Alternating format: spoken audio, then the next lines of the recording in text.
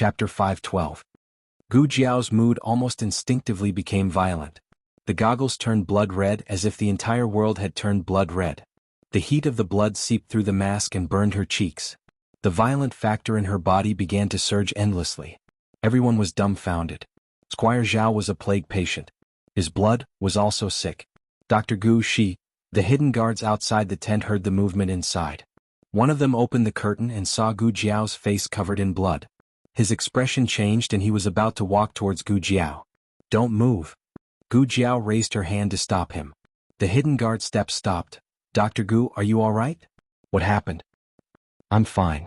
Gu Jiao slowly lowered her hand. It seemed like a normal action, but no one knew how much self-control she used. She calmly said, "None of you are allowed to come in. Xinxian, move aside." She always called him Little Shirtu, but this was the first time she called him by his name. Xinxian subconsciously sensed that there was something wrong with her. "Dr. Gu." He moved aside in a daze. Gu Jiao once again squatted down in front of Squire Zhao. Squire Zhao was intimidated by Gu Jiao's silent calmness. He didn't dare to move or make a sound. When he pulled out the needle, he used too much force and tore a blood vessel. Gu Jiao calmly and skillfully treated his injury. She reinserted the needle and calmly said, "The medicine is very expensive, don't make me waste it." She wouldn't waste medicine unless the person was dead. Squire Zhao looked at Gu Jiao, who didn't get angry at all. He didn't know why, but he inexplicably shivered.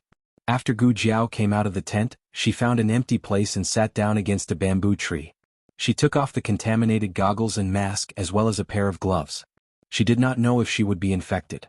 She took 2 chloramphenicol from the small medicine box, grabbed a handful of cold snow and swallowed it. The Gu family army went to attack the city, leaving behind only 100 people to take care of these sick people. The forest was quiet, but Gu Jiao seemed to be able to hear the sound of war drums and horns, the sound of chariots slamming into the city gate, and the sound of the Gu army climbing up the ladder. She leaned against the bamboo and looked up at the obscure and boundless sky. A trace of confusion appeared on her face. For a moment, her mind was blank. "Dr. Gu." A secret guard walked over and reported, "Someone's coming." Gu Jiao entered a state of combat readiness in a second. She stood up and picked up the small basket on her back. "How many people?" The shadow guard said, 20 people, and a few of them are death warriors." It seems that the remnants of the previous dynasty found that the plague patients were missing, so they sent people to capture them. Gu Jiao had already made several preparations. If no one chased them, they would wait here for Gu Changqing and the Gu family army's triumphant return. If someone chased them, they would change to another place. She had at least 3 backup places. Gu Jiao said to the secret guard, "You take the patients and go to the ruined temple on the way here." "Yes." The secret guard only listened to orders and did not question Gu Jiao's decision. The secret guard and 100 Gu family army soldiers took the patients and moved them. Squire Zhao was honest this time. He sat in the carriage and Xinxian hung his infusion bottle on the carriage. "Do you still remember how to pull out the needle?" Gu Jiao asked Xinxian. The first time she went to the village, she gave Xinxian an injection. Xinxian nodded, "I remember." "That's good." Gu Jiao did not say anything more. She took the red tasseled spear and the small basket and walked in the direction of the group of experts. "Dr. Gu." Xinxian called her. "What's the matter?" Gu Jiao turned her head. Xinxian sat in the carriage and stretched his head out of the window. He said to her through the mask, "You will be okay?" Gu Jiao glanced at him and did not answer his question. Instead she said, "If I don't catch up in an hour, you go to Yuegu City first and find a doctor surnamed Song. He will know what to do." She left a lot of medicine for Dr. Song, including chloramphenicol and ribavirin. Xinxian wanted to say something but hesitated. Gu Jiao turned around and disappeared into the boundless night. Xinxian looked at Gu Jiao's small figure that gradually disappeared into the forest. The carriage moved slowly, and his eyes did not move away for a long time. The group of people moved very quickly. They rode their horses and came to the depths of the forest in less than a quarter of an hour. They raised their speed to the maximum. Who would have thought that they would suddenly see a small, unfamiliar figure in the distance in the bamboo forest in the snow? It seemed to be a young man wearing dark armor. He held a helmet in one hand and a red tasseled spear in the other. The young man did not have a crown, so his black hair was not tied up high. Instead, he only used a light blue hairband to tie half of it behind his head. The other half was draped over his shoulders and fluttered in the cold wind. They were still far away, and the young man had been motionless, but everyone felt the murderous aura of the mountains and rivers from the young man's body. The 20 people tightened the reins in their hands almost at the same time. The leader of the men of sacrifice was the first to react. He frowned and coldly said, "It's a soldier of the Zhao country. Kill him." The Gu army's armor was silver. When Tang Yueshan made the armor for Gu Jiao, it was made according to the style of the Tang family's archers, but it was not exactly the same. Her weapon was a spear, and this armor was tailor-made for her and her red-tasseled spear. It was the unique armor of the Zhao country. The two men sped up and pulled out their long swords. Gu Jiao coldly glanced at them. She lightly put on the helmet and pulled down the mask, revealing only a pair of murderous eyes. At this moment, the 20 masters' hearts all skipped a beat. A chill ran down their spines. It was too late to retreat. Besides, they couldn't retreat. 20 masters couldn't defeat a young man. If word got out, people would laugh their heads off. "Kill!" The leader of the men of sacrifice gave the order. The next second, the murderous red-tasseled spear appeared and cut off his head with unstoppable force. Blood splattered all over his companion, and a round head rolled onto the snowy ground. Before his horse could even stop, its hooves had already trampled over that head. Everyone was shocked. How could this young man have such skills? No, it should be said that he looked young. How could he be so ruthless? Is he a man of sacrifice? An expert asked. His voice was trembling. One of the 4 men of sacrifice had died. The remaining 3 all looked at the young man in front of them. The young man did seem to have a trace of a man of sacrifice, but it was stronger than a man of sacrifice. They couldn't tell what it was. They instinctively felt fear towards the murderous young man in front of them. Even so, the young man didn't plan on letting them go. His red-tasseled spear quickly attacked them again. This time he attacked another man of sacrifice. Normal soldiers couldn't tell the difference between an expert and a man of sacrifice. A stronger expert might be able to, but they couldn't be so accurate and fast. When the 4 men of sacrifice all died under the young man's red-tasseled spear, the rest of the people knew they didn't have any chance of winning. "Retreat!" A man in black shouted. He took the lead to run away. Gu Jiao grabbed the red-tasseled spear and coldly looked at his back. She suddenly threw the red-tasseled spear. The huge force was like 10,000 arrows, knocking the man in black and his armor off his horse. His entire back was pierced through and he fell heavily into the snow. The rest of the people didn't even have the will to fight. They looked fearfully at the young man who pulled out the red-tasseled spear and walked towards them step by step.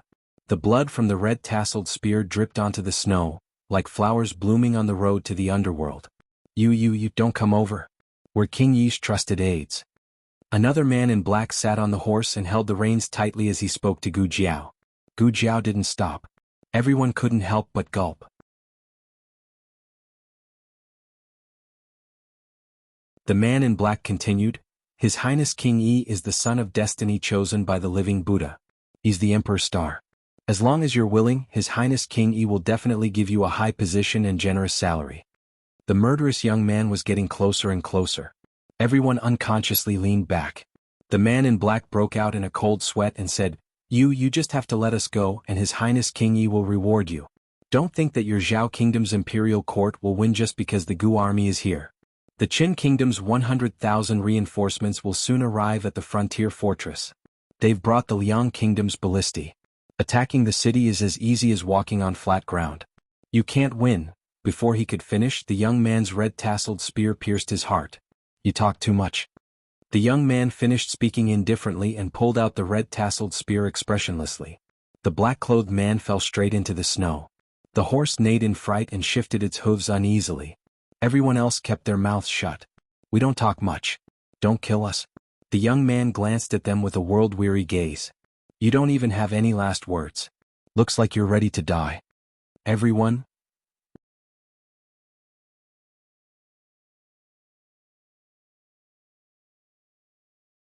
Chapter 513. A quarter of an hour later, the murderous forest quieted down. 19 of the 20 people were gone, leaving only one man in black kneeling in the snow, trembling. Gu Jiao looked down at him, the tip of the red-tasseled spear pressed against his heart. Your prince consort has a very powerful death warrior. Where is he? The man in black was startled. Perhaps he hadn't recovered from the huge massacre, but it took him a long time to realize what Gu Jiao was talking about. He swallowed and said in a trembling voice, "Young hero? Wait, this isn't a young hero. It's a girl? Yes, she's clearly a girl." Even if she didn't change her voice, there was still a big difference between a young man and a young girl's voice. Just now, he was so frightened by the young man in front of him that he even forgot to listen carefully. The fear in the man in black's eyes didn't lessen because the other party was a girl. On the contrary, he was even more afraid. What kind of girl could be so terrifying? Was she a death warrior that only the nobles of the Yen Kingdom had? Death warriors originally came from the Yen Kingdom. The other 5 kingdoms would spend a lot of money to hire or buy death warriors from the Yen Kingdom, but they weren't the most powerful ones. Only their prince consort had a chance to get a death warrior from the Yen Kingdom. "Young miss?" The man in black didn't know whether to call the other party a young hero or a girl. He stammered for a long time, then stammered, "Are you asking about Sirius?" "Sirius?" Gu Jiao repeated indifferently. How capable was he to have such a flashy name? Gu Jiao noticed that when the man in black mentioned Sirius, a trace of fear appeared in his eyes. "Is he very powerful?" Gu Jiao asked. The man in black said, "He's more than powerful. The death warriors of the prince consort and Prince Yi combined are no match for him alone." Gu Jiao wasn't sure if the men of sacrifice in the hands of the prince consort and Prince Yi were at the same level as the 4 men from before. To be honest, the 4 men weren't weak, but they weren't too strong either. On the contrary, the fact that the 3 dragon shadow guards that Tang Yueshan had mentioned were all injured by this death warrior caught Gu Jiao's attention. Gu Jiao wasn't sure if he could defeat the 3 dragon shadow guards because he could only defeat 3, or if there were only 3 dragon shadow guards for him to fight. Actually, no matter which one it was, the power of this death warrior was terrifyingly strong. "Where is Sky Wolf?" Gu Jiao asked. In the prince consort's residence." The black-clothed man said fearfully. He guessed that Gu Jiao might not understand, so he explained, "It's not far from the governor's office. Just walk out of the governor's office's main entrance and head east for 2 li." Gu Jiao finished him off with a single shot. As usual, she plundered the valuables on their bodies. Choosing a horse as her mount, she galloped towards Lingguan City. She didn't know if she was infected, but she still put on some protection before entering the city. The entrance to Lingguan City had already been breached by the Gu clan army, and the 2 sides were fighting fiercely in the city. Gu Jiao took a detour and went directly to the prince consort's residence. The flames of war hadn't spread here yet, but the news of the battle should have spread throughout the city. The doors and windows of every household were tightly shut, and the streets were deserted. There wasn't a single citizen wandering around. Gu Jiao's horse's hooves echoed loudly on the long street. From time to time, there would be soldiers coming from the governor's office to provide reinforcements. Gu Jiao didn't fight them head-on. Her target was Sky Wolf. When she approached the prince consort's residence, Gu Jiao dismounted and left the horse in the alley. The last time Gu Jiao came to Lingguan City's governor's office, she had passed by here. At that time, she didn't know that this was the prince consort's residence. If there was a difference, there was. At least when she passed by here, there weren't so many soldiers guarding this place. This time, there was almost an entire army surrounding the residence. This action was somewhat thought-provoking. Lingguan City was at war, and the Gu clan army was at the city gates, fighting to the death with the remnants of the previous dynasty. Every soldier was important, but the prince consort had so many soldiers guarding the residence. He probably wasn't just guarding against Gu Changqing and the Gu clan army, but also against his own uncle and the soldiers of the Qin kingdom. Once the remnants of the previous dynasty were defeated, Princess Ning'an would become their only bargaining chip to threaten the Zhao kingdom. King Yi definitely wanted to use Princess Ning'an as a shield, or use her to make a deal with the Qin kingdom army. Gu Jiao observed for a while in the alley across from her. Suddenly, several imperial bodyguards rode over and stopped in front of the gates of the prince consort's residence. The leader took out a token at his waist and said to the soldiers guarding the residence, "The prince consort has orders to transfer the princess to a safe place." The soldiers guarding the residence moved aside to make a path. The bodyguards entered the residence. Since they wanted to transfer Princess Ning'an, that person called Tianlang should also be escorting Princess Ning'an away. Gu Jiao decided to wait for him to come out and wait for an opportunity to make a move on him on the way.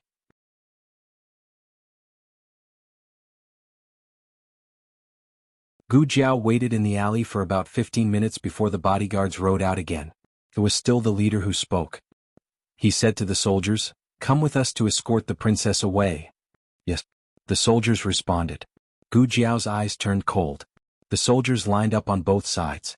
In a flash, a tightly shut carriage drove out of the residence. The person sitting in the carriage must be Princess Ning, and Gu Jiao's goal was very clear. It was to kill Tianlang. As for Princess Ningyin, if there was a chance after killing Tianlang, she would take her away with her. But she wouldn't give up on killing Tianlang just to save her. After the carriage left the residence, a dark horse stepped out from behind the door with heavy hooves. A man wearing black armor sat on the horse's back. Even though he was sitting on the horse, one could still see that he was tall and straight. He was taller than the average man. Like Gu Jiao, he was wearing a metal helmet, only revealing a pair of cold eyes. From a distance, his eyes seemed to be blood red, revealing a murderous aura. The moment he rode out on his horse, the horses around him became restless. Gu Jiao stared at him without blinking. She clenched the red-tasseled spear in her hand.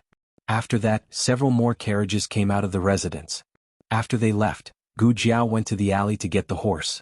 In order not to be discovered, Gu Jiao stayed far away. The snow had stopped and there were footprints everywhere in the snow. She didn't have to worry about losing track of them. However, this group of people was not completely brainless. They probably guessed that the traces in the snow would easily expose their whereabouts. Not long after, they began to split into two groups. When they reached the next fork in the road, they began to split into four groups. No wonder there are so many carriages. They are all used to confuse people. But Gu Jiao didn't remember the tracks of the carriages, but rather Tianlang's hoofprints. His horse was taller than a normal horse, so the hoofprints were deeper. It was easy to say, but it wasn't easy to tell which of the hoofprints were deeper. It was a good thing that Gu Jiao had undergone tracking training in the organization. She followed Tianlang's hoofprints through Lingguan City and came to the quiet and cold outskirts. When they passed by a small hill, Tianlang's hoofprints suddenly disappeared. Gu Jiao's brows knit. After that, a cold aura came from the soles of her feet. Killing intent came from everywhere. Gu Jiao suddenly raised her red-tasseled spear and swung it above her head to block it. With a loud clang, the weapons collided fiercely, creating tiny golden sparks in the darkness of the night. It was Tianlang. He had found her. He decided to wait here and kill her. The horse couldn't withstand the great pressure. It cried out in pain and wildly charged forward. And it was this charge that caused Gu Jiao to lose her balance. Gu Jiao leaned back and raised her foot to kick Tianlang's chin. Tianlang's palm hit the bottom of her boot. Gu Jiao borrowed the force and flipped backwards. The red-tasseled spear touched the snow, helping her to stabilize her body after flipping in the air. Gu Jiao held the red-tasseled spear and vigilantly stood in the ice and snow. About 10 feet in front of her stood the tall and sturdy Tianlang, whose killing intent filled the sky. Gu Jiao found that she had underestimated his height. His weapon was also a red-tasseled spear. It was the same size as Gu Jiao's red-tasseled spear, but it was clear that his red-tasseled spear couldn't compare to Gu Jiao's. His eyes fell on Gu Jiao's red-tasseled spear. He slightly narrowed his eyes as if he was a little surprised. Gu Jiao followed his gaze and looked at the red-tasseled spear in her hand. That attack just now was truly terrifying.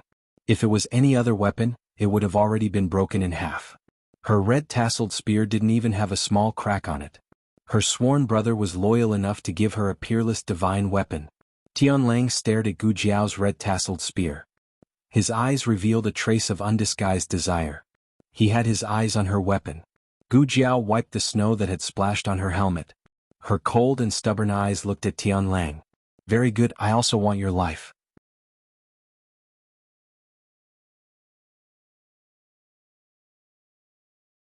Chapter 5:14.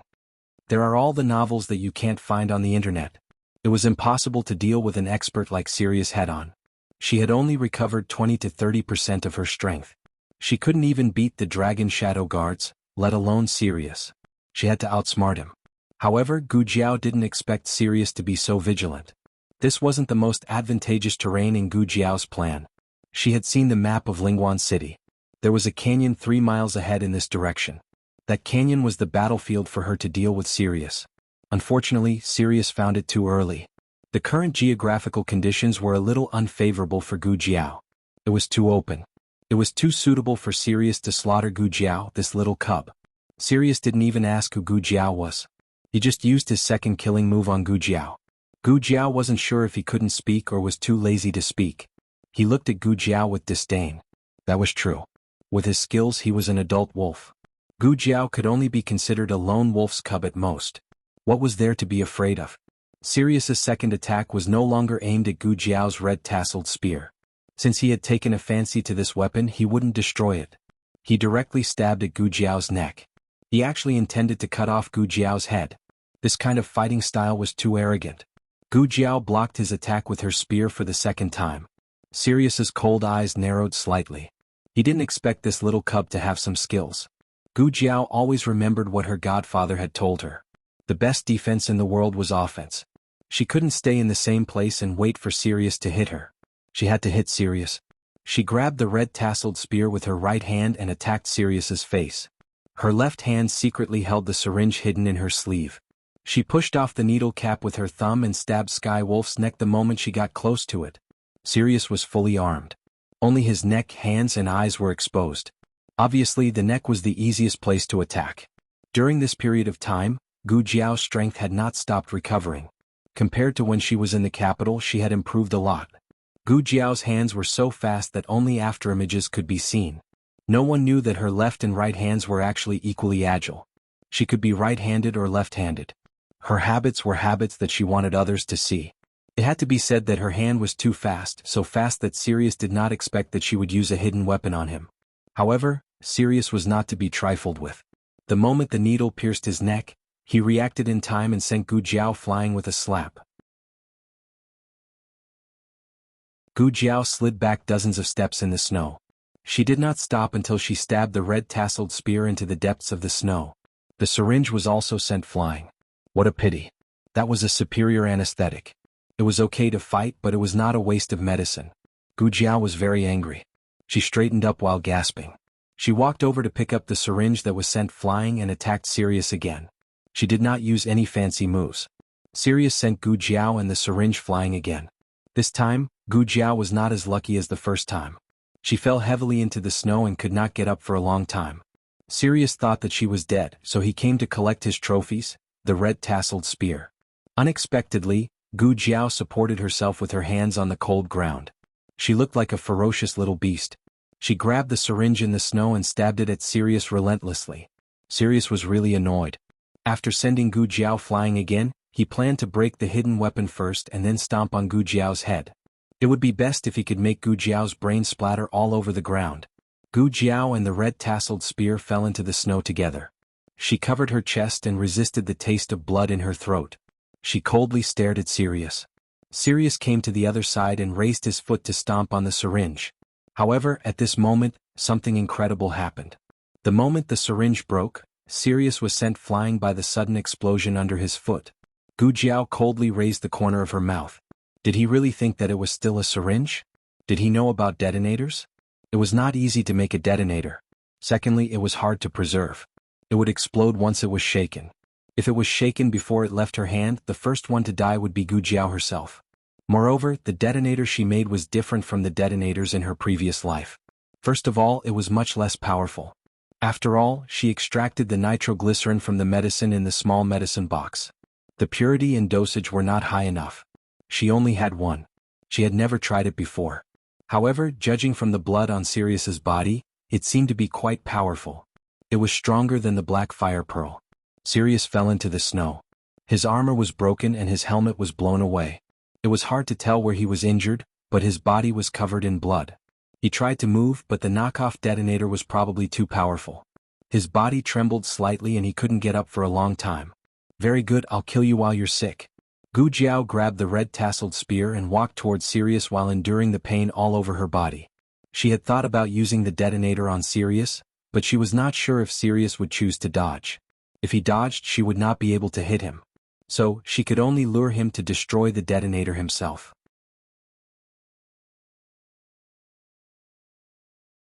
In order to make him take the bait, Gu Jiao held the syringe and took so many hits. Now she was a little exhausted. Gu Jiao walked to Sirius and looked at him, panting. But, I still have the strength to kill you. Then she gritted her teeth, raised the red-tasseled spear and stabbed at Sirius's heart. In the blink of an eye, Sirius, who had been stunned by the explosion, suddenly grabbed Gu Jiao's spear with a sense of crisis. He abruptly pulled downwards. Gu Jiao's exhausted body almost fell forward uncontrollably. Sirius raised his other hand and grabbed Gu Jiao's neck. His scarlet eyes made him look like a ferocious beast. But he forgot that Gu Jiao was also a ferocious little beast. Gu Jiao did not grab his hand that was grabbing her neck at all. Instead, she turned her hand and the real syringe fell into her hand. She stabbed it into his shoulder at lightning speed. This time it was not anesthetic. It was neurotoxin. It could paralyze the nerve center of the human body in a very short time, paralyze the muscles and limbs, and gradually make the person lose the ability to breathe on his own, and finally suffocate to death. This was a special neurotoxin from the Research Institute. It was several times faster than the same kind of neurotoxin on the market. An ordinary person would take effect in 3 seconds, but he was a master. Gu Jiao gave him 10 seconds. However, 10 seconds passed. He was still tenaciously holding on. His grip on Gu Jiao's neck did not weaken at all. However, because of his injury he could not use his original strength. Even so, if he continued to pinch her like this, Gu Jiao would not be able to breathe. There was only one syringe of this drug and it would be gone after it was used. Moreover, even if there was, Gu Jiao would not be able to get it now. Gu Jiao decided to dig out his eyeballs directly.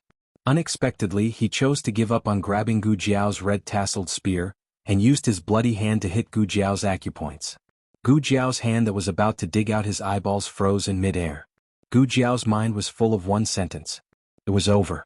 It was up to him to kill her or cut her. Sirius threw Gu Jiao into the snow. He did not grab the red-tasseled spear on the ground. Instead, he pulled out the dagger in his boots. The neurotoxin began to take effect. Gu Jiao's eyes rolled. She saw that his hand that was holding the dagger began to tremble. He might not have the strength to stab himself. Sirius could not stab himself, but he could cut his throat.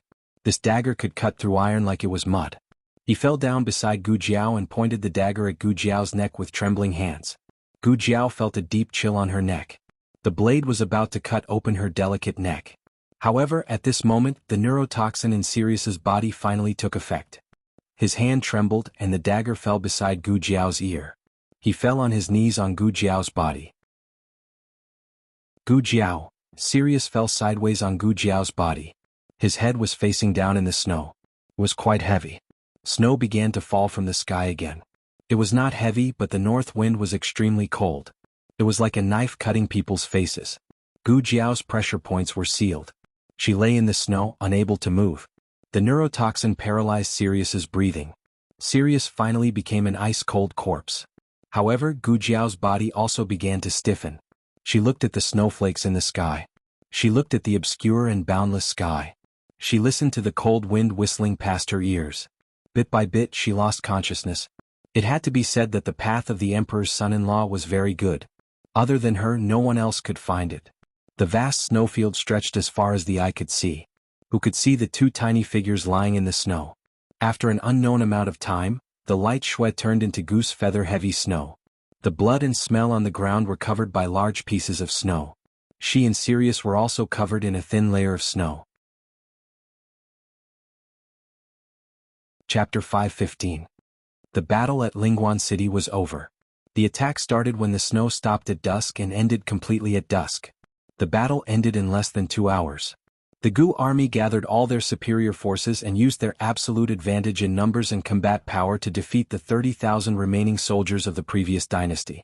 King Yi was shot and wounded. The prince consort brought 5,000 soldiers to escort him out of Lingguan City.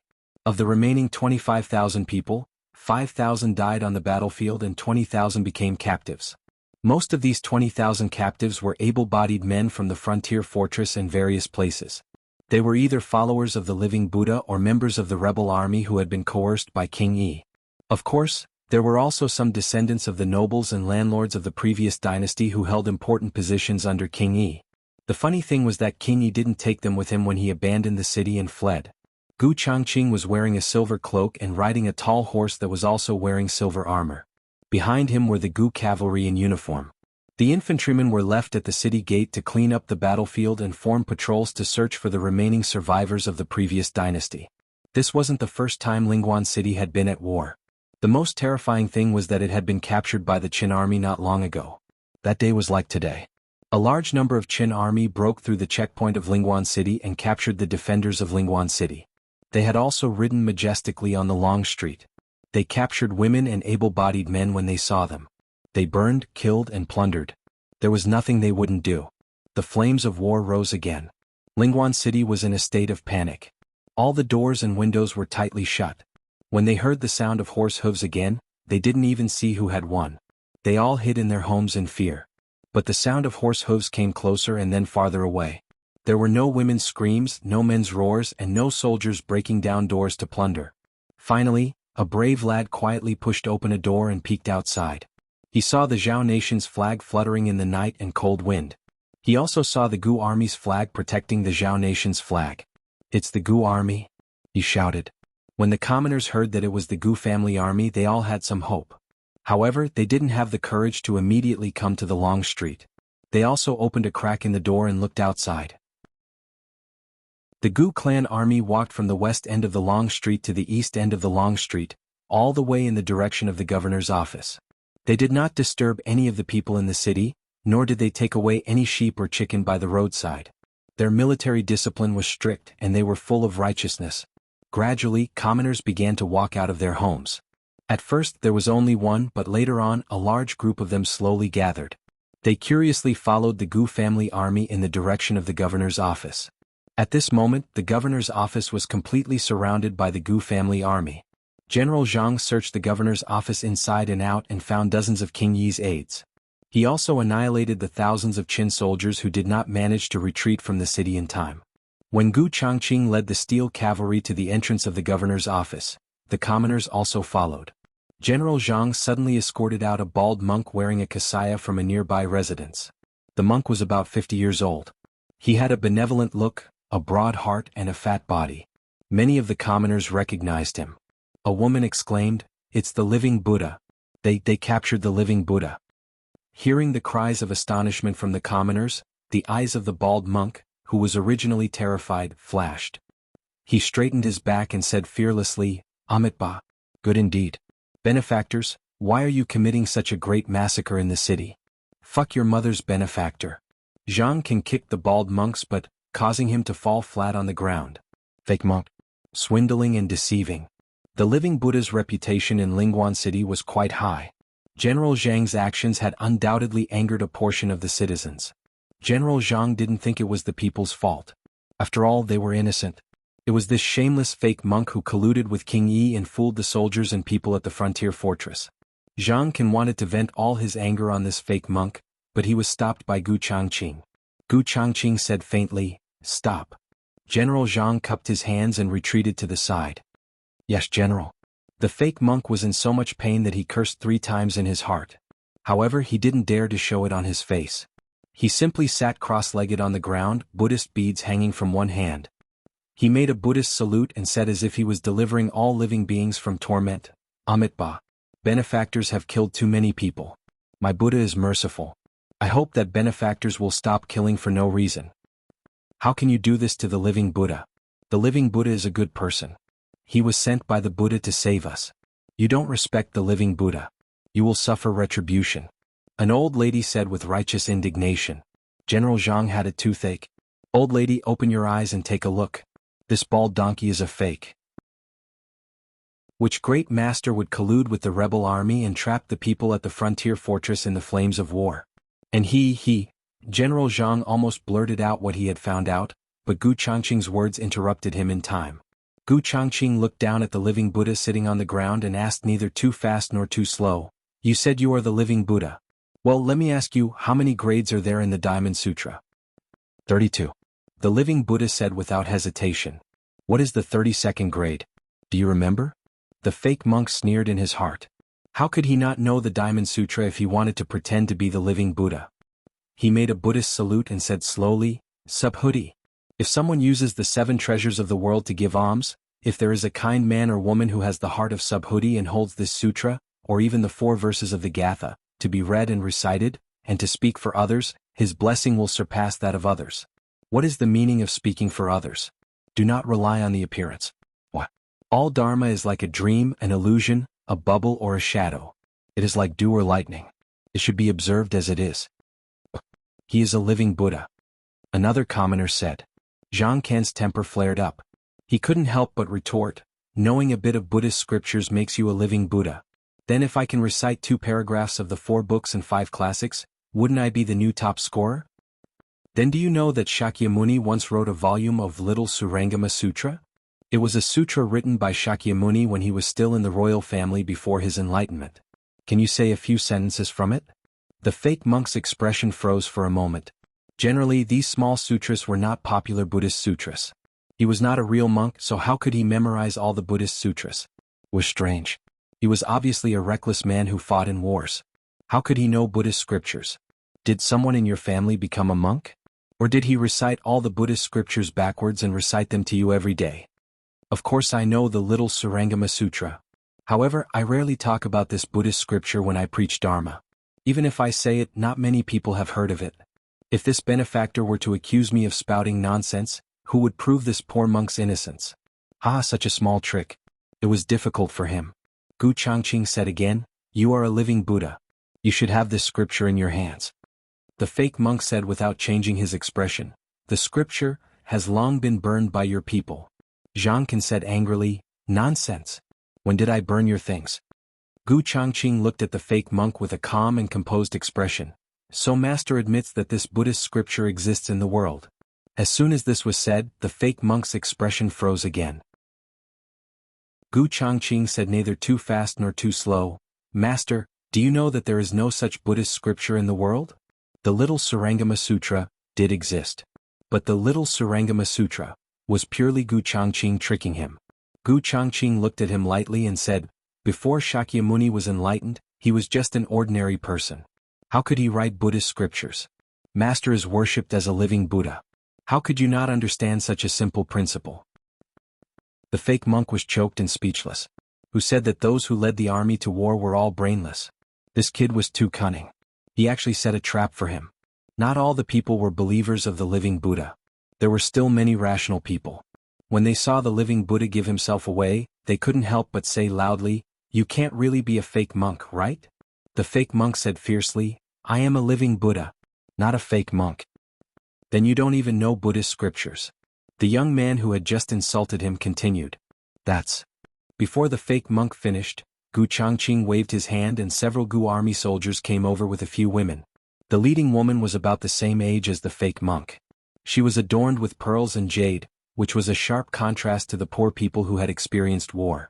The women behind her were dressed like her, but they were younger than her. When the fake monk saw this group of people, he couldn't keep his face straight. He wanted them to shut up, but it was too late. "Master, please save us. They want to take us to the officials." The leading woman's call of "Master" completely removed the fake monk's cover. "Everyone, don't listen to her nonsense. I don't know them. I don't know what these people from the imperial court did, but they found a bunch of women to frame me. Amitabha, I've sinned. Father?" Behind the women, a young child's voice sounded with a sobbing tone. There was more than one person. There were at least 7 or 8 of them. If it was possible that these women were hired by Gu Changqing, then these children who all looked like living Buddhas couldn't have been hired to make up the numbers. There were many similar people in the world, but these people clearly had a frontier accent. There were only a few children in the frontier and 7 or 8 of them looked like living Buddhas. Who would believe that they weren't his biological children? The fake monk didn't expect the Gu army to be so ruthless. Not only did they dig him out of the secret room, but they also found his family from the cellar. This time he really couldn't clear his name. With both witnesses and evidence, Gu Changqing left military advisor Xiao to take care of Lingguan City's affairs and sent General Zhang and 10,000 Gu army soldiers to guard the city. Then Gu Changqing quickly rushed back to Yuegu City with the rest of the troops. The Qin Kingdom's army really did attack Yuegu City at night. However, they encountered some problems on the way and encountered an avalanche, causing them to arrive 2 hours later than planned. At this time, Gu Changqing had already rushed back with his army. Seeing that the situation was not good, the Qin Kingdom's army decisively withdrew. The Qin Kingdom's army had experienced 2 forced marches. If they turned around and attacked Lingguan City at this time, it would be like hitting a stone with an egg. Gu Changqing wasn't worried about the situation in Lingguan City. He led the army into Yuegu City. The first thing he did was to go to the wounded barracks to find Gu Jiao. Gu Jiao once told him that if things went well, she would go to the governor's office to meet him. However, he didn't see her. She should have implemented the second plan, which was to bring the patients back to Yuegu City. When he came to the wounded barracks, he saw Dr. Song wearing an oiled paper gown, a mask and gloves. Dr. Song usually doesn't wrap himself up so tightly. It seems that Gu Jiao and the plague patients have returned. It's good that they're back. He secretly breathed a sigh of relief. However, before he could finish heaving a sigh of relief, he saw Dr. Song walking towards him in confusion. General Gu, didn't Dr. Gu come back with you? Gu Changqing was slightly startled. Didn't she come back with those patients? Dr. Song shook his head. She didn't come back. The two men realized that something was wrong at the same time. Gu Changqing's expression changed and he called the 6 secret guards over. When he learned that Gu Jiao had gone to deal with the Qin Kingdom's experts alone, his heart sank. That's not right, he said thoughtfully. They're just chasing after a few plague patients. They won't send out the most powerful experts. As long as they're not the most powerful experts, Jiao Jiao won't be unable to come back. Unless... Gu Changqing suddenly thought of the death warrior by the prince consort's side who could defeat 3 dragon shadow guards. A chill ran down his spine. General, everything is ready. The day after tomorrow, are we going to attack the north? The left commander in charge of guarding ancient Moon City came over with a few marching bamboo slips. Halfway through his conversation with Gu Changqing, he saw that Gu Changqing acted as if he didn't hear him. He suddenly walked towards the stable, took out his mount and mounted it without saying a word. The left commander chased after him, but his nose was splashed with snow. He wiped it away carelessly, looked at Gu Changqing and shouted, General, where are you going so late? General, General. The cold wind whistled and the snow fluttered. Gu Jiao was frozen into a small ice sculpture in the world of ice and snow. She lay there frozen with Sirius's corpse, losing her body temperature and breathing bit by bit. People would think of many things before they died, but Gu Jiao couldn't think of anything. Her head was frozen.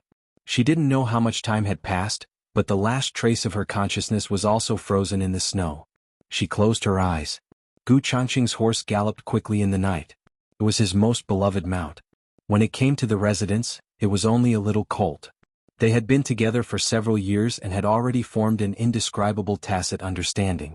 The horse felt its master's anxiety, and its hooves almost broke off in the snow. Gu Changqing went to the forest where the camp had been stationed and found the bodies of the experts of the previous dynasty buried in the snow. He dug through the snow with his bare hands and turned the bodies over one by one. Not Jiao Jiao. Not Jiao Jiao. Not Jiao Jiao either. Every one of them had been killed by the red-tasseled spear. It could be seen that Gu Jiao dealt with them with ease. If that death warrior was here, Gu Jiao wouldn't have succeeded so easily. Gu Changqing finished digging through the last body. His fingers were stiff and he knelt in the snow, gasping for breath. If Gu Yan was here. If Gu Yan was here, he would be able to sense where Jiao Jiao went. After all, Gu Changqing was not Gu Yan. He couldn't sense Gu Jiao's movements. He just had an inexplicable intuition that Gu Jiao had left the forest with some kind of mission.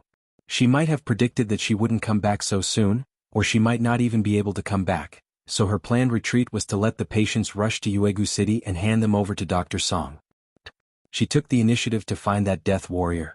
Why did she go to him? What? The wind and snow were too heavy, and even the horses were unwilling to move forward.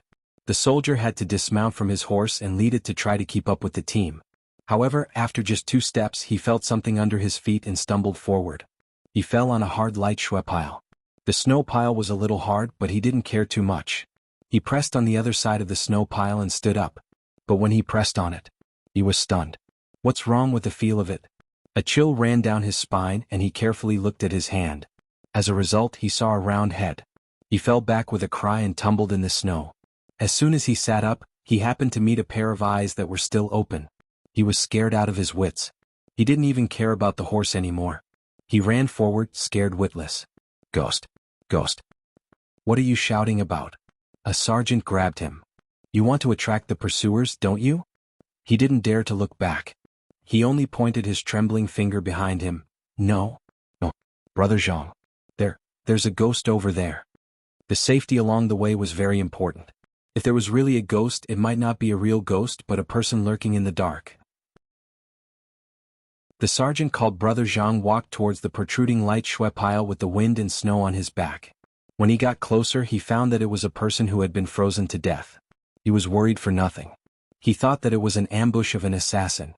The sergeant intended to turn around and catch up with the team, but he suddenly felt that the face was a little familiar, as if he had seen it somewhere before. He bent down again and carefully looked at the other person's face. He finally remembered where he had seen him. Sir. Sir. The man with the silver fox was sitting in a carriage pulled by 8 horses. Suddenly, an anxious voice of a soldier came from outside. He looked at the unconscious uncle beside him, took out his slender right hand from the warm hand, opened the curtain and asked, "What's the matter?" The soldier reported, "It seems that someone saw Sky Wolf." After a while, the man with the silver fox and a few of his henchmen appeared beside the light shwe pile where the person had been tripped. The henchman removed the snow and revealed Sky Wolf's body. He knelt beside the other body with his head on the ground. His cheek was slightly tilted to the right. He didn't put all his weight on the body, but it was still heavy enough. Everyone was stunned. Sky Wolf was the #1 master under Sir. Didn't he escort Princess Ningen to escape? How could he die here? Who was the person who died with him? The man with the silver fox frowned and looked at Sky Wolf's body in disbelief. The henchman understood why Sir had such a look. Sky Wolf was a man of sacrifice that Sir bought from the nobles of the Yen Kingdom with a lot of money. He was not an ordinary man of sacrifice. The dragon shadow guards of the royal family of the Zhao Kingdom couldn't even withstand 10 moves from Sky Wolf. No one in the Yen Kingdom, the Zhao Kingdom, or the Qin Kingdom could hurt Sky Wolf. The handsome face of the man with the silver fox was covered with a layer of frost. He said to his henchman coldly, "Check who is the other dead one?" "Yes." One of the henchmen squatted down and removed the snow on the man's face. It was a young and tender face. There was a red birthmark on the left side of the face. The man with the silver fox recognized the birthmark immediately. "It's him?" He was surprised. The man with the silver fox had fought with Gu Jiao on the ice layer of the lake. Gu Jiao had hurt him with the red-tasseled spear. Before that, Gu Jiao and another man in black broke into the governor's office of Lingguan City at night. They used black gunpowder to open a bloody path and save the old Marquis Ding, and of the Zhao Kingdom. "Sir, he's still alive," the henchman said in shock. He had originally planned to separate the serious from the small corpse, but as soon as his hand touched Gu Jiao's face, he felt that something was wrong. He checked the other party's breath. Although the breath was weak, it was still there. "Sir, Princey has woken up. He asked me to ask what happened here." The bodyguard of Princey came over and said. The man with the silver fox looked at the unconscious Gu Jiao thoughtfully. "Sky Wolf is dead. The murderer has just been caught." The man with the silver fox went back to the carriage. An unconscious soldier in armor was also taken into the carriage with him. Princey covered the wound on his shoulder. He frowned in pain and asked, "Who is he?" "The murderer of Sky Wolf." Princey looked at Gu Jiao's figure and her armor, which did not have any special insignia. He said, "What? A small soldier?" "He's a soldier from the Zhao Kingdom." The man with the silver fox said. Princey had just been defeated. When he mentioned the Zhao Kingdom, his face turned pale. He said in a low voice, "The Gu army?" The man with the silver fox threw Gu Jiao on the carpet of the carriage. He kicked Gu Jiao's leg away lightly. "Look at the armor. It doesn't look like it." The Gu army wore silver armor. This boy's armor was a bit like the armor of the Tang family's archers, but it did not have the insignia of the Tang family's archers. Princey looked at Gu Jiao strangely. "You said he killed Sky Wolf? How is it possible? How old does he look?" The man with the silver fox smiled. "Uncle, do you still remember the boy I mentioned to you who is related to the Yen Kingdom?" Princey frowned. "Is he the one you mentioned?" "Sir, his luggage has been found. It's here." Outside the carriage, the man with the silver fox's confidant handed over a heavy small basket and a red-tasseled spear. The man with the silver fox took them in the snow. The moment the curtain was lifted, the wind and snow rushed in. King Yi was so cold that he shivered and his frown deepened. The man with the silver fox tied the curtain and rummaged through the small basket. The man with the silver fox was a little disappointed when he saw that there was only some dry food and a small tattered medicine box. He thought he would find some treasure. The man with the silver fox placed the small basket beside Gu Jiao and caressed the red-tasseled spear in his hand. He said to Prince Yi, "Uncle, this is the weapon of the Yen Kingdom's divine general Xinyuan Li. It's so ugly?" Prince Yi's eyes hurt from the big red flower and small braids on the red-tasseled spear. The man with the silver fox smiled faintly and did not care about the ugly weapon. "I asked around in the Qin Kingdom a few days ago. Xinyuan Li's red-tasseled spear was given to the king of the Qin Kingdom as a birthday gift by the king of the Yen Kingdom. After the war between the Qin Kingdom and the Zhao Kingdom, the red-tasseled spear was snatched away by Marquis Xianping of the Zhao Kingdom. During the peace talks between the two kingdoms, The Chen kingdom wanted it back but was rejected by Marquis Xianping. Prince Yi pondered for a moment and agreed, yes, that person would do such a thing. He was a shameless person. Prince Yi paused and asked again, is he from the Xinyuan family or the Marquis Xuanping's residence? The man with the silver fox shook his head, I'm not sure at the moment. Not only did he get the spear, he also has the black gunpowder. He must be related to the Yan kingdom. So he's from the Xinyuan family. Prince Yi made a judgment in his heart. His expression changed immediately, we caught someone from the Xinyuan family. If the Xinyuan family knew, they would trample us into meat paste with 100,000 cavalry. The man with the silver fox smiled, Uncle, don't worry. If he was really an important person in the Xinyuan family, the Yan kingdom would have sent reinforcements. Prince Yi thought it made sense. Thinking of something, Prince Yi asked again, then, why didn't you kill him? He killed Tianlang. Aren't you going to avenge him? The man with the silver fox caressed the red-tasseled spear in his hand and said, Tianlang is dead. Even if I avenge him, he won't come back to life. But he killed Tianlang, which means he's more powerful than Tianlang. Uncle, if he's willing to submit to us, wouldn't we have a second Tianlang? Prince Yi hesitated and asked, what if he doesn't submit? The man with the silver fox curled his lips. He's a soldier of the Zhao kingdom. He saved the old Marquis Dingyan's life. If we use him to threaten the Gu family army, what do you think the Gu family army will do? Prince Yi looked at the young man lying on the ground without blinking. He didn't know why, but his heart was in a mess. I think it's better if we kill him. The man with the silver fox smiled, Uncle, don't be afraid. He's frozen like this. He won't be a threat.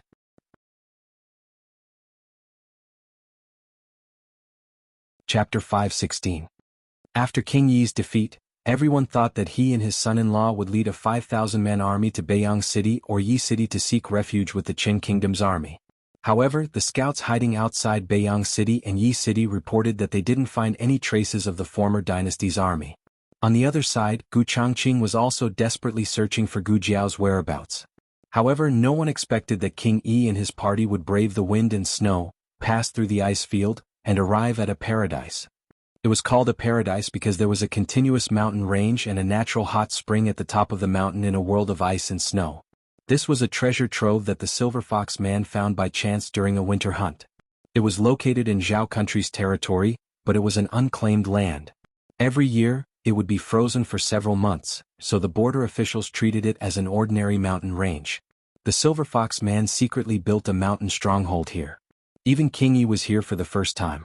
When the carriage entered the stronghold, it had to cross a wooden bridge. As the carriage walked on the wooden bridge, King Yi asked the Silver Fox man anxiously, "Is it really safe here?" The Silver Fox man brushed away the snowflakes that accidentally flew in from the window and landed on his silver fox cloak.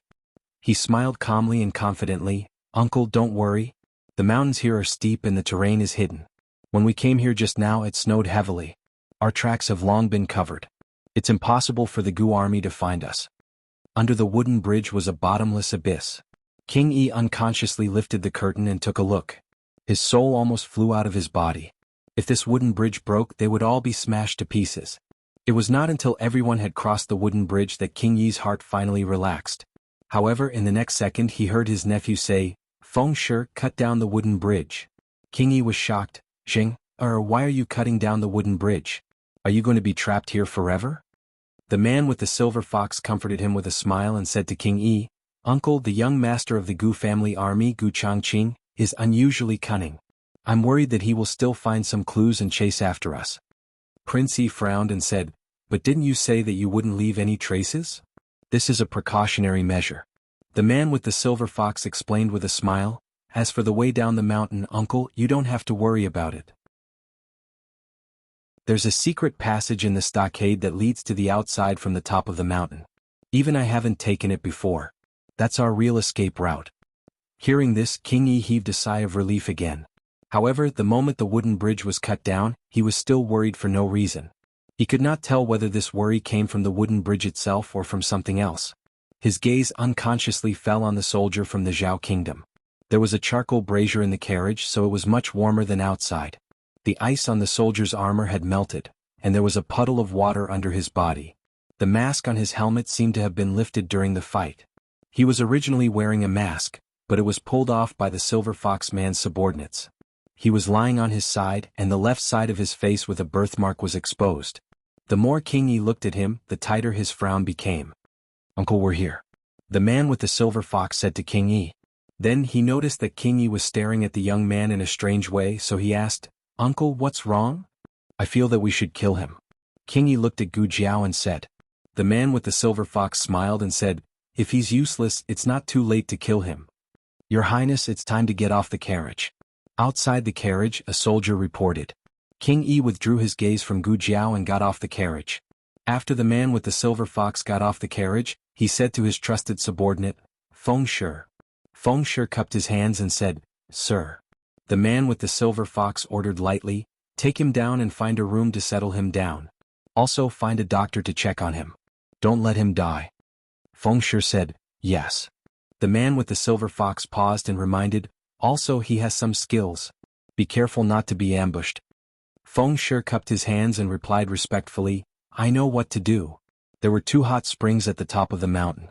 King Yi's courtyard was located at the large hot spring, while the man with the silver fox's courtyard was located at the small hot spring.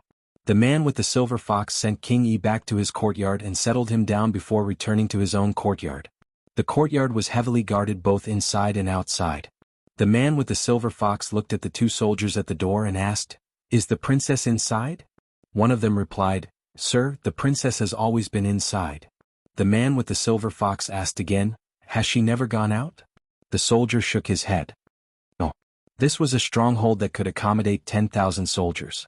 It was quite spacious and no one restricted Princess Ning'an's freedom, but she just did not want to go out. The man with the silver fox nodded thoughtfully. "Understood. Guard the courtyard well and report to me if there are any movements." "Yes." Everyone replied in unison. The man with the silver fox entered the courtyard. On the other hand, Feng Shi had settled Gu Jiao in a small wooden house. Gu Jiao's small basket was also carried over by a soldier. "Deputy General Feng, how should we deal with this basket?" the soldier asked. Feng Shi dug out this basket personally from the snow and sent it to Sir together with the red-tasseled spear. Sir only took the red-tasseled spear, which showed that he did not care about the things in the basket. Feng Shi looked around. Other than some hard dry rations, there was only a small tattered box. There was a faint smell of medicinal herbs on the box. "It should be a medicine box. Take it away," Feng Shi said. He paused and said, "Forget it. Give me that box. What if there were some valuable medicinal herbs in it?" "Yes."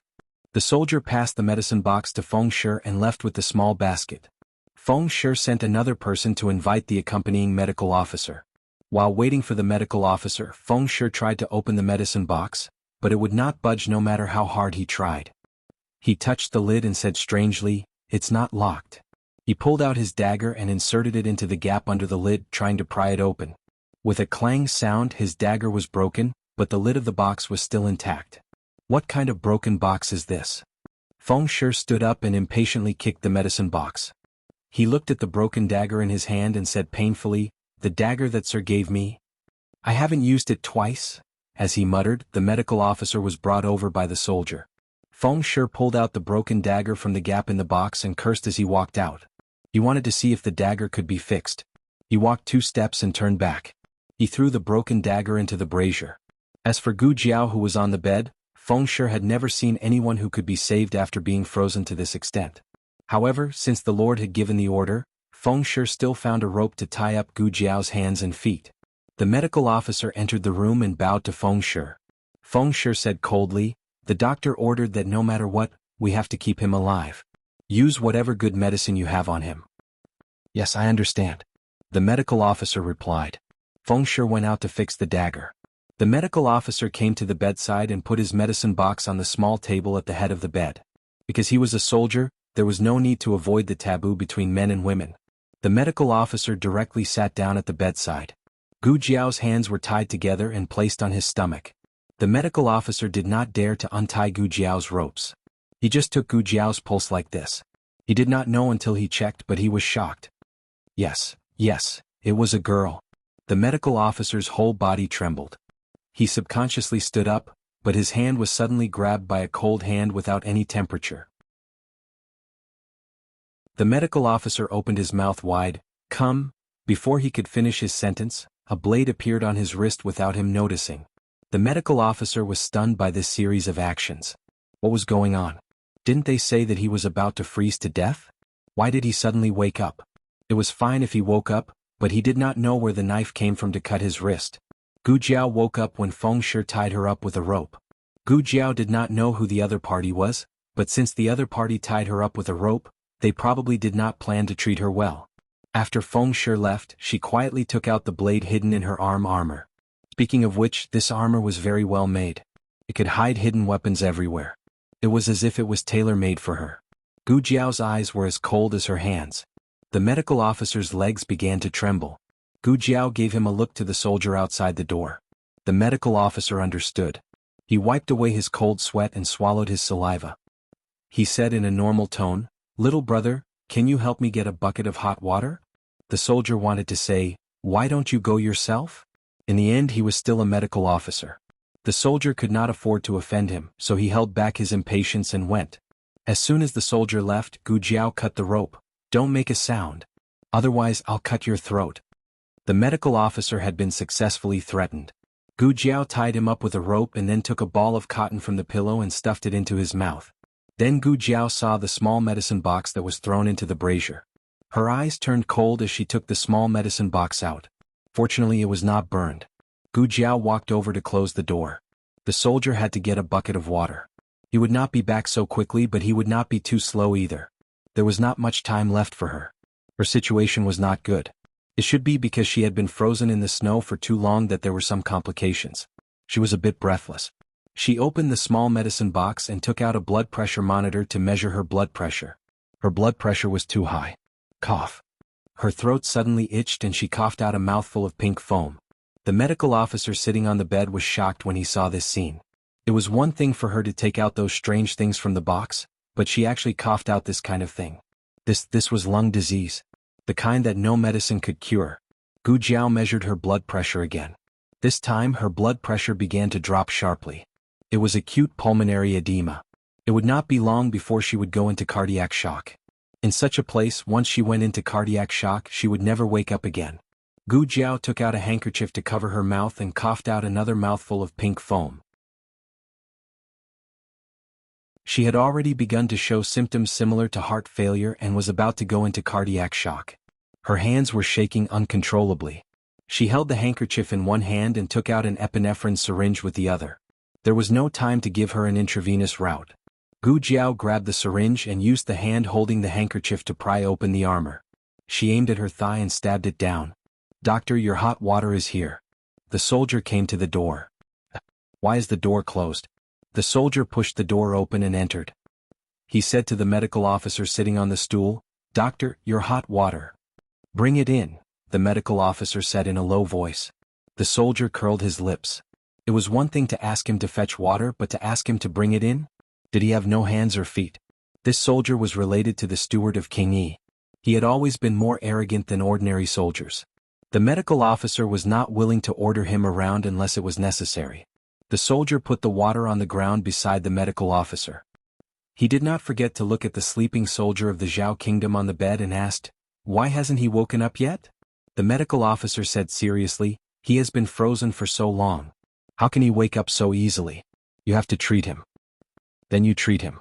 The soldier seemed to be staring at the medical officer as he treated Gu Jiao. The medical officer desperately winked at him. The soldier asked, "What are you doing? Are your eyes cramping? Didn't His Excellency ask you to treat him? Hurry up and treat him." The medical officer gritted his teeth. Yes. Go away." If the soldier did not leave, he would like to see how he would save the living dead. This person was dug out of the snow and had been frozen together with Sirius's body. He did not believe that he could survive. "Why don't you treat him? Is it not possible?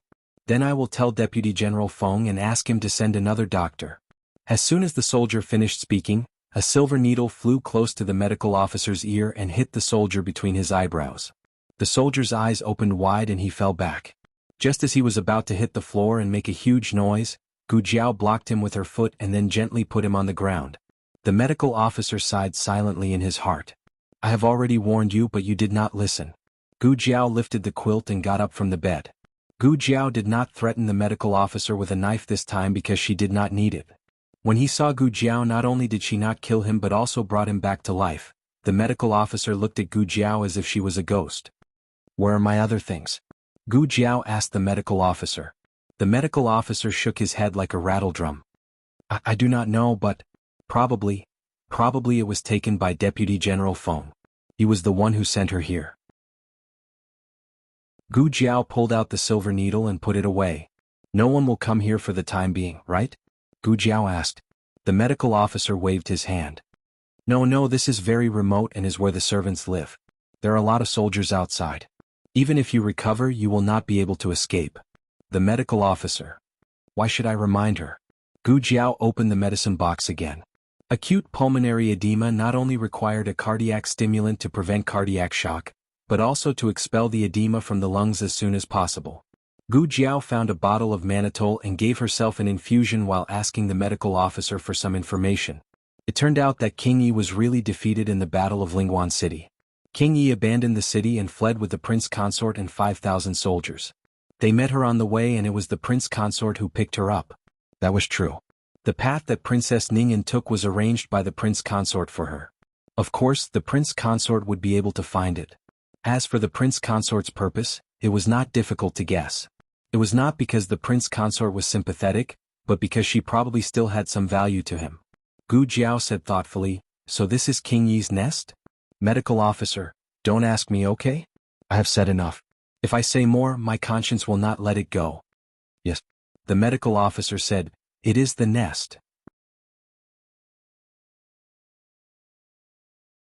Chapter 517. After Feng Shi's dagger was broken, he took the broken part of the dagger directly to the armory. He found a soldier who forged weapons and had them repair his dagger. These soldiers were all blacksmiths. They came to the military camp to do nothing but forge. At this time they were repairing the soldiers' broken armor and weapons. They were a bit busy. Although Feng Shi was the prince consort's man, repairing armor and weapons was an urgent order from King Yi. Finally, a soldier finished repairing the armor in his hand. Feng Shi hurriedly handed his dagger to him. The soldier took it and looked, saying, "The blade is broken." Feng Shi asked, "It can't be repaired?"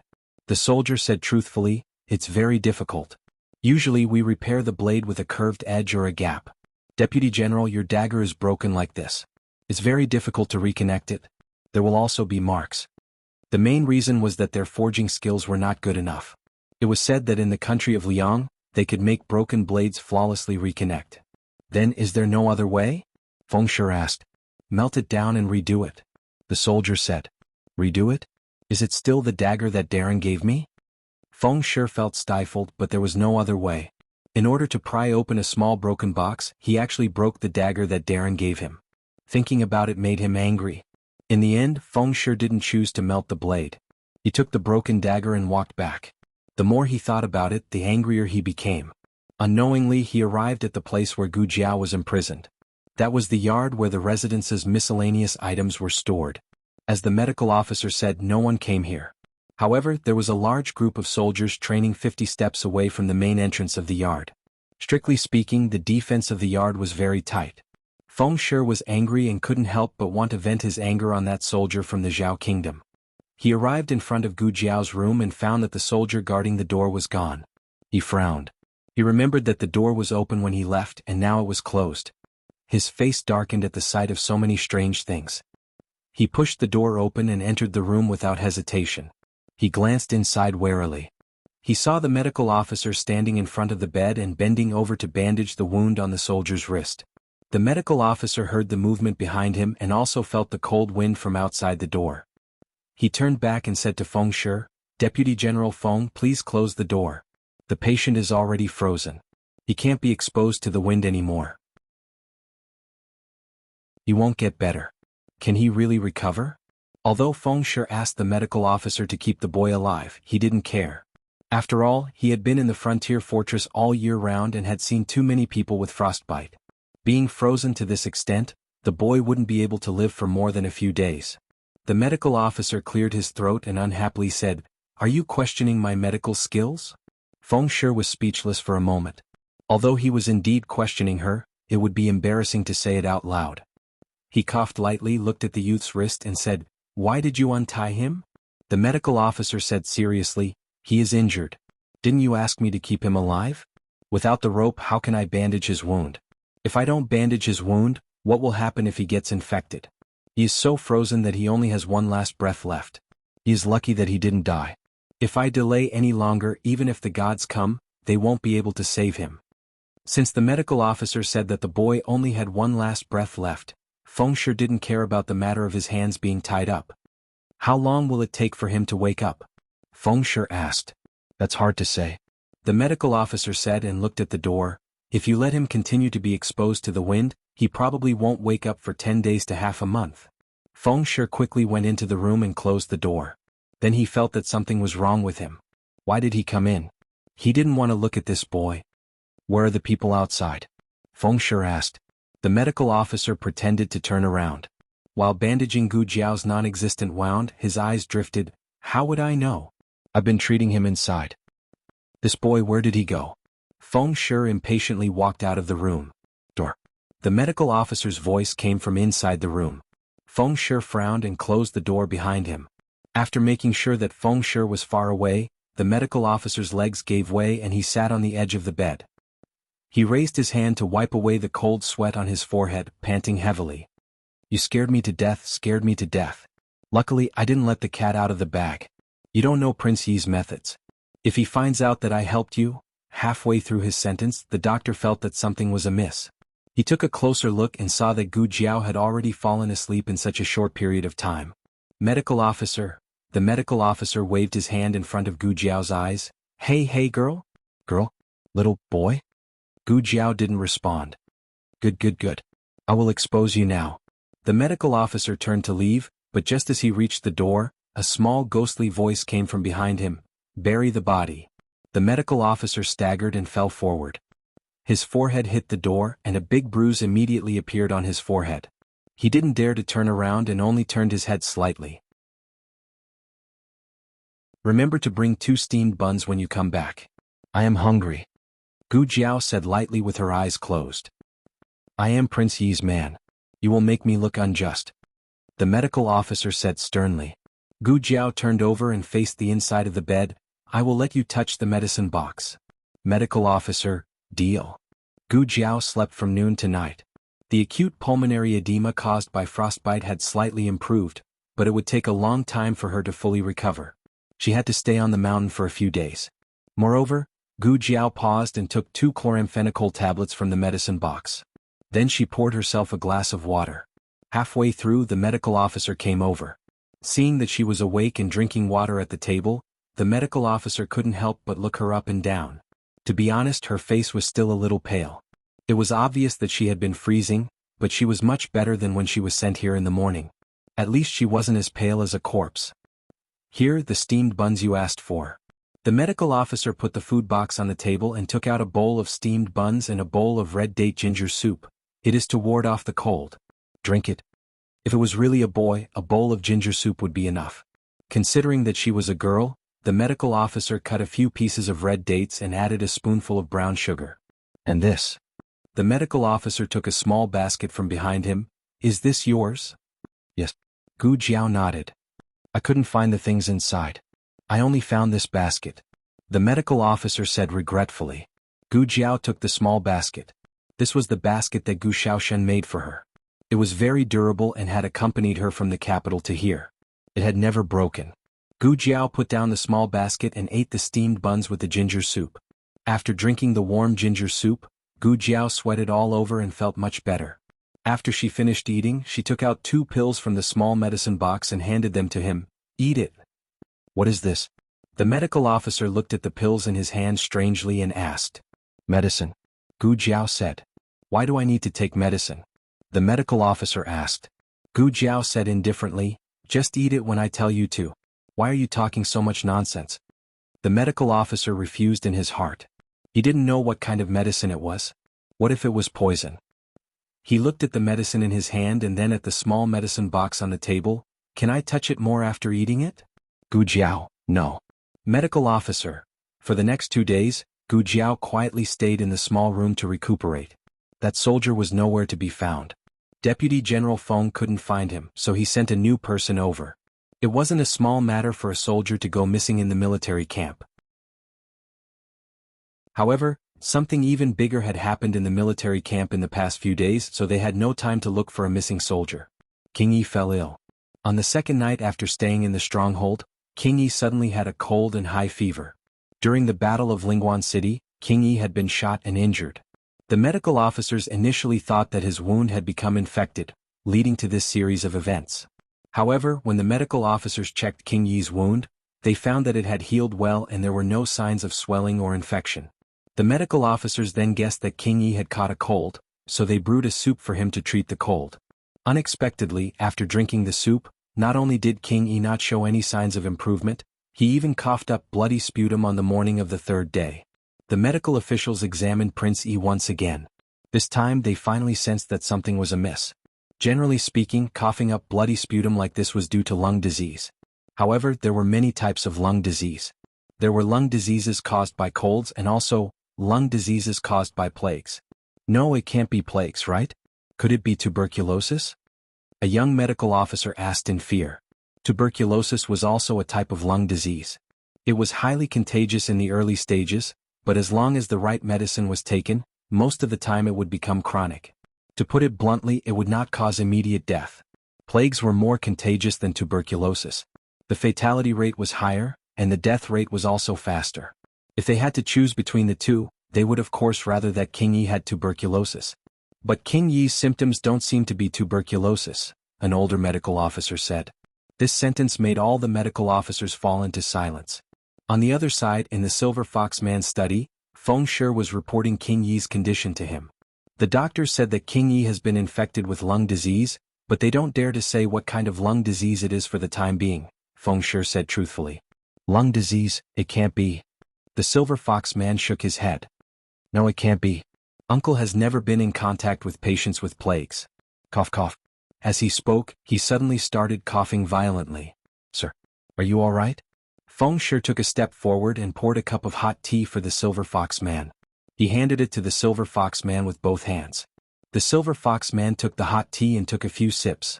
Not only did it not stop, but it also became more violent. Cough cough. Cough cough.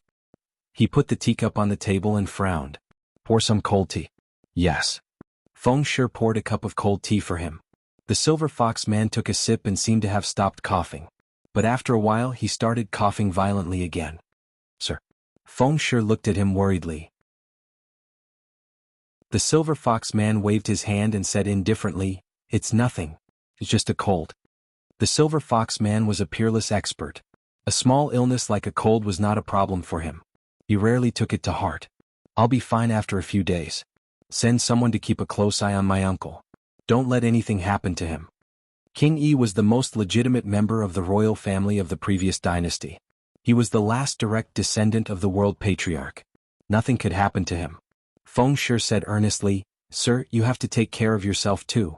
If something really happens to King Yi, you'll be the only descendant of the royal family. It's not like I don't have a son. Halfway through his sentence, the Silver Fox Man paused. I know. You may leave. After Feng Shi left, the Silver Fox Man sat alone in the study room for a long time. He only left the study room when it was late at night and it was time for him to rest. He came to the door of a room. The maid who was guarding outside the door bowed to him. Prince Consort. Has the princess gone to bed? The Silver Fox Man asked. Yes, she has, the maid replied. The Silver Fox Man was about to enter the room, but he could not help but cough. He turned around and covered his mouth with his fist. Cough cough. Prince Consort, are you feeling unwell? The maid asked. The Silver Fox Man put down his fist and said indifferently, I'm fine. Forget it. The princess has gone to bed. I won't disturb her. The next morning, King Yi was finally diagnosed with an epidemic disease by the medical officers. When the Silver Fox Man heard the news, he was looking at the military deployment map of the stronghold in the study room. He put down the map in his hand and looked at Feng Shi with a frown. What did you say? What happened to my uncle? His Highness King Yi? His Highness King Yi has contracted an epidemic disease. Impossible. That's what the medical officers said. The medical officers even asked me to ask you, sir, if there's a need to isolate His Highness King Yi? But uncle. The Silver Fox Man stood up agitatedly. Immediately he felt an itch in his throat. He covered his mouth with a handkerchief and coughed violently. After coughing, he removed the handkerchief and saw blood on it. Sir. Feng Shi saw it too. His expression changed abruptly. He strode towards the Silver Fox Man. Don't come over. The Silver Fox Man raised his hand to block him. His eyes flickered and his expression was complicated. Go out first. No one is allowed to enter this study room. Feng Shi said, but, the Silver Fox Man said, get out. Feng Shi clenched his fist. Yes. Feng Shi gritted his teeth and walked out of the study room. However, the moment he walked out, he suddenly bent over and coughed out a mouthful of blood. Chapter 5:18. The man with the silver fox decided to suppress the news that King Yi was infected with the plague. After all, they had just suffered a defeat and their morale was already low. If news of King Yi's illness were to spread now, the morale of the soldiers would be shaken. Worse still, the situation would become even more difficult to control. The man with the silver fox called the medical officers who were treating King Yi to a small wooden house nearby. He sat behind a screen at least 10 steps away from the medical officers. The medical officers thought that he was worried that they had just come into contact with King Yi and was afraid that he would be infected. Behind the screen, the man with the silver fox sat on a cushioned chair and asked in a normal tone, "How is my uncle's condition? I want to hear it from you personally. Is my uncle really infected with the plague and can he be cured?" The medical officers looked at each other, not knowing how to answer the man with the silver fox. The first 2 questions were not difficult to answer, but the last one was the hardest. In the end, the most experienced medical officer Chen boldly answered, "Sir, after our careful diagnosis, His Highness King Yi is indeed infected with the plague. As for whether he can be cured, we dare not jump to conclusions." The man with the silver fox's expression became very ugly. "All of you have come into contact with my uncle?"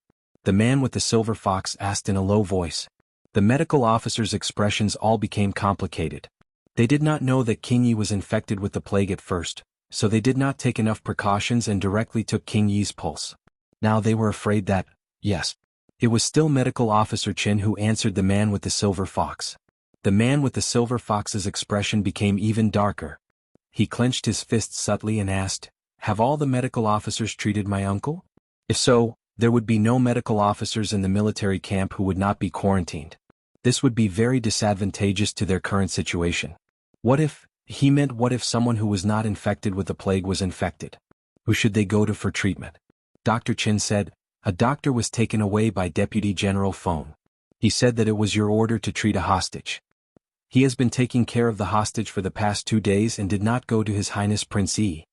The man with the silver fox recalled that there was indeed such a thing. When he thought of the soldier from the Zhao country, his expression became unpredictable. The plague was not a cold that could be contracted by being exposed to the cold wind. It needed to be contagious. The man with the silver fox was very sure that he and Princey had never come into contact with those plague patients. The only suspicious person they had come into contact with in the past 2 days was the young man from Zhao country. Could it be him? The man with the silver fox furrowed his brows and muttered. The man with the silver fox thought of the group of plague patients who had escaped, as well as the men of sacrifice and their pursuers who never returned. If that young man was the one who let them go, then everything could be explained. He had killed the group of death warriors and pursuers, and he had also been infected with the plague. Then he had picked him up from the gravely ill. Thinking of this, the silver fox man clenched his fists so tightly that his knuckles cracked. No, he still didn't believe it. He wanted to see it for himself. The man with the silver fox was so agitated that he started coughing uncontrollably. The medical officers' expressions changed and they said in unison, "Sir?" The man with the silver fox man covered his mouth with his handkerchief and pretended that he did not see the bloodstains on the handkerchief. He said calmly, "I'm fine. I just caught a cold. Do you understand?" Everyone exchanged fearful glances and lowered their heads in resignation. They answered in unison, "Yes, we understand." The man with the silver fox wiped the bloodstains on the corner of his mouth and said coldly, "I don't care what method you use. You must cure the plague. Otherwise you and your families will die." The medical officers shuddered in unison. Gu Jiao was sure that she was infected after she heard that Princey was diagnosed with the plague. Is the news reliable? Gu Jiao sat at the head of the bed and asked the medical officer who was looking at her small medicine box with greedy eyes, "Is the news reliable?" She already knew that his surname was Tong. He was from Yi City and practiced medicine for a living. Because there was a war, he was forced to join the army by the remnants of the previous dynasty. Of course it's reliable. When I went back to get the medicine, I saw that they all covered their faces. After asking, I knew that Princey was infected with the plague. Tell me, how did Princey get the plague? Dr. Tong couldn't understand. Gu Jiao understood. If Princey was infected with the plague, then it could only be because of her. She was not sure whether she was infected by Squire Zhao's blood. But just in case, she still wore a mask under her helmet. When she woke up in this room, the mask on her face was long gone. It was obvious who had taken it off. Dr. Tong told her that she came back in the carriage of Prince Yi and the prince consort. Then it was very likely that they were infected in the carriage. Gu Jiao had never thought of using the plague as a means to attack the enemy. Therefore, even when she went to kill Sirius, she was well prepared. But she couldn't stop someone from being greedy and wanting to take advantage of her. Dr. Tong was puzzled. He never thought of Gu Jiao. After all, Gu Jiao had been here for 3 days. She didn't look like she was infected with the plague. Her coughing blood was more likely caused by frostbite. And she was getting better quickly every day. If it was the plague, it would only get worse, not better. Moreover, he had been treating her for the past few days. He wasn't infected. You should take your medicine, Gu Jiao said. Dr. Tong was happiest when he took his medicine every day. Because Gu Jiao allowed him to personally open the small medicine box and take out the small pills. That feeling was simply too good. Dr. Tong washed his hands and opened the small medicine box very sincerely. He didn't recognize any of the medicine inside, but he didn't know what it was. He knew which medicine he should take. He recognized the box. He skillfully pressed out 2 pills and swallowed them with warm water. Both pulmonary edema caused by frostbite and this plague would cause pink bubbles to appear. Because of this, Gu Jiao had never been sure that she was infected. Dr. Tong also thought that it was a lung disease caused by frostbite. Gu Jiao also showed symptoms of high fever, but it quickly subsided under the effects of the medicine. Dr. Tong, on the other hand, didn't show any symptoms. She wasn't sure if the chloramphenicol had a preventive effect, or if Dr. Tong was an asymptomatic infected person. An asymptomatic infected person of the plague wasn't infectious. In other words, if Dr. Tong was the latter, then he was the safest person in the entire stronghold. He could come into contact with anyone. He didn't have to worry about being infected or infecting others. Dr. Tong didn't know anything about himself. He finished his medicine and had to put the medicine box back. He smacked his lips reluctantly, closed the small medicine box, and began to look forward to the next time he took his medicine. Once the plague flared up, without proper treatment, the body would collapse rapidly. In the afternoon, King Yi was still able to talk, but at night, his fever was so high that his consciousness was blurry. The man with the silver fox originally planned to go to Gu Jiao's room to investigate, but he was called away by King Yi's subordinates halfway. King Yi was in a daze from the fever. He called the man with the silver fox's name, so everyone had to call him over. Jinger. Jinger. King Yi called out to him in a daze. The man with the silver fox covered his face with a mask. He came to the bed and held King Yi's hand. Uncle, I'm here. Jinger. King Yi held the man's hand tightly. Jinger, I'm so scared. The man with the silver fox looked at King Yi, who was tortured by the disease, and his heart was filled with grief. Uncle, don't be scared. I'll definitely cure you, King Yi said in a daze. It's him? Jinger, it's him. King Yi was cruel and heartless. The method of punishing Gu Changqing and the Gu family army was suggested by one of his subordinates, but he treated his nephew well. Even though such a big thing had happened, he didn't want to blame his nephew for not listening to him. King Yi said in a trembling voice, "Kill him? I'll kill him." A huge wave of regret and pain emerged in the man with the silver fox's heart. All right, Uncle, wait for me. I'll go and kill him now. On the other side, Gu Jiao asked Physician Tong to find out who in the stockade had symptoms similar to the plague. Physician Tong said, King Yi has been diagnosed. The prince consort. I heard that he also coughed a few times. There's also Feng Shi. Who's Feng Shi? Gu Jiao asked. Physician Tong said, Deputy General Feng, someone saw the person who dug you out from under Tianlang's corpse coughing up blood. A few of his brothers are also said to be in a bad condition. Physician Tong's words were more reserved and serious, but Gu Jiao was almost certain that the prince consort and Feng Shi were also infected. The method they used to deal with the Gu family army was ultimately used on them. The tragedy that should have happened to the Gu family army was now the tragedy of the Qin dynasty's army.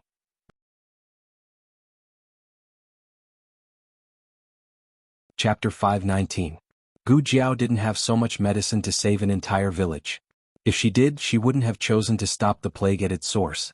Moreover, they were all trusted aides handpicked by Prince Yi and the prince consort. They wouldn't surrender even if she saved them. Gu Jiao finished her 4-drip. She pulled out the needle and packed up the medical supplies. Dr. Tong said, "It's time for dinner. I'll go to the kitchen to see if dinner is ready." He walked out as he spoke. However, he soon turned around and rushed into the room with a frightened expression. He slammed the door shut and pressed his back against it. "Oh no. The prince consort is here. He's here to kill you." "Kill me?" Gu Jiao asked. Dr. Tong said anxiously, "I saw a sword in his hand. If he's not here to kill you, is he here to cut down trees?"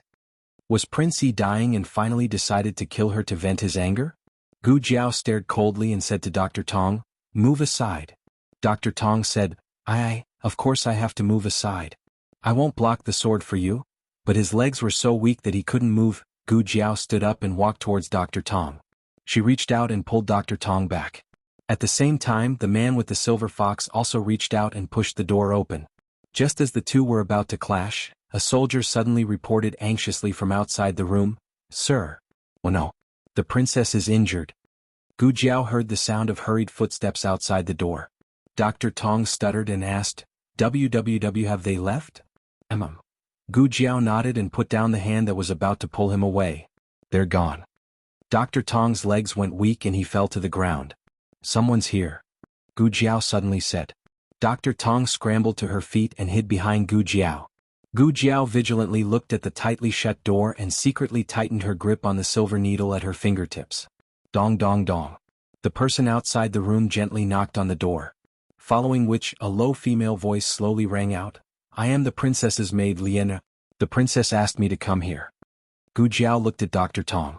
Dr. Tong nodded silently. There was indeed a maid by Princess Ning An's side called Liena, and the voice was indeed the same. Gu Jiao walked back to the table, took out a mask from the small medicine box and put it on. She also put on the helmet, put down the iron mask and opened the door for Liena. "Don't come in," Gu Jiao said. Liena's foot stopped halfway. She didn't know if it was because of this sentence or because of the voice that said it. Liena looked at the young man in front of her in disbelief. The young man looked at Dr. Tong behind him. "Go outside and keep watch. Call us if anyone comes." Dr. Tong left. Liena looked at the handsome young man in armor in front of her and opened her mouth. "You are?" The prince consort was lured away by the princess? Gu Jiao asked straightforwardly. Now Liena was sure that this young man was actually a girl. Liena was so shocked that she almost couldn't speak. Wasn't he a soldier of the Zhao kingdom? How did he become a girl? It was the princess who lured him away. Liena recovered after a while and replied to Gu Jiao. The princess heard that they caught a soldier of the Zhao kingdom, but the prince consort's people kept a close eye on him, so the princess didn't have a chance to see you. Tonight, the princess saw the prince consort go out with a sword and guessed that he might have come to kill you. She didn't care much and told me to quickly come and take you out. Right, are you from the Gu army? Or, are you a border guard? Neither. Gu Jiao said. I'm from the capital. Gu Jiao took out the token under her armor. Do you recognize it? Gu Jiao asked. Liena reached out to take it. Gu Jiao said, don't come close. Liena retreated and looked at it carefully for a while. Her eyes lit up. It's the token of Renshou Palace. The princess also has one in her hands. Were you sent by the Empress Dowager to save the princess? The Empress Dowager. Is she finally willing to forgive the princess? Gu Jiao didn't directly answer her question. Instead, she asked, did the prince consort come into contact with the princess after coming up the mountain? Liena thought for a while and said, the prince consort came to visit the princess once, but the princess said that she was sick in bed and didn't see the prince consort. The prince consort stayed outside for a while and then left. Gu Jiao nodded thoughtfully and said, then has the princess felt any discomfort recently? For example, high fever, chills, coughing? Liena shook her head. No, the princess is pretending to be sick, but she isn't really sick. If it wasn't contagious, then it was in the incubation period. Gu Jiao felt that it was very likely that it wasn't contagious. After all, she didn't pay attention to the prince consort and the prince consort didn't force himself to get close to her. The possibility of contagious breathing and droplets was almost zero. By the way, what's your name? Liena asked. Gu Jiao. Gu Jiao said. Liena asked, Then should I call you Miss Gu or Little Brother Gu? It's up to you. It was just a name, so Gu Jiao didn't care. Leonor scratched her head and said, when we're fighting outside, I'll call you Little Brother Gu? Little Brother Gu, hurry up and leave with me. The princess can't delay for long. The prince consort will come to kill you later. The prince consort wanted to kill her, so Gu Jiao naturally had to leave. However, she couldn't leave by herself. She had to take Princess Ning'an away. Gu Jiao turned and entered the house. Take Dr. Tong with you now. Don't let the prince consort see you. Then pack up the princess things as soon as possible and prepare to go down the mountain. Leonor subconsciously followed her in. As soon as one foot touched the ground, she remembered Gu Jiao's faintness. She coughed lightly and moved her foot back. No, I can't disobey the princess's orders. The princess wants me to leave. If I don't take you with me, she'll be angry. Gu Jiao opened the small medicine box and took out a few masks. Being angry is better than dying here. Besides, if I don't want to leave, you can't take me with you. Leonor whispered, are you very good at fighting? If I forcefully take you with me, will you knock me out? Gu Jiao. Leonor cleared her throat and said seriously, I know. I can't beat you. I'll report to the princess now. Gu Jiao gave the masks to Dr. Tong and asked her to put them on the princess and the people around her. What about you? Dr. Tong asked. I'm going to get something, Gu Jiao said. Gu Jiao had more or less figured out the layout of this place from Dr. Tong's descriptions. 200 steps east was King Yi's residence. 30 steps north of King Yi's residence was Princess Ning and the prince consort's residence. Gu Jiao avoided the patrolling guards and snuck into King Yi's courtyard. Probably because they didn't want too many soldiers to be infected by King Yi, some of the heavy guards had been removed. This made things easier for Gu Jiao. Dr. Tong had never been to King Yi's residence, so she couldn't give Gu Jiao a detailed description of the layout. Gu Jiao accidentally stumbled into King Yi's bedroom. King Yi was asleep, and there were only 2 doctors kneeling outside the screen to boil medicine for him. Gu Jiao tiptoed to King Yi's bedside. Gu Jiao pulled out her dagger but put it away after taking his pulse. The illness was beyond cure and there was no cure. She didn't want to waste her energy. Gu Jiao searched the room for a while. About 15 minutes later, she came out of King Yi's residence. At this time, the prince consort also happened to come out of his own courtyard. He carried his sword and walked towards the small room where Gu Jiao was imprisoned. Gu Jiao had to take Princess Ning'an away before he realized that she had escaped and returned. There wasn't much time left for her. She also had to find her red-tasseled spear. Gu Jiao snuck into the prince consort and Princess Ning'an's courtyard. Little Brother Gu. Little Brother Gu. Dr. Tong tried her best to keep her voice low. Gu Jiao turned her head and walked towards Dr. Tong, who was at the corner. Dr. Tong didn't care about the boundaries between men and women. Besides, he was much older than Gu Jiao. He pulled Gu Jiao behind a large tree and whispered to Gu Jiao, have you thought it through? Are you really going to take the princess down the mountain? If you take the princess away, the prince consort won't let you off. He'll catch up very soon. The princess won't be able to leave. Why don't you leave by yourself? Although the prince consort and the princess were at odds, it was because the prince consort betrayed the princess and the imperial court. The princess didn't betray the prince consort, so the prince consort couldn't let go of her. He wouldn't allow anyone to take her away. Gu Jiao looked at him calmly and asked, do you have anything to pack? Dr. Tong was startled. Weren't they talking about the princess? Why did they talk about him? Gu Jiao said, if you don't, then go to the princess's place and wait for me. You. Dr. Tong seemed to have realized something. His breathing stopped as he stared at Gu Jiao in a daze. Gu Jiao ignored him and went to find her red-tasseled spear. Her luck wasn't bad. The second room she entered was the prince consort's study. Her red-tasseled spear was hanging on the weapon rack. However, the small braid at the tip of the red-tasseled spear had been untied and the large red flower on the spear was gone. Gu Jiao narrowed her eyes and her gaze slowly turned cold.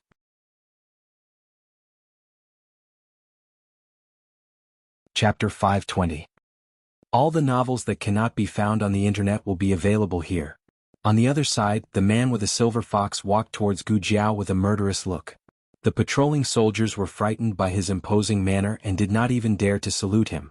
It was no wonder that the man with a silver fox was so angry. He was smart all his life, but he was stupid at this moment. He had made such a big mistake in the hands of a brat. He was unwilling to admit his stupidity and did not want to regret. If he had not been obstinate and self-opinionated and listened to his uncle, what would have happened? But there were no ifs in this world, only consequences and results. He could not deceive himself. He regretted that he did not meet that soldier from the Zhao kingdom. If he was given another chance, he would definitely kill him without hesitation. It was too late to kill him now. But he had nowhere to vent his anger. He had to do something.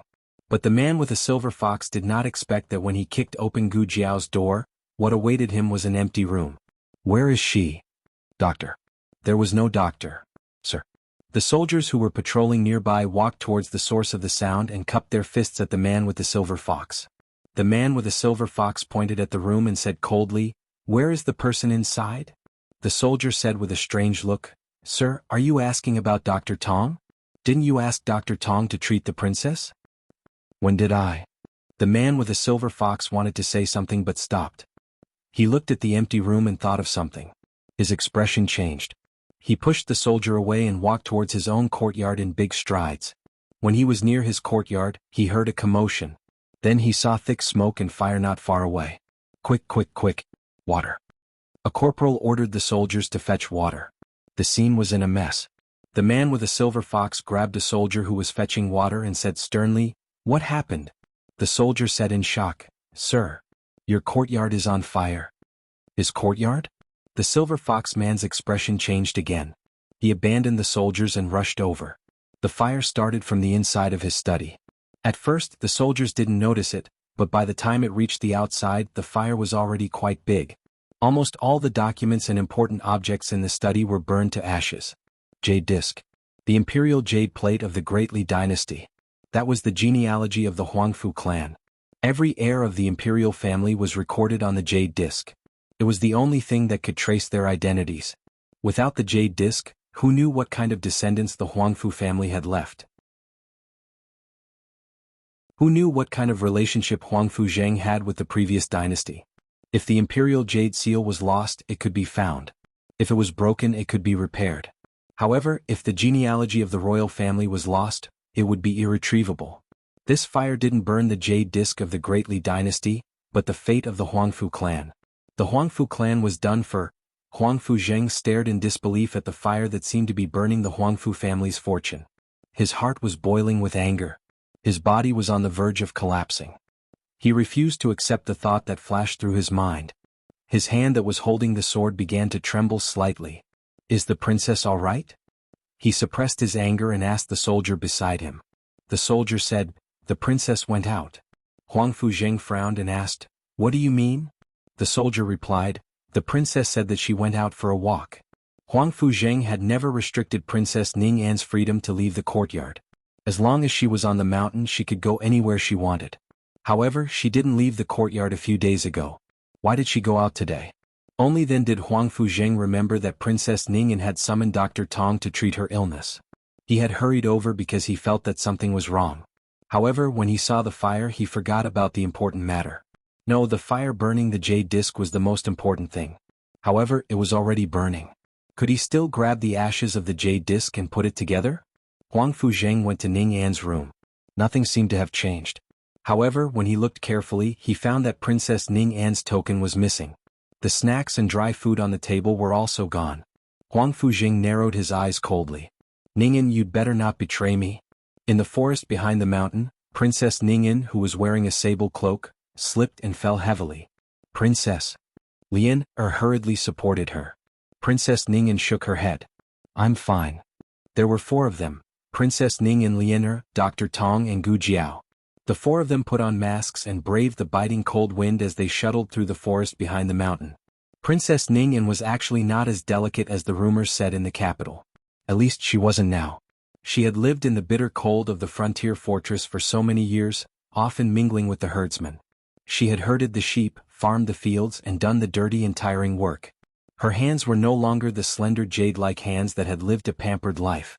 Her face had also lost its fair and translucent skin due to weathering and exposure to the sun.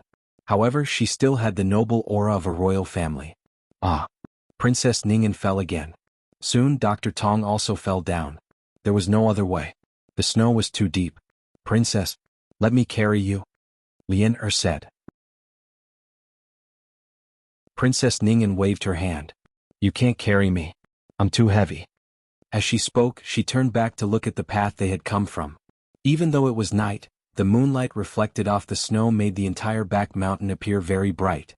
Their mottled footprints could be seen all over the ground. Let's go quickly. They'll catch up soon, Princess Ningyan said, panting. Gu Jiao focused and asked Princess Ningyan, "Where's the secret passage?" Princess Ningyan raised her sore hand and pointed to the back of the forest.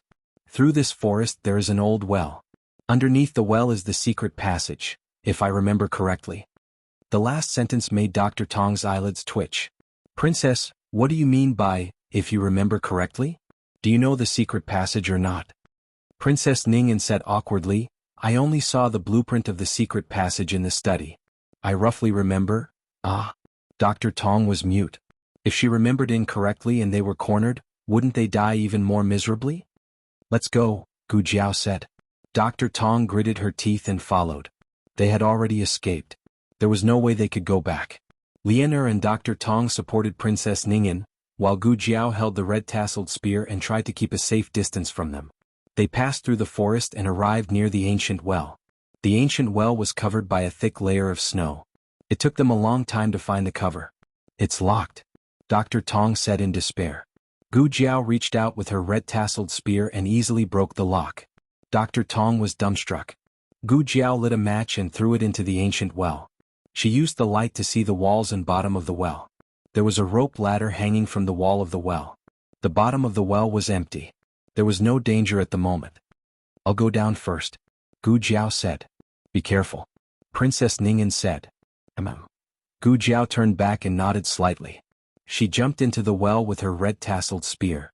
Seeing that she didn't use the rope ladder and directly jumped down, they couldn't help but be surprised. Gu Jiao picked up the match and looked around. She looked up and said, There's a passage below.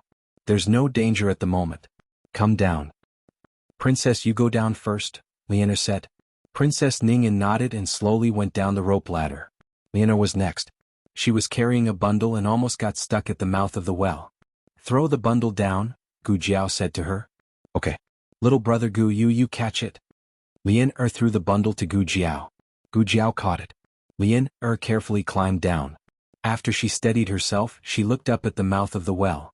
Dr. Tong, you should come down too. Dr. Tong had one foot on the mouth of the well, but the other foot didn't move. I'm afraid of heights. It's not high. There's a ladder, Lianer said. Dr. Tong trembled and was about to cry. No, I really can't do it. At this moment, a soldier yelled, Sir, I'm here. They're over there. In the next second, Dr. Tong put her leg in and went down the ladder with a whoosh. Everyone, Gu Jiao handed the fire torch to Dr. Tong. She quickly climbed up the well and covered the manhole cover. The manhole cover was originally a mechanism. Gu Jiao turned the iron rod under the manhole cover and locked the manhole cover from the inside. She jumped down and said to them, Let's go. They entered the secret passage. The secret passage was pitch black. At first, Gu Jiao could still use a fire starter, but after walking for a while, the fire starter couldn't be lit anymore. Lianer, take out the night luminescent pearl, Princess Ningyan said to Lianer. Okay. Lianer took out a night luminescent pearl that was bigger than a fist from the bundle. Gu Jiao had never seen such a big night luminescent pearl before. It was quite strange. Princess Ningyan looked down and smiled bitterly. Mother gave it to me on my birthday. Gu Jiao didn't know how Princess Ningyan felt when she mentioned her grandaunt. Her grandaunt had tried to stop this marriage, but Princess Ningyan had been blinded by love and wholeheartedly wanted to marry the prince consort. What she got in return was a scheme and a betrayal. I don't know if mother still wants to see me. She does, Gu Jiao said.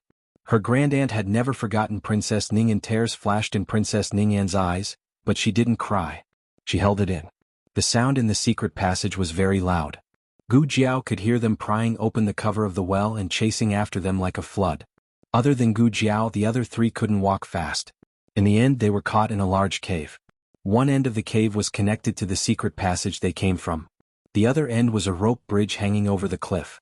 The moonlight and the snow on the cliff slowly shone into the cave. The cave was lit up. Gu Jiao threw the small basket to Dr. Tong and stood in front of the three. She looked coldly at the pursuers entering the cave. You go first. No one is allowed to leave today. Huang Fuzheng's voice came from behind the army. The soldiers in the cave immediately parted to make a path. Huang Fuzheng walked over with a cold expression. His eyes fell on Gu Jiao. He narrowed his eyes slightly. I underestimated you. You have an epidemic disease and frostbite, but you still have the strength to struggle. Epidemic disease? Lianer looked at Gu Jiao in disbelief. Dr. Tong also looked over in shock. Huang Fuzheng took in their expressions and shifted his gaze to the expressionless Princess Ning'an. Princess Ning'an didn't look at him. She didn't even want to look at him. Huang Fuzheng clenched his fists. It seems that you don't know that she has an epidemic disease. She brought the disease here. She is dying. If you follow her out, you will be infected by her sooner or later and die of the disease. Lianer was so scared that she moved closer to Princess Ning and Dr. Tong looked at Gu Jiao in a daze. The medicine you gave me, is it to cure the disease? Huang Fuzheng frowned. He looked at Gu Jiao who could move freely and then at Dr. Tong who didn't look sick at all. In a trance he realized something. He said excitedly, you have medicine to cure the disease. Even if I do, I won't give it to you, Gu Jiao said in a low voice. She deliberately lowered her voice, and with a layer of iron mask at first glance, it sounded like the voice of an androgynous teenager. Huang Fuzheng laughed. God doesn't want me to die. No one knew how excited Huang Fuzheng was at this moment. He thought that he was going to die, but this guy had medicine. It was a medicine that could really cure the disease. He and his uncle could be saved. Gu Jiao didn't bring anything with her. Instead, Dr. Tong carried her own medicine box and Gu Jiao's small basket. Huang Fuzheng smirked coldly. Leave this brat to me. You guys go and stop them. Yes. He looked at Princess Ning'an. Don't hurt the princess. Yes. The soldiers swarmed forward. Gu Jiao raised her red spear. Huang Fuzheng jumped up and fought with her. Huang Fuzheng snorted. Boy, I saved you. If it weren't for me, you would have frozen to death in the snow. It's fine if you don't thank me, but you repay my kindness with ingratitude. You hurt me and my uncle, and you even tried to kidnap the princess. Not kidnap, rescue. Gu Jiao swung her spear. Huang Fuzheng raised his sword to block. The two sides fought fiercely in the cave. Huang Fuzheng sneered. Boy, you are no match for me. Gu Jiao was still sick, so her strength was reduced. However, Huang Fuzheng was infected with the disease. He was not much stronger than Gu Jiao. When Gu Jiao stabbed at Huang Fuzheng again, Huang Fuzheng couldn't block it. His long sword was broken. Gu Jiao's red-tasseled spear pierced through his shoulder. Then Gu Jiao kicked him to the ground. Huang Fuzheng spat out a mouthful of blood. He didn't expect this boy to be so good at fighting. No wonder he could kill Sky Wolf. Gu Jiao's kung fu was not as good as Huang Fuzheng's. However, if Gu Jiao wanted to die, would Huang Fuzheng dare to? Gu Jiao's eyes were like a ferocious wolf. She took a few steps forward and attacked Huang Fuzheng fiercely. She was running out of energy. She had to solve this problem before that happened.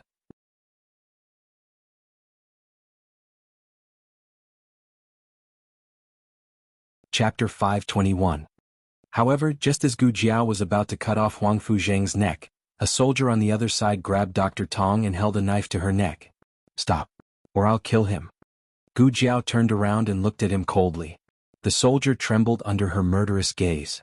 Before the soldier could threaten her, Gu Jiao's red-tasseled spear flew out and pierced the soldier's head. Dr. Tong felt a hot wave of heat shoot towards his face. He closed his eyes and froze. He didn't dare to think if it was blood or brain matter. Huang Fuzheng was shocked by the scene in front of him. He knew that the person who could kill Sirius wasn't an ordinary person, but he didn't expect her to be so decisive and ruthless.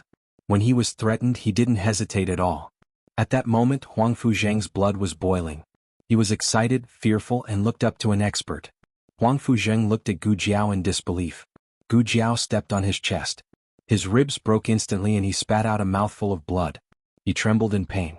Gu Jiao looked down at him from above, her emotionless eyes filled with coldness. Killing someone wasn't scary. What was scary was how calm she was when she did it. Huang Fuzheng felt his soul tremble. Gu Jiao only needed a little more force to step on his ribs and into his lungs. At this critical moment, Huang Fuzheng still didn't give up and looked at Princess Ning'an. Princess Ning, and turned her face away. Ning'an, he said, enduring the pain. Princess Ning'an's throat moved. He didn't know if she heard him or not, but she didn't turn to look at him. Huang Fuzheng suddenly smiled. My uncle has no son. He once said that if he became the emperor, he would make me the crown prince. At that time, I thought that if I became the crown prince, you would be my empress. Ning'an, what's wrong with being the empress? Why don't you want it? They killed your mother. They are your enemies. You would rather return to their side than be my empress. Ning'an, are you done? Gu Jiao asked calmly. Huang Fuzheng coughed out a mouthful of blood. He withdrew his gaze from Princess Ning'an and looked at Gu Jiao mockingly. Do you really think you can leave after killing me? Do you know how much effort I put into building this secret passage? If I don't want you to leave, none of you can leave. Including the princess? Gu Jiao asked. Huang Fuzheng recognized that she was a girl. Unfortunately, his attention was not on Gu Jiao's voice. He said, yes, including her. Gu Jiao said again, you are dying but you don't let her leave. Is this how you treat her? Huang Fuzheng gritted his teeth. She lifted her foot and kicked him in the chest, using the force to break free from his hands. The man of sacrifice was not injured by this kick, but after being hit twice he was really angry. He raised his hand to grab Gu Jiao, but Gu Changqing quickly flashed to Gu Jiao and stabbed the man of sacrifice's wrist. The man of sacrifice's wrist armor cracked. Gu Changqing held Gu Jiao's waist. He stepped back a dozen steps and gently put his sister down at the entrance of the cave. His hand holding the sword was full of murderous intent. He looked at Gu Jiao with gentle and loving eyes. Can you still walk? Cross the bridge first and wait for me there. Gu Jiao nodded. The soldiers in the cave were not a threat. They had been scared silly by Gu Jiao's headshot. Almost no one dared to stop her. Gu Jiao, Princess Ning'an and the others got on the cable bridge. Stop them. Huang Fuzheng shouted. Gu Changqing blocked the entrance of the cave with his long sword. He looked coldly at the man of sacrifice charging at him. He said to Gu Jiao, get on the bridge and don't look back. Okay. She did not look back. Gu Jiao led the way onto the bridge. Princess Ning and An Lian followed closely behind. Dr. Tong brought up the rear. But he really was afraid of heights. This time it was not an ancient well under his feet, but a bottomless abyss. And the cable bridge would shake. Sob, sob, sob. It was too difficult for him. They're coming. Gu Jiao said. Ah! Dr. Tong waved her arms and leaped over with a whoosh. He was the first to reach the cliff on the other side. The sounds of fighting came from behind them. Cold wind blew from the cave towards the cable bridge. Gu Jiao smelled the thick scent of blood. She didn't know if it was the man of sacrifices or Gu Changqing's. She was obedient. She did not look back. The group crossed the bridge and entered the cave on the other side of the cliff. Snow fell from the sky again. They could not see what was happening on the other side of the bridge even if they wanted to. They could only hear the sound of bones breaking and blades breaking. Then they heard footsteps on the cable bridge. The footsteps approached quickly, bringing with them a thick scent of blood and killing intent. Then a loud bang was heard. Shockingly, the cable bridge behind them had been cut apart. Gu Jiao quickly turned around. The figure with the scent of blood and killing intent came over and gently pulled her into his embrace, but he did not let his blood-stained arm touch her. Didn't I tell you not to look back? You're not obedient at all. His murderous aura dissipated in an instant. Gu Jiao's little head was against his chest. She pointed behind her. That's behind me, I didn't look back. Gu Changqing couldn't help smiling. His lips curled, twisting words. Gu Jiao sniffed, you're injured. Gu Changqing said, no, it's his blood. Is he dead? Gu Jiao asked. He would not let off a single person that bullied his little sister. The snow that filled the sky poured into the cave. The death warrior was stabbed in the chest by a huge broken ice pillar. Beside him, the prince consort was stabbed in the heart by a sharp sword. He turned his head and looked at the cave on the other side of the rope bridge. Not only did Gu Jiao not look back, Ning'an didn't look back either. Princess Ning'an only saw half of the map. They had to figure out the rest of the way by themselves. They passed through countless caves in the mountain range. Even they weren't sure where they were at the end. Gu Changqing carried Gu Jiao on his back and her red-tasseled spear hung in front of him. I'm sick, Gu Jiao said. It's an epidemic. So you have to put me down. Gu Jiao said in a doctor's tone. It was very serious. However, to Gu Changqing, it sounded like his sister was seriously ill and his sister felt wronged. It's my fault. Gu Changqing apologized sincerely. I didn't take good care of you. Gu Jiao, what was going on? Gu Jiao said, I don't want you to carry me. Gu Changqing said, then I'll carry you. Gu Jiao said, I don't want you to carry me either. Gu Changqing thought about it seriously. Then, should I let you ride on my neck? Gu Jiao. Gu Jiao put on a mask and Gu Changqing also put one on. In addition, Gu Changqing also took the medicine to prevent the epidemic. Of course, Princess Ning and Anlian also took it. The brother and sister duo walked at the front. The other three already knew that Gu Changqing was the young master of the Gu army and that Gu Jiao was his sister. Along the way, Gu Changqing would give anything good to his sister first. If he had to carry anything, he would only carry his sister. In his eyes, he was his sister's brother first and then Princess Ning An's minister. "How did you find this place?" Gu Jiao asked.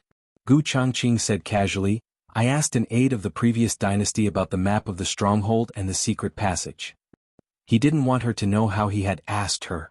He already knew why Gu Jiao went to kill Sirius.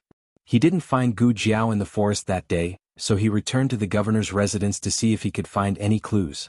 In the end, he really did learn a thing or two from an aide of the emperor's son-in-law who had been imprisoned. It turned out that the emperor's son-in-law had bought a group of powerful men of sacrifice from the Yen kingdom. The leader was called Sirius and the second most likely was the one he had just killed. The emperor's son-in-law and Prince Yi found the plague victims to infect the Gu army, and the emperor's son-in-law bought Sirius from the Yen kingdom to deal with Gu Changqing. They wanted Gu Changqing's legs and made Gu Changqing lose everything, so that he would live the rest of his life like a ghost. Gu Jiao must have accidentally learned of the emperor's son-in-law's plan. She did it for him. When he thought of this, Gu Changqing's heart ached. He had the best younger sister in the world, so he also wanted to be her best older brother. "You're disobedient," Dr. Gu sternly said before falling asleep on Gu Changqing's shoulder. When Gu Changqing heard the even breathing on his back, his eyes flashed with tenderness. He raised the cloak in his hand and gently covered her petite body. No matter how much she suffered, he would return the pain bit by bit. The biting cold wind and snow flew over, cutting his face like knives, but none of it blew on Gu Jiao's body. She fell into a deep sleep on his warm and broad back. The power of the previous dynasty had completely collapsed. The Qin Kingdom's army in Beiyang City and Yi City only had 80,000 soldiers left. On the 27th day of the 11th month, Gu Changqing led the 60,000 Gu army to attack Beiyang City. In one night they killed 20,000 of the enemy. Prince Bo was no match for them, so he led the remaining 20,000 Qin Kingdom soldiers to abandon the city and regroup with the 40,000 Rong army in Yi City. 3 days later, Gu Changqing led the 90,000 Gu army and arrived at the city gates. At this time the 80,000 Qin Kingdom reinforcements arrived. Prince Bo was overjoyed. He planned to split up with the 80,000 reinforcements and attack the Gu army from the front and back, but he didn't expect the leader of the 80,000 reinforcements to be Yuan Tang. Yuan Tang rode on a tall horse and looked at Prince Bo and Rong Yao on the city gate tower. He showed the yellow imperial edict in his hand and said concisely, "I'm here on my father's orders to clean up the rebels. Those who surrender will be forgiven, and those who rebel will be killed." There were nearly 100,000 Gu army soldiers and 80,000 Qin Kingdom soldiers. Prince Bo and Rong Yao's 60,000 men were surrounded by enemies. There was no way they could win. Not to mention that Yuan Tang had the imperial edict, so he had a good reason to attack. The morale of the 60,000 Qin Kingdom soldiers plummeted. Yuan Tang looked at Rong Yao and smiled obediently. "Uncle, my father wants to capture Prince Bo. If you kill him, you can redeem yourself." As he spoke, he seemed to be afraid that Rong Yao wouldn't believe him. He handed the imperial edict to a soldier and had the soldier bring it into the city. The imperial edict did say that the traitor Prince Bo was to be killed. Rong Yao held the imperial edict and his eyes flashed. Prince Bo trembled. "Rong Yao, don't be fooled by this father and son. You've already rebelled. If you kill me, my brother won't let you go."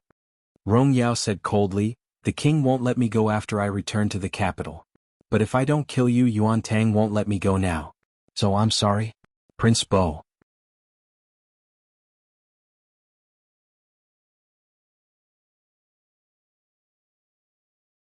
Chapter 522.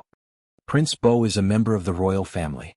Although he can be considered a martial artist, he can't be compared to Rong Yao, who is a famous general on the battlefield. In the end, Prince Bo was seriously injured by Rong Yao and died. "I was reckless. I wanted to capture him alive, but this person was too difficult to deal with. I accidentally killed him. Please punish me, Your Highness." This is what Rong Yao said when he walked down the tower and came to Yuan Tang. Yuan Tang was still by Gu Changqing's side, riding a tall horse. He looked down at his own uncle Rong Yao. He laughed coldly in his heart. Even his uncle wouldn't believe this kind of nonsense. Well, if he didn't kill Prince Bo, What would happen if Prince Bo returned to the palace and said something unfavorable to Rong Yao? This uncle of his is really far-sighted and ruthless. But does he really think that without Prince Bo nothing will go wrong? Yuan Tang looked at Rong Yao with a faint smile and said, "Uncle, you have worked hard. You have contributed greatly by killing the rebels. When we return to the capital, father will definitely reward you accordingly." Rong Yao kneels down on one knee and says with a face full of fear and trepidation, "I don't dare to reward you. I only want to make up for my mistakes. I was also bewitched by Prince Bo. I really thought that everything was the Emperor's will. Who would have thought that this person made up the imperial edict and caused us to follow him on an expedition? Your Highness, please investigate this matter." Gu Changqing's thin lips move. Ha! Rong Yao's face becomes very ugly. Rong Yao's youngest son, Rong Fu, died at the hands of Gu Changqing.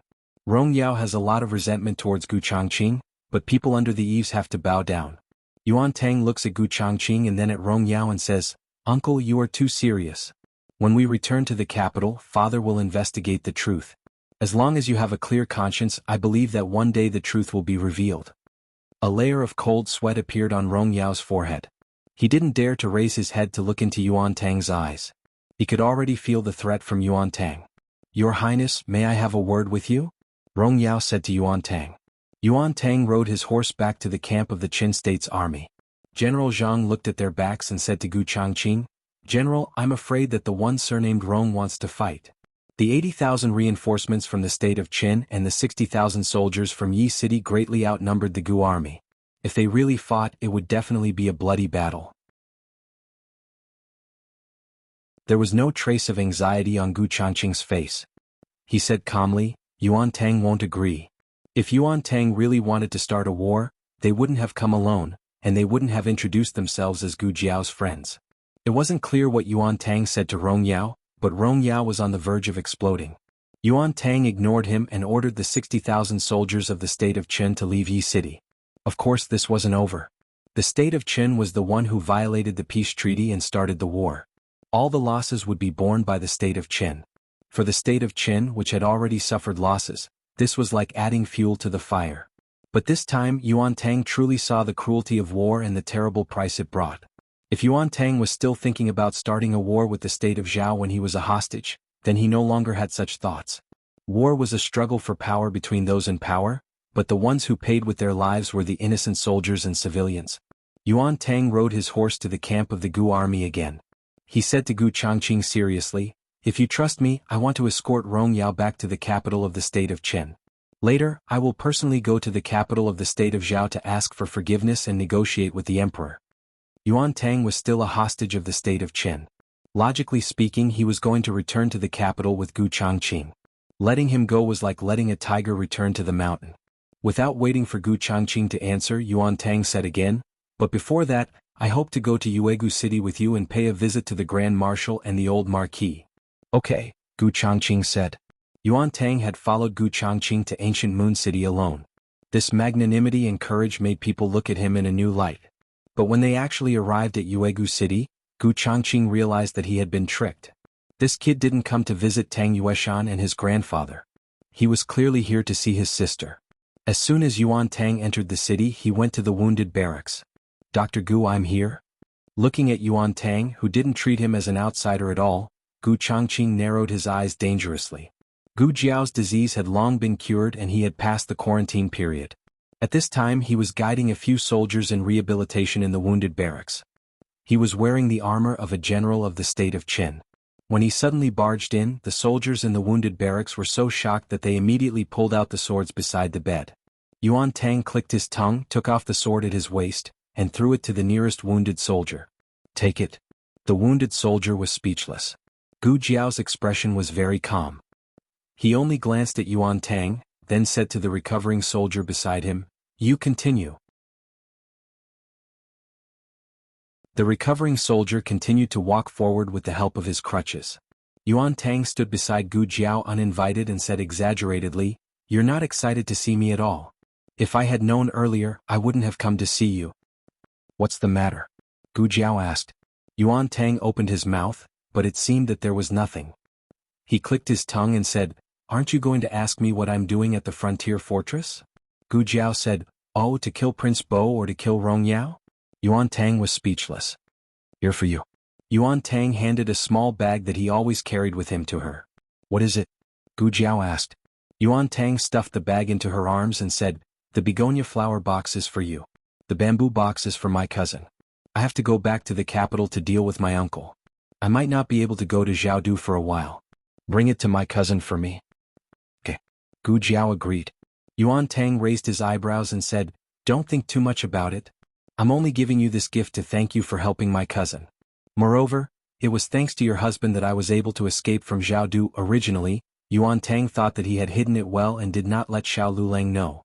But after thinking about it carefully, Xiao Lulang was supposed to be on duty at the Yamen, but he suddenly changed his route and went out of the capital's north gate. He even stopped at the relay station for a while. Perhaps Xiao Lulang had already discovered him and deliberately sent him away. Gu Jiao did not know that there was such a thing. It was really fortunate that Xiao Heng let Yuan Tang go. Otherwise this battle would not have ended so quickly. Moreover, both sides would have suffered a lot of casualties. Yuan Tang said, okay, I've said everything that needs to be said. I should go now. Remember to tell my cousin to miss me. Hearing this, Gu Changqing finally sheathed his sword. Yuan Tang spurred his horse and left Yuegu City.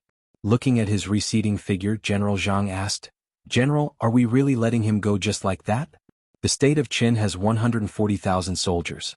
If he starts a war with us now. He won't, Gu Changqing said. Jiao Jiao believed in him, so he believed in him. Gu Jiao came out of the wounded barracks and saw Gu Changqing waiting at the door. Are you here to change your bandages? Gu Jiao asked.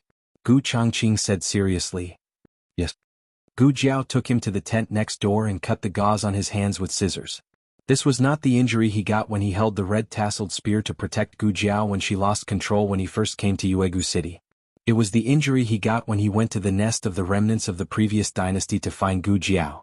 Gu Changqing skimmed over the incident that day, but the process was far more difficult and complicated than he imagined. He learned from his advisor that the map of the previous dynasty's army's nest and the secret passage was not fake. Unfortunately, the map was incomplete, and the wooden bridge leading to the nest was destroyed by Huang Fuzheng. Gu Changqing stood on the cliff for a long time. He was sure that unless he grew wings, it was impossible for him to fly over with his qinggong. He planned to go down the mountain first, go around the foot of the mountain, and then climb to the top of the opposite mountain. The hardships were self-evident. Fortunately, although the map was incomplete, the general direction was correct. He climbed the cliff with great difficulty and almost fell into the bottomless abyss several times. At that time he only had one thought in his mind. He wanted to live and find his sister alive. The injury on his hands was from climbing the cliff, and it had not healed yet. He also led troops to fight and it was torn repeatedly. In Gu Changqing's eyes, this injury was nothing.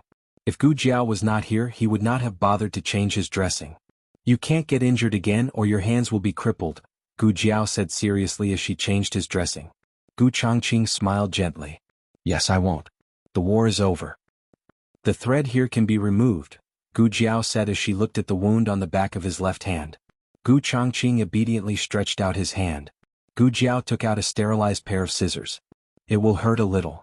Gu Changqing said, it won't hurt. It won't hurt even if you get stitches. There was no anesthetic, so it would be strange if it didn't hurt. At the mention of this, Gu Jiao's hand paused.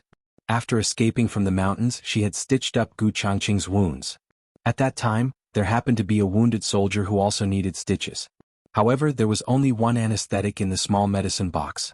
Gu Changqing gave the anesthetic to the wounded soldier because he did not need it. He was a martial artist, so it was inevitable for him to get injured. Occasionally, when his injuries were serious, he would need to drink a little anesthetic soup. However, no matter what kind of anesthetic soup it was ineffective on him. Gu Jiao could not help but remember when she first came to the capital. When she stitched up Gu Changqing's wounds for the first time, there was no anesthetic in the small medicine box. At that time she did not think too much about it. Now that she thought about it, perhaps the small medicine box had already determined that the patient could not tolerate anesthesia. So, all the big and small wounds on his body were stitched up without anesthesia at all? Gu Changqing stared at Gu Jiao and smiled gently. It doesn't hurt, really? Gu Jiao answered seriously, but her movements were much lighter. The war was over and the plague patient had recovered. Now it was time for Gu Jiao's group to return to the capital. Tang Yueshan left behind a portion of the garrison. Gu Changqing also left behind 20,000 Gu clan soldiers to assist in the reconstruction of the three cities after the disaster. After the governors of Beiyang City and Yi City were killed, the imperial court issued edicts overnight to appoint two new governors. When the new governors arrived at their respective residences, the Gu clan army and the imperial court's garrison were ready to go. Princess Ning and was going to return to the capital with them. It was the old Marquis's task to bring Princess Ning and back to the capital. Currently the old Marquis was still recovering in bed, so Gu Changqing came forward to ask Princess Ning and for instructions. In the governor's residence, Gu Changqing met with Princess Ning and in the study. Ever since Princess Ning and came down from the mountain, she had been staying in her room. She did not go out or speak to anyone. Gu Changqing understood that the matter of the remnants of the previous dynasty had a great impact on her, so he never mentioned the war or the prince consort in front of her. Gu Changqing cupped his hands in greeting and said seriously, "We'll be returning to the capital tomorrow morning. Does the princess have any other orders?" Princess Ning and stared blankly at the snowy scenery outside the window. After a while she muttered, "On the way back to the capital, can we go to Ji City, to pick up someone?" As she spoke, she seemed to be afraid of troubling Gu Changqing, so she added, "There's no need for too many people. A few people will be enough. It won't be hard for him to pick up." Gu Changqing roughly understood who they were going to pick up. He said, "I will go personally. I want to go too." In another room in the governor's residence, Gu Qingfeng, who had already taken off the splint on his arm and was back to full health, exploded. He had finally recovered from his injuries and planned to go to the battlefield to fight to his heart's content, but in the end he was told that the Qin kingdom had surrendered. He had just become a part of the Gu clan's army and had assumed the title for nothing. The main reason was that he wanted his eldest brother to witness his strength. Okay. Gu Changqing agreed. Gu Qingfeng was excited the entire night. Finally he could go on a mission with his eldest brother. Unexpectedly, when he walked out of the military camp fully armed, he saw Gu Jiao by his eldest brother's side. Gu Qingfeng's face instantly darkened. She's going too? Wasn't it just him? Why did a servant girl have the honor of fighting side by side with his eldest brother? Get on the horse. Gu Changqing patted his horse and said, "If that's more like it." Gu Qingfeng curled his lips and walked towards his eldest brother's horse. He had been eyeing his eldest brother's horse for a long time. In their family, other than his grandfather's horse, his eldest brother's horse was the best. It was even better than the horse he had stolen from the prince consort. "Not you." Gu Changqing blocked him mercilessly. He carried Gu Jiao by the waist and gently placed her on the horse's back. He said gently, "Sit tight." Gu Jiao nodded. Gu Changqing flipped over and sat on Gu Jiao's horse. Then the two of them left like a cloud of dust. Gu Qingfeng was left behind with a dumbfounded expression. "Hey, have you all forgotten something?"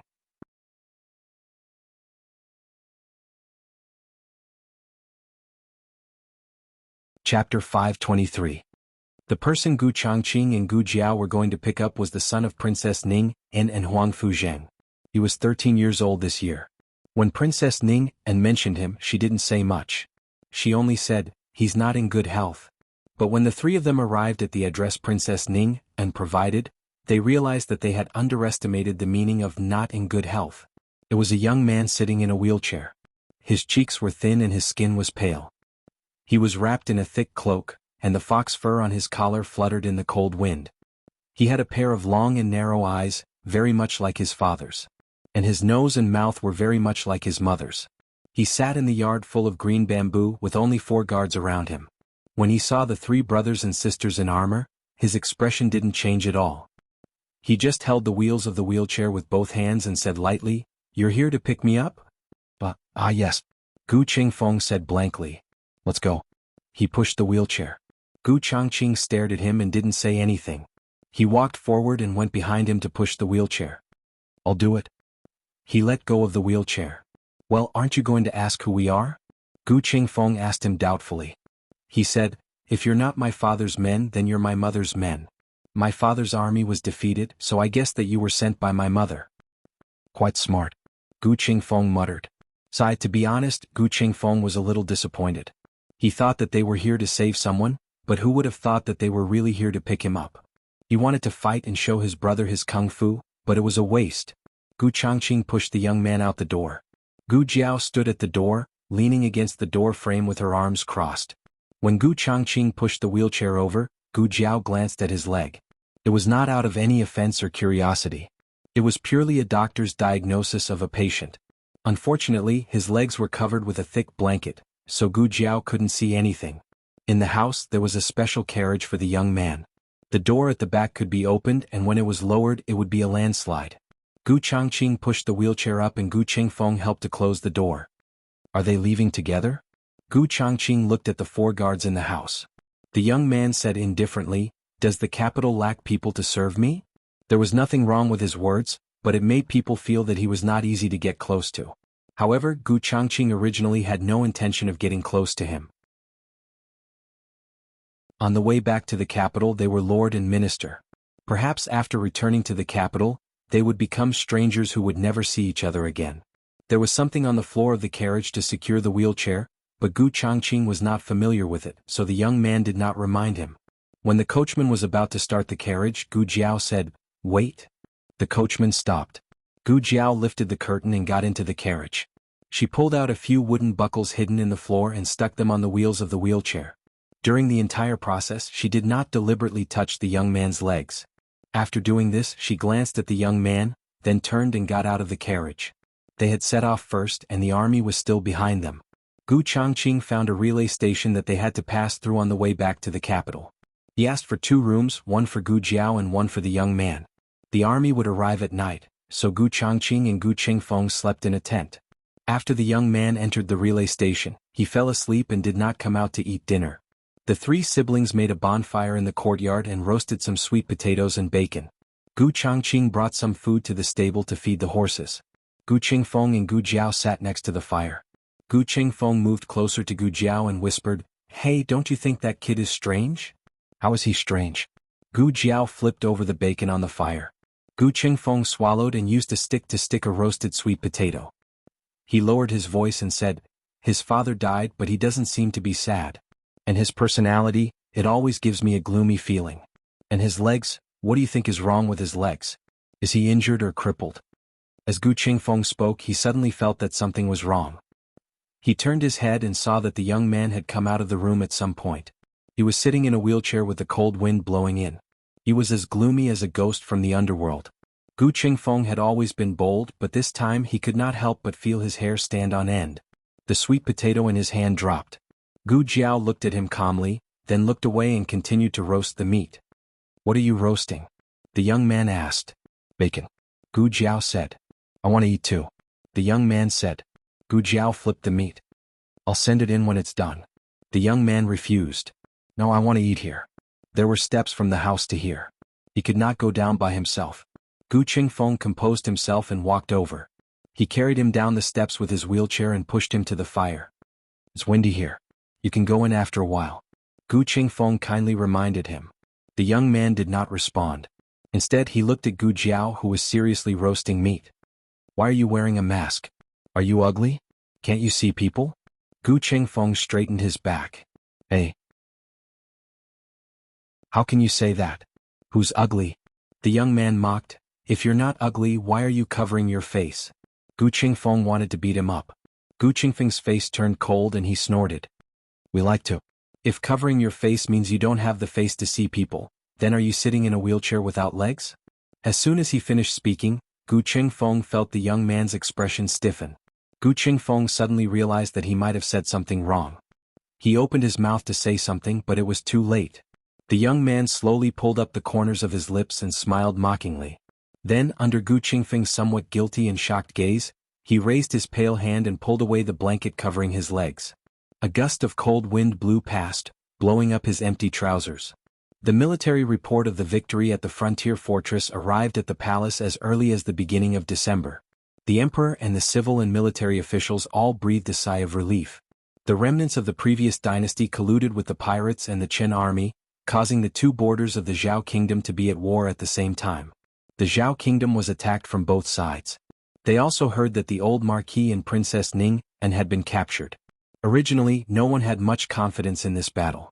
But they did not expect the Gu army to win so quickly. The emperor began to look forward to the return of Princess Ning and Gu Changqing, Tang Yueshan, the old marquis and the soldiers. Of course there was also the little godly doctor. He was the one who gave the imperial edict to let the little godly doctor out of the capital. At that time he really did not expect the little godly doctor to go to the frontier fortress. If it were not for the news from Yuegu City that there were 2 officials sent by Empress Dowager Zhuang with the token of Rensho Palace, he would still be in the dark. If he had known that she was going to such a dangerous place, he would not have given her the imperial edict to leave the city. Only the heavens knew that his imperial mother hated him to death. He had not seen her for 3 days. Not here yet? Not here yet? The emperor sat restlessly in the imperial study. Soon.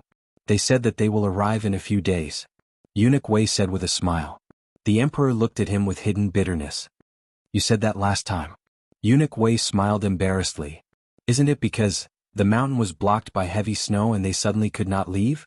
The weather was colder than when they left, and the mountain was blocked by heavy snow more often. Originally, according to the speed of the army's rapid march, they should have arrived in the capital on the 20th. But day after day, even after the new year, there was still no sign of the army. The emperor slumped back in his chair. If the little godly doctor does not return, I fear that imperial mother will ignore us for the rest of her life. The emperor was wrong. Jiao did not return. Empress Dowager Zhuang did not want to pay attention to this foolish son of hers. He actually took her Jiao to the frontier fortress. How did she not suffocate him with a blanket? In by Shui Alley, the family was also waiting for Gu Jiao to return. Each day felt like a year. The night that Gu Jiao left, they all went to sleep. It was only the next day that Xiaoheng told them that Gu Jiao had gone to the frontier fortress. Yao Shi almost fainted on the spot. The frontier fortress was at war. How could her daughter go to that kind of place? Gu Yin was used to Gu Jiao's existence. When she suddenly left, Gu Yin felt as if he had been cut in half and taken away. Gu Xiaoshen was also very worried and sad. He grew up with Gu Jiao. He spent the most time with Gu Jiao and the shortest time apart. Therefore he was the one who was not used to it. Little Jing Kong woke up and found that Gu Jiao was not there. He almost cried. Then he saw the letter that Gu Jiao left for him. Then he held back his tears. Jiao was not in the capital. It was useless for him to cry. He wanted to keep his tears and cry for Jiao when he came back. Xiaoheng was now working in both the Imperial Hanlin Academy and the Ministry of Justice. The Ministry of Justice was more informed than the Imperial Hanlin Academy. The Ministry of Justice and the Ministry of War were the first to know if there was any movement on the front line. Whether it was for official business or for personal reasons, Xiaoheng spent more time in the Ministry of Justice than in the Imperial Hanlin Academy. He opened countless letters. Is the mountain blocked by the heavy snow again? Minister Xing asked Xiaoheng, who was sorting out the letters as he wrote the memorials. Xiaoheng put away the letters and said in his usual tone, yes. They were delayed in Sangzhou. Minister Xing frowned and said, Sangzhou is at least 7 or 8 days away from here. I'm afraid the army won't be able to come back before the new year. The day after tomorrow was New Year's Eve. Even if the army didn't stop, they wouldn't be able to come back to the capital. Xiaoheng looked at the flying snow outside the window and showed a thoughtful expression. The border was bitterly cold and smoky, but the capital was not affected by the war. The streets and alleys were full of peddlers and soldiers, shops and crowds. It was as prosperous as a brocade.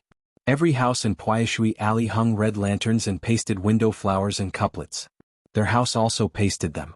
This year Lin Qingye and Feng Lin both went back to Yuzhou to celebrate the new year.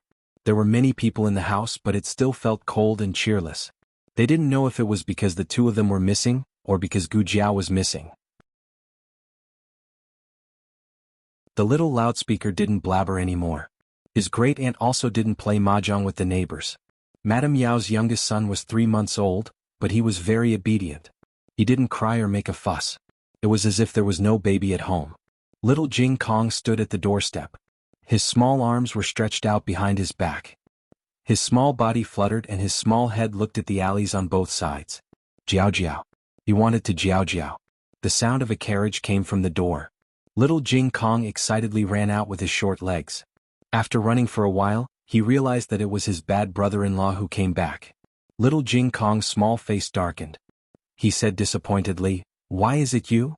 Xiaoheng got out of the carriage and tapped his forehead. "Why isn't it me?" "Umph."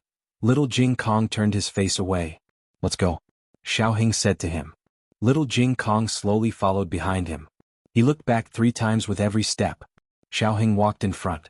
He didn't need to look back to know what he was doing. Stop looking. Jiao Jiao won't come back today. Little Jing Kong asked, why? Xiaoheng said, the heavy snow has sealed the mountain. The army can't leave. Little Jing Kong asked, can Jiao Jiao come back tomorrow? Xiaoheng said, I don't know. Little Jing Kong asked, what about the day after tomorrow? The day after tomorrow is New Year's Eve. It's my birthday. Can Jiao Jiao come back in time to celebrate with me? Xiaoheng said, you weren't born on New Year's Eve. Little Jing Kong put his hands on his waist and stomped his feet. The abbot said that my birthday is on New Year's Eve. That's New Year's Eve. Jiao Jiao also celebrated my birthday on New Year's Eve. Xiaoheng smiled. He didn't argue with him. Instead, he stopped and rubbed his little head that had grown some hair. Let's go in. Early the next morning, little Jing Kong sat on the threshold. He waited from dawn to dusk. He waited until he became a light shui, but Jiao Jiao still didn't come back. Guyan walked over and led the little guy in.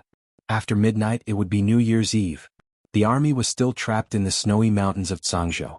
It was destined that they wouldn't come back this year. At night, the family sat by the fire in the central room. Suddenly there was a knock on the door in the front yard. They were all startled. Jiao Jiao. Little Jing Kong was the first to rush out. However, it wasn't Gu Jiao Jiao who came. It was Granny Zhou. She came to deliver dumplings. Thank you, Granny Zhou. Little Jing Kong politely took the basket and thanked her. He carried the basket back to the central room. As soon as he sat down, there was another knock on the door. This time it was Gu Xiaoshen who rushed out. Gu Yin also wanted to rush out, but he was a little sickly boy. He couldn't outrun the two of them. Unfortunately, it wasn't Gu Jiao Jiao this time. It was Aunt Lu. Aunt Lu came to deliver spring rolls. When the door was knocked on for the third time, Secret Guard A rushed out. He received a murderous look from his young master. Either he opened the door or he died. I am so cruel. Master Zhao, thank you. Secret Guard A carried the basket of duck eggs back to the central room. Everyone sighed in unison. The door of the courtyard was ajar. Gu Jiao Jiao didn't need to knock on the door to return to her own home. Therefore, everyone knew clearly that it wasn't Gu Jiao who came. However, they still couldn't help but look forward to it. Go to sleep, Xiaoheng said to everyone. Everyone returned to their own rooms with heavy hearts. It seemed that this New Year's Eve Jiao Jiao really couldn't come back. Xiao Lulang tidied up the central room. He wasn't sleepy for the time being, so he went to the study to read for a while. It was still the letter of credence from the Yen Kingdom. He was almost halfway through it. However, he couldn't continue reading tonight. New Year's Eve used to be the most important day in his life. It was the day he came to this world, and it was also the day he died, in that fire. Coincidentally, it was also midnight. Xiao Lulang looked at the hourglass on the wall. It was midnight again. He closed the book in his hand and went to the quiet courtyard. He looked at the swing that Gu Jiao personally made and was a little lost in thought. Dong. Something hit the door of the courtyard. Xiao Lulang came back to his senses. He frowned and walked towards the door. Senior servant Fong bolted the door before going to bed. Xiao Lulang paused for a moment and then took down the bolt. He opened the vermilion door and a biting cold wind and snow poured in. After the wind and snow filled the sky, a small figure dressed in green sat against the wall on the threshold. One of her slender legs was bent, and the hand holding the horsewhip was on her knee. Her black hair was messed up by the wind and snow, and her lips were dry and cracked. She was covered in wind and rain and looked a little embarrassed. She leaned against the corner of the wall and gasped for breath. She raised her head and looked deeply at him with her eyes that were still clear despite being covered in wind and sand. The corners of her lips curved and she said, "Happy birthday, Lord Xiao."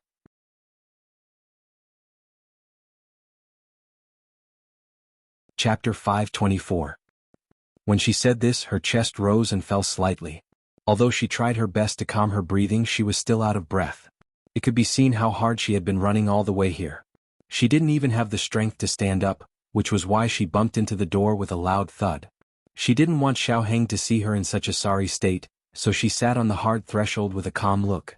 She leaned against the cold corner of the wall, but she didn't know that her tiredness was written all over her face. Even so, when she looked at him, her eyes were still shining. The wind and snow were raging between heaven and earth, and the cold wind was whistling.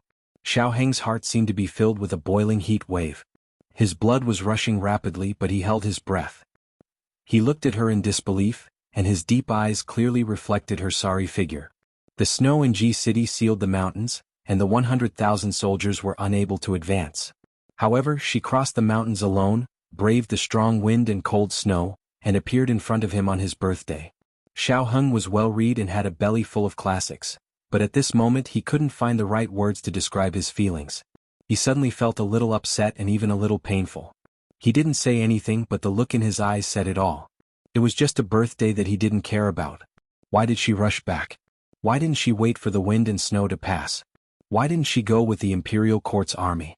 Why, what else could it be? It was just something that he didn't care about, but someone cared about it for him. Xiao Heng's heart was moved, but there was no change in his expression. He quickly took off his outer robe, squatted down, and wrapped the outer robe with his body temperature around Gu Jiao's body. Gu Jiao's body was enveloped by a huge wave of warmth, followed by his unique manly aura and delicate fragrance. She sniffed and said with a little nasal voice that was frozen, "You smell so good." Xiao Heng looked at the tip of her nose, which was red from the cold. "You're so cold. Can you still smell my fragrance?" "Yes, it smells good," Gu Jiao said with certainty. Xiao Heng was originally looking at her disheveled appearance and thinking about the risks and hardships she had faced along the way. His mood was a little complicated and heavy, but after her interruption he didn't know whether to laugh or cry.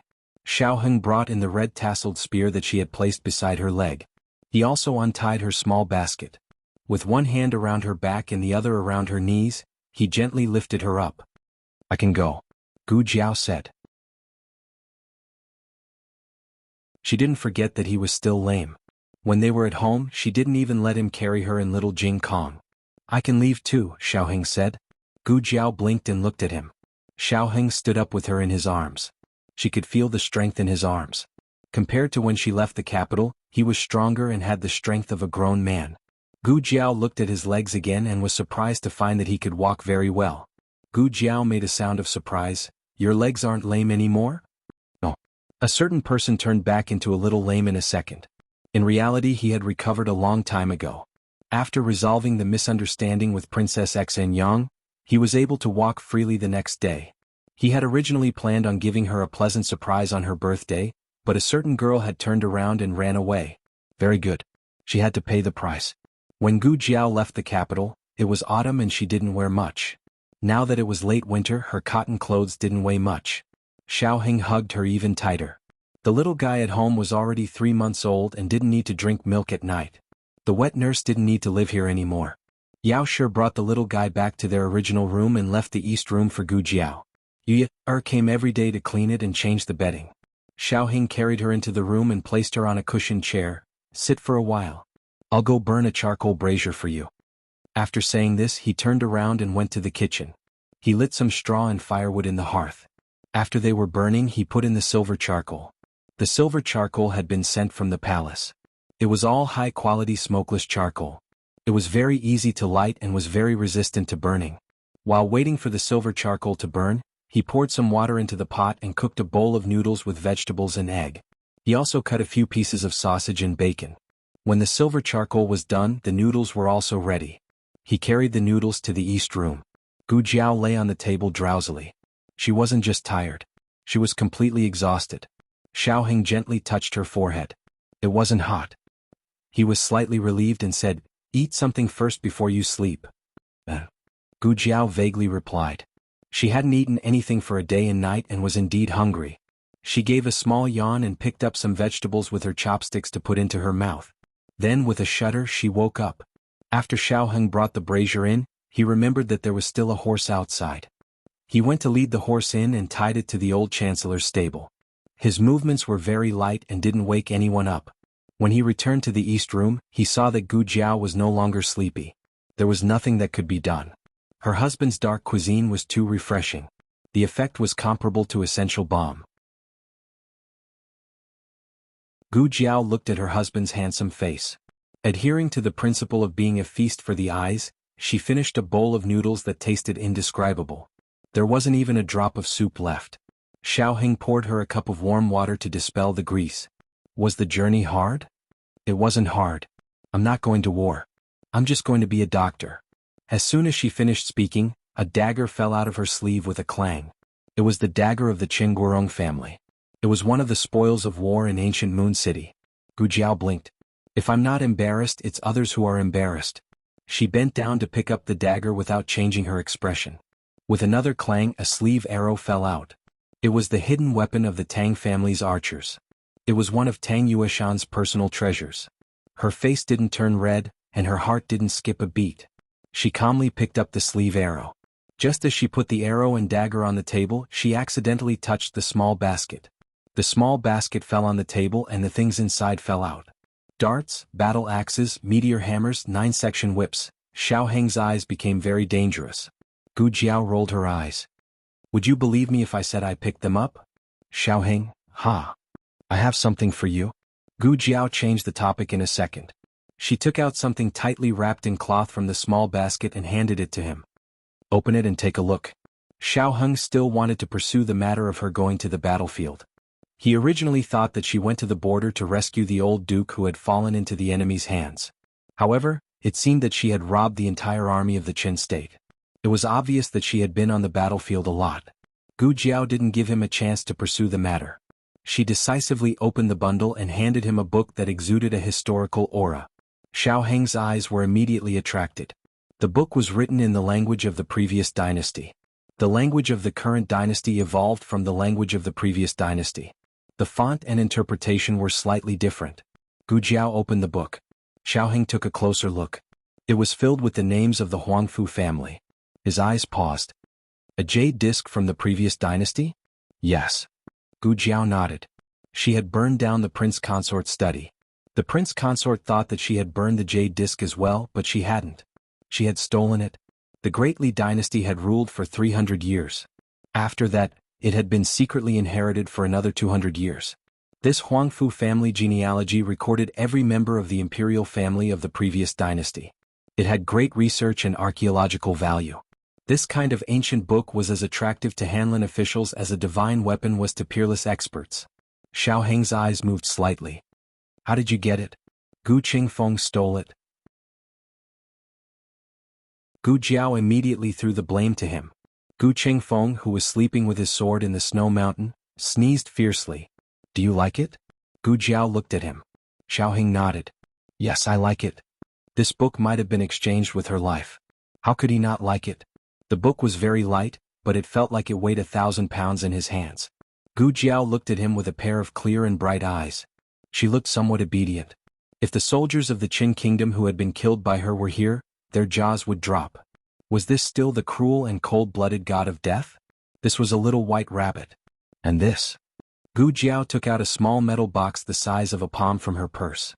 I heard that the pine smoke ink of the Qin kingdom's imperial family is the best ink in the world. Try using it to draw. Green ink is not bad. Unfortunately, there are only 2 pieces. Prince Bo has a master who makes brushes. He made a new one for me. Gu Jiao continuously took out small gifts from the small basket on her back. He didn't know how many things she had in there. Xiao Heng stared at her deeply. Every time she took out a small gift, his eyes would deepen. After she took out a small gift for the umpteenth time, he finally couldn't hold it in anymore. He gently clasped one of her wrists and pulled her into his arms. Gu Jiao was caught off guard. Her small head bumped into his warm chest. His drumming heartbeat passed through the thick material of his clothes and into her ears. Her ears were burning from the sound of his thumping. The surroundings suddenly seemed to be quiet. Only each other's breathing and heartbeat could be heard. Are you hurt? He asked in a hoarse voice.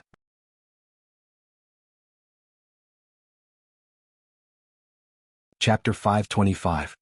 If she wasn't injured, would he let me see the pentakill? Gu Jiao's eyes widened. She shook her head in his arms. No, absolutely not. Being sick doesn't count as being injured. She didn't lose a single hair. Xiao Heng felt the furry little head in his arms turn around, tickling his heart. He took a deep breath and held Gu Jiao's little shoulder to help her sit up straight. Then he looked into her eyes without blinking. You really aren't injured? Gu Jiao met his gaze calmly. I'm really not injured. She would never admit that she had almost died several times.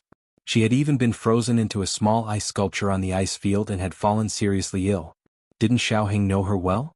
Even if she poked a hole in the sky, she would never feel guilty. But she had changed the topic too quickly. It was impossible that nothing had happened on the frontier. Xiao Heng asked directly, Where are you injured? Xiao Heng asked directly. Gu Jiao wouldn't be tricked by him. I'm not injured anywhere.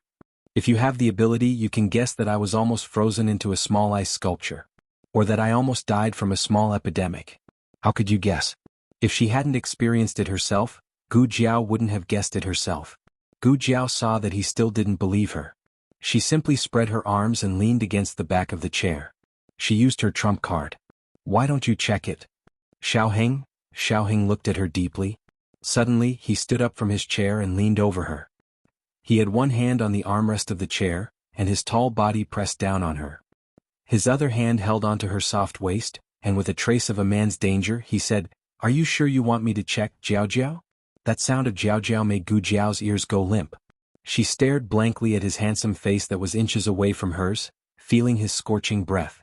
The warmth of his palms was transmitted to her waist through the fabric of her clothes, and her originally cold waist seemed to be on fire in an instant. He didn't have much strength, but it was this kind of domineering and restrained feeling that made it hard for people to resist. Gu Jiao blinked her eyes. She suddenly reached out her hand and hugged his waist that was filled with masculine strength.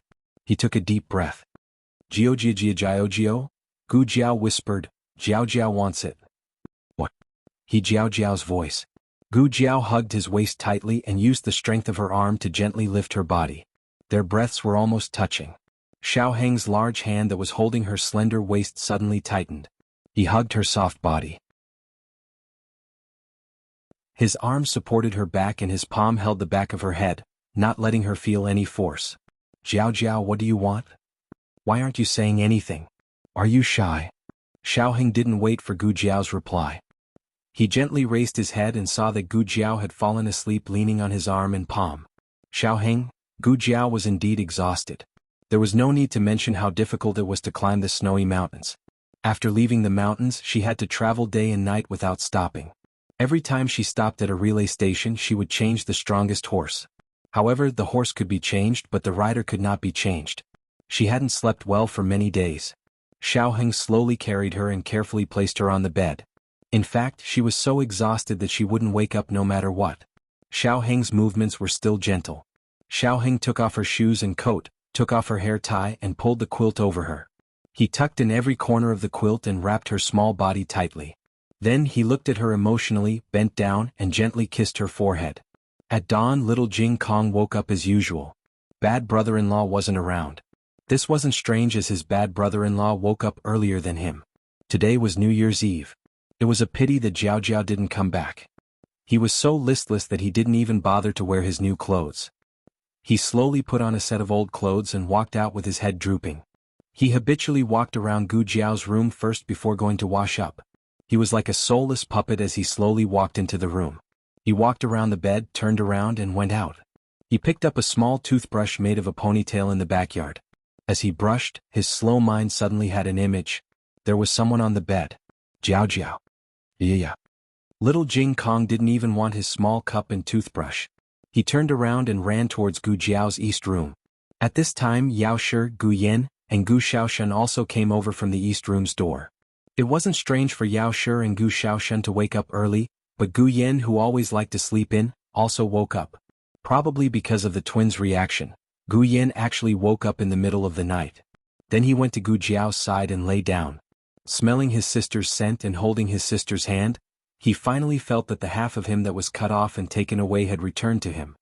Little Jing Kong had just opened his mouth when Gu Yan covered his mouth. Little Jing Kong anxiously looked at Jiao Jiao, who was sleeping soundly on the bed.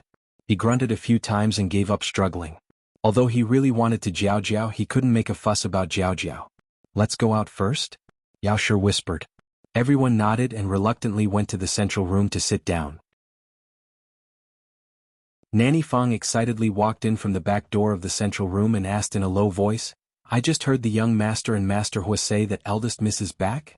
The old chancellor had been very worried about Gu Jiao, so after dawn, Xiao Heng first told Yao Shi the news of Gu Jiao's return, and then went to report to the old chancellor that she was safe. Yao Shi also couldn't hide the excitement in her heart. She nodded with a smile and said in a low voice, "She's back." Nanny Fang put her hands together and said, "Amit Ba, thank the heavens." Before Gu Jiao left, she left a letter for the family. In the letter she said that she was going to be a doctor. Except for Xiao Heng and Gu Yan, everyone else believed her. However, even if she was going to be a doctor, it was still very dangerous. In the land of war, even the old marquis was captured. Gu Jiao was only a girl, so protecting herself was the most worrying problem for everyone. Now that they saw that she was back safely, everyone's hanging hearts finally returned to their stomachs. Gu Jiao slept all the way until the afternoon. After running around for so long, she was in a trance when she opened her eyes. She almost thought that she had transmigrated again. Otherwise, how could she wake up in such a warm place? Then she saw 1, 2, 3 4 little heads sticking in through the crack of the door. They were little Jing Kong, Gu Xiaoshen, Gu Yan and Gu Xiaobao, who just turned 3 months old. Gu Xiaobao was held in front of Gu Yan's chest with both hands. His pair of black grape-like eyes were rolling around, and he was sucking on his fingers. The whole room was filled with the sound of his fingers sucking. Gu Jiao sat up. Little Jing Kong's eyes lit up. He pushed open the door with a bang and was the first to rush to the bed. Jiao Jiao, you're awake. Gu Yan snorted and said, Hey, Jiao Jiao didn't wake up. She's sleeping. The stinky little monk ran so fast. Little Jing Kong ignored Brother Yin. Jiao Jiao was back and he only talked to Jiao Jiao. Little Jing Kong came to the bedside and plunged into Gu Jiao's arms. He shook his little head cutely and said, Jiao Jiao, I missed you. I missed you so much. He just wanted to act cute, but as he did, he felt a lump in his throat. He felt wronged. He hadn't seen Jiao Jiao for so many days, and he felt that he had wasted his childhood. He wanted to start all over again in these 3 months. Your hair has grown long, Gu Jiao said. When he left, he still had a buzz cut. Now he had a small mushroom hairstyle. After the new year, he should be able to get a small ponytail. Yes. Little Jing Kong replied pitifully. He didn't want to talk about his hair now. Jiao Jiao, remember to bring me along the next time you go out. I want to go with you. Gu Yan walked in with Gu Xiaobao. He glanced at the little guy and said, What do you think that is? Can a child go there? Little Jing Kong stood up from Gu Jiao's arms and looked at Gu Yan with his hands on his hips. I will grow up. Gu Yan loved to bicker with the little guy. You can't go there even if you grow up. It's a war zone and it's very dangerous. A weak scholar like you can only stay in the capital. These words successfully silenced little Jing Kong. Gu Yan thought that she had finally won the argument with the little fellow. Who would have thought that after a long while little Jing Kong suddenly said in a hurt tone, So, did Jiao Jiao go to a very dangerous place? He was a child and his family wanted to protect him. Naturally they wouldn't tell him that Gu Jiao went to a war zone. They only said that it was a frontier fortress. Gu Jiao also said so in the letter. Little Jing Kong thought that it was a very far away visit. Gu Yan didn't expect that his bickering with the little fellow would make a slip of the tongue. He cleared his throat and said, Okay, Jiao Jiao has returned safely. You don't have to worry anymore. He said it as if he wasn't worried. Jiao Jiao. Little Jing Kong looked at Gu Jiao solemnly. Yes. Gu Jiao was a little confused by this sudden reaction. She wondered if the little guy was frightened. War was a very scary thing for such a young child. She was about to touch his little head to comfort him and tell him that she was really fine. Just like Gu Yan said, he didn't have to worry about her. Little Jing Kong suddenly looked at her and said very seriously, Jiao Jiao, don't go to dangerous places in the future. If you must go, I'll go for you. If you must go to war, I'll fight for you.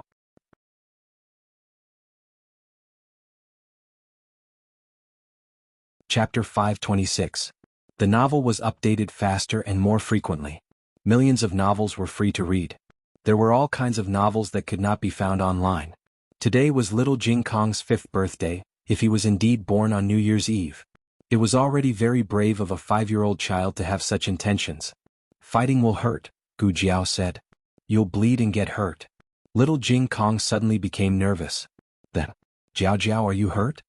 Gu Jiao was speechless for a moment. I was just scaring you and asking you to beat the Tang clan. Why are you focusing on me? Gu Jiao felt warm in her heart. It was a feeling that she had never experienced in her previous life, but she felt a lot more after coming here. Gu Jiao touched his little head and shook her head with a smile in his helpless eyes. I'm not hurt. Phew, little Jing Kong heaved a long sigh of relief. After that, he patted his little chest and said like a little man, I'm not afraid of pain, injury, or bleeding. He was afraid that he would not Jiao Jiao. He lowered his head and twirled his little fingers. Little Jing Kong grew up in the temple. The abbot, his master, and his senior brothers were all very good to him, but some things could not be made up in the temple. The gaps in his life were filled by Gu Jiao bit by bit. Gu Jiao could never imagine how important she was to him. The corners of Gu Jiao's lips curled up. Jing Kong is really brave. Little Jing Kong was flattered. He raised his little chin and said, "Of course I'm the bravest little man in the family." Gu Yan snorted. "Little brat." Little Jing Kong stayed with Gu Jiao for a while. His little heart was comforted and he happily went to the backyard to practice martial arts. Without the loudspeaker, the room was quiet. Gu Yan came to the bedside and sat down. There were only 3 of them left in the house. Little Jing Kong's combat power was equivalent to that of a regiment. Even if the 3 of them worked together, they wouldn't be as troublesome as him. For a moment, the atmosphere was particularly harmonious. Gu Jiao sat at the head of the bed and looked at the little munchkin in Gu Yan's hands. She made a sound of surprise and said, "This is, little brother? You've grown so big?" Gu Xiaobao, call her sister. Gu Yan lowered her head and said to Gu Xiaobao. Perhaps because he heard his name, Gu Xiaobao stopped sucking on his fingers. He lifted his head to look at Gu Yan, then at Gu Jiao. Gu Jiao was undoubtedly a stranger to Gu Xiaobao. However, Gu Xiaobao had a good temper. He usually didn't cry or make a fuss. When the neighbors came to hug or pinch him, he would give them face. Gu Yan placed Gu Xiaobao in Gu Jiao's arms. Indeed, he didn't cry. He just opened his big round eyes and drooled as he stared unblinkingly at Gu Jiao. Gu Xiaobao was chubby and the 2 lumps of meat on his face were heavy. He looked especially like a little Fua. Gu Jiao looked at his silly and adorable appearance and couldn't help but laugh. Gu Xiaobao was already 3 months old. He could actually recognize people. For example, he liked Yao Shi the most, followed by nannies. After all, they had milk to drink. When there was no milk to drink, Gu Xiaobao would eat his fingers. However, perhaps because he had never seen Gu Jiao before, Gu Xiaobao was a little confused. He was so confused that he forgot to eat his fingers. Then, in the next second, he stuffed his favorite little finger, which even Gu Yan couldn't bear to give to him, into Gu Jiao's mouth. The 3 little men didn't occupy Gu Jiao for too long. This was because when the little monk went to the rear courtyard to practice, he deliberately shouted, "Jiao Jiao, wake up!" Thus, Yao Shi, Nanny Fang Yuye, and the old chancellor all put down their work and came over. Gu Jiao dressed neatly, washed up, and went to the central room. Yao Shi and the old chancellor sat at the table and watched her. Nanny Fang and Yuye stood behind Yao Shi. Nanny Fang kept wiping her tears and cried even harder than Yao Shi. "Nanny, eldest miss is back." Yuye whispered. Nanny Fang choked with sobs and said, "I know, I'm just happy. After looking forward to it for so many days, he finally came back, didn't he? We can finally have a good new year." When Gu Jiao was lying inside, Nanny Fang wasn't so emotional. However, when she saw Yao Shi holding Gu Jiao's hand with red eyes, she immediately couldn't hold it in anymore. Yao Shi was still trying to hold it in. She held back her tears and touched her daughter's cheek, saying, "You've lost weight." Her face was also red from the cold. It wasn't as white and glossy as when she was in the capital. It could be seen that she had suffered a lot in the past 3 months. Yao Shi was very distressed. She asked Gu Jiao about what happened at the frontier fortress. Gu Jiao only said that everything was fine. The war was over, the city was taken back, the border of Zhao country was defended, and the old Marquis and Princess Ning were saved. How many soldiers died, how much they paid, how many people lost their homes, and how many times she narrowly escaped death. She didn't mention these. Yao Shi also knew that her daughter only reported the good news and not the bad, so she didn't force her. She smiled and wiped away her tears, saying, "It's the new year, let's not talk about this. It's good that you're back. Your grandfather and 2 older brothers are all right, right?" Everyone in the capital knew that Gu Changqing had been ordered to go up north. Although Gu Qingfeng had slipped out, he had caused Marquis Gu to suffer a beating. When Marquis Gu looked back, he knew that this fellow had gone up north to find the old Marquis. Gu Jiao nodded. "They're all well." All 3 of them were injured, but they were recovering well. Gu Qingfeng was the most resistant to beatings and was the first to recover. Gu Changqing's injury was also not a big problem. Now, only the old Marquis still needed to recuperate. After returning to the capital, he would do rehabilitation with Tang Yushan. Yao Shi looked at Gu Xiaobao, who was being shaken back and forth by Gu Yan.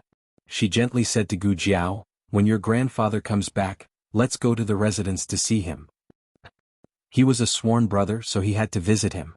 Yao Shi and her daughter had endless things to talk about. Until Gu Xiaobao was hungry, she then carried Gu Xiaobao to feed him. The old chancellor also asked about the situation at the frontier. He was not as easy to fool as those at home. He was once exiled to the frontier for 5 years because of Zhuang Jin's, so he knew how hard it was at the frontier. Sigh, it's been hard on you. The old chancellor sighed. You don't know how much Ah Heng misses you. He comes to the palace every 2 to 3 days. The officials think he can't wait to climb up the ranks. In fact, it's all to inquire about the news at the frontier. Xiaoheng just came out of the study and happened to hear the old chancellor's words. Gu Jiao also happened to look at him. He didn't know whether to advance or retreat. He cleared his throat and said, I'm concerned about the military situation. Gu Jiao, oh. The old chancellor asked about the remnants of the previous dynasty. Prince Yi and the prince consort are really dead? Gu Jiao nodded. The prince consort was killed by Gu Changqing. Prince Yi died of illness. The power of the previous dynasty should be completely disintegrated. The old chancellor asked, what's going on in Qin country? How did Yuan Tang escape from the capital? And surrendered to the Gu army? Their military strength is above the Gu army. There's no need for them to surrender without a fight, right? Could it be a conspiracy? The old chancellor couldn't be blamed for being so cautious.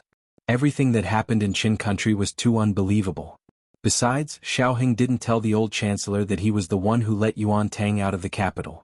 As for the friendship between Yuan Tang and Gu Jiao, the old chancellor didn't know anything about it. Surrender was what Zhao country called it. In fact, it was a truce between the two armies. Qin country had more military strength than the Gu army by 40,000, but the morale of Qin country was not as good as that of the Gu army. Moreover, Qin country had serious internal strife. The war caused the national treasury to be in deficit. They couldn't afford it.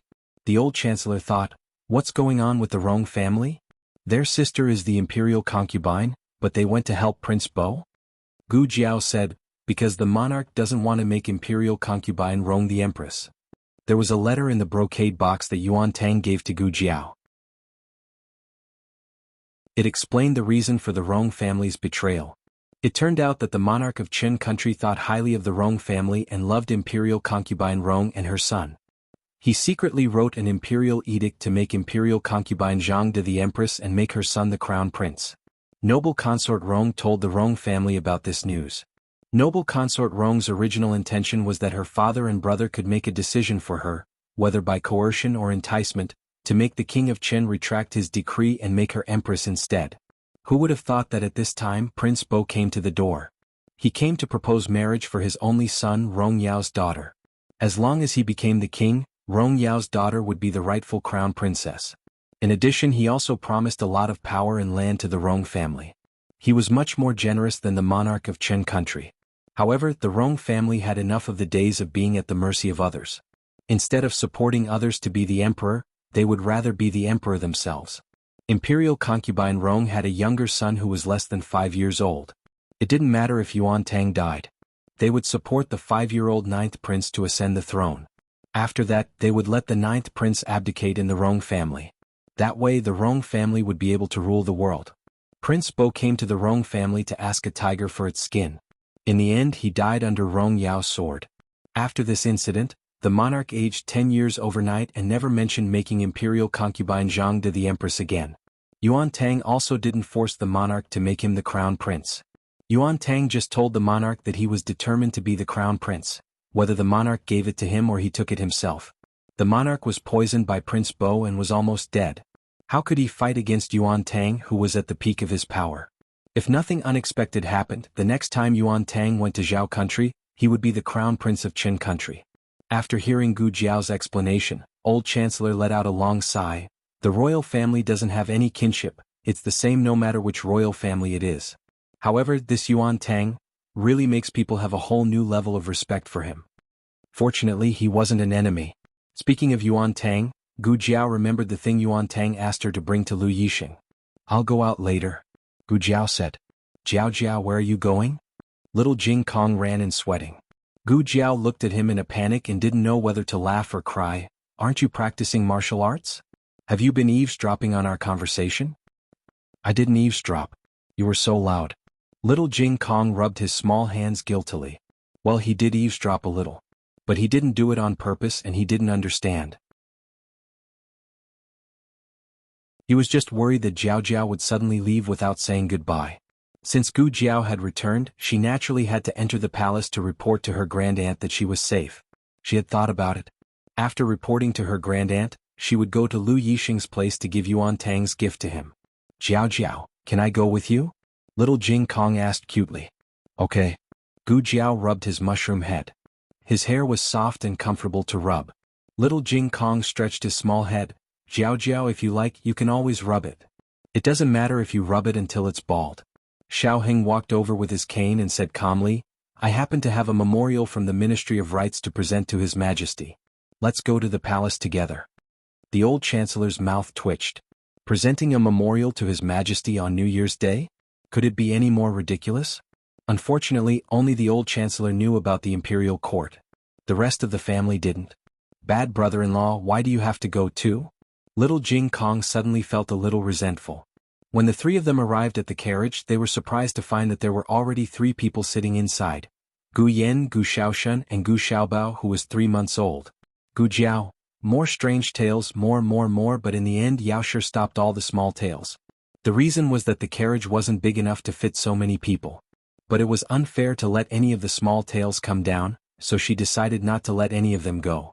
And Xiao Heng perfectly avoided the fate of being kept at home by Yao Shi because of the official excuse of the memorial.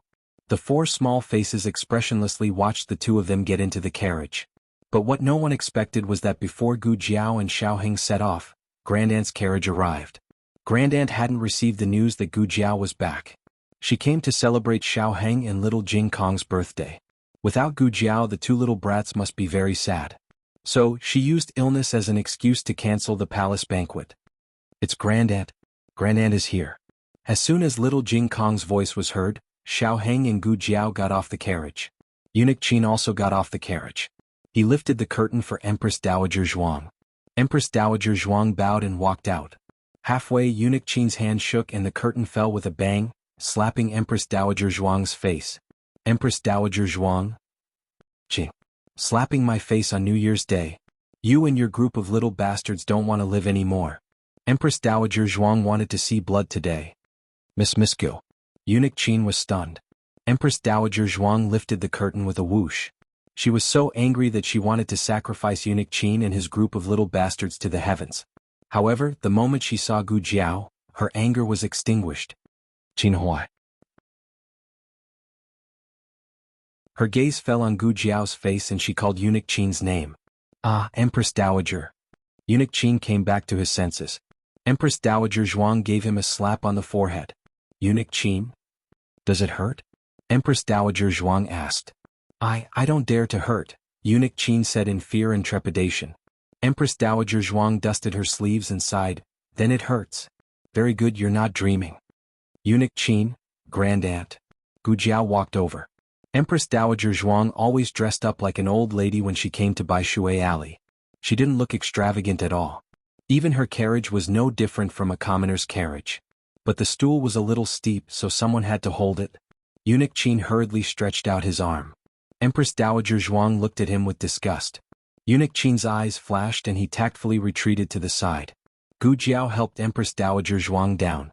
Empress Dowager Zhuang didn't wait to enter the courtyard. She looked at Gu Jiao at the door. Gu Jiao's change was obvious. She wasn't a girl who was pampered in the boudoir. She suffered a lot in the wind and rain. Even so, when she came back from the frontier fortress, Empress Dowager Zhuang almost didn't dare to recognize her. Needless to say, she was thin and tanned. Her cheeks were red from the cold and her lips were a little chapped. She was in the best age of a young girl. In Empress Dowager Zhuang's eyes, she was still beautiful and heroic. Moreover, she had a strength that was not inferior to the men of Zhao country. Empress Dowager Zhuang thought of countless words that she would say to Gu Jiao when she came back. But when she saw her, Empress Dowager Zhuang found that she couldn't say a single word. Thousands of emotions were stuck in her heart. She took a deep breath, held back the tears in her eyes and patted Gu Jiao's hand. It's good that you're back. It's good that you're back. Gu Jiao took her grandaunt's hand. Empress Dowager Zhuang didn't say anything. She just held Gu Jiao's hand tightly. Just as Empress Dowager Zhuang was immersed in the strong emotions of regaining Gu Jiao, another carriage suddenly came into the alley. The curtain of the carriage was lifted, and a figure with an impressive dragon aura bowed and walked out. He saw Empress Dowager Zhuang at the door and was startled. Mother? Mother, aren't you recuperating in Renshou Palace? Why did you secretly come to Bai Shui Alley? Empress Dowager Zhuang choked and squinted at him. Didn't you say that you were in seclusion to pray for the soldiers? Then why did you come to Bai Shui Alley? I was The emperor was just about to say that he secretly came out to get some fresh air when he saw the small figure hidden behind Empress Dowager Zhuang. He opened his eyes wide and walked over. "Little magic doctor? You're back?" "Yes, I'm back." Are you okay?" "I'm fine," Gu Jiao said. The emperor looked at her and also felt that she was fine. She was full of vitality. He said happily, "It's good that you're fine. You finally came back safely. Mother won't ignore me anymore." Empress Dowager Zhuang's mouth twitched and her face darkened. She didn't realize that blaming you for taking Jiao Jiao to the frontier was just an excuse. "I just simply didn't want to talk to you." The emperor didn't receive any disdain from his mother at all. He was very happy. First, his mother finally wanted to talk to him. Second, the little magic doctor came back safely. The little magic doctor also contributed to the victory of the frontier fortress. He wanted to reward her.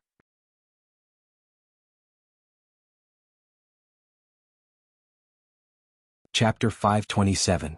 Novels with content that can't be found on the internet are available here.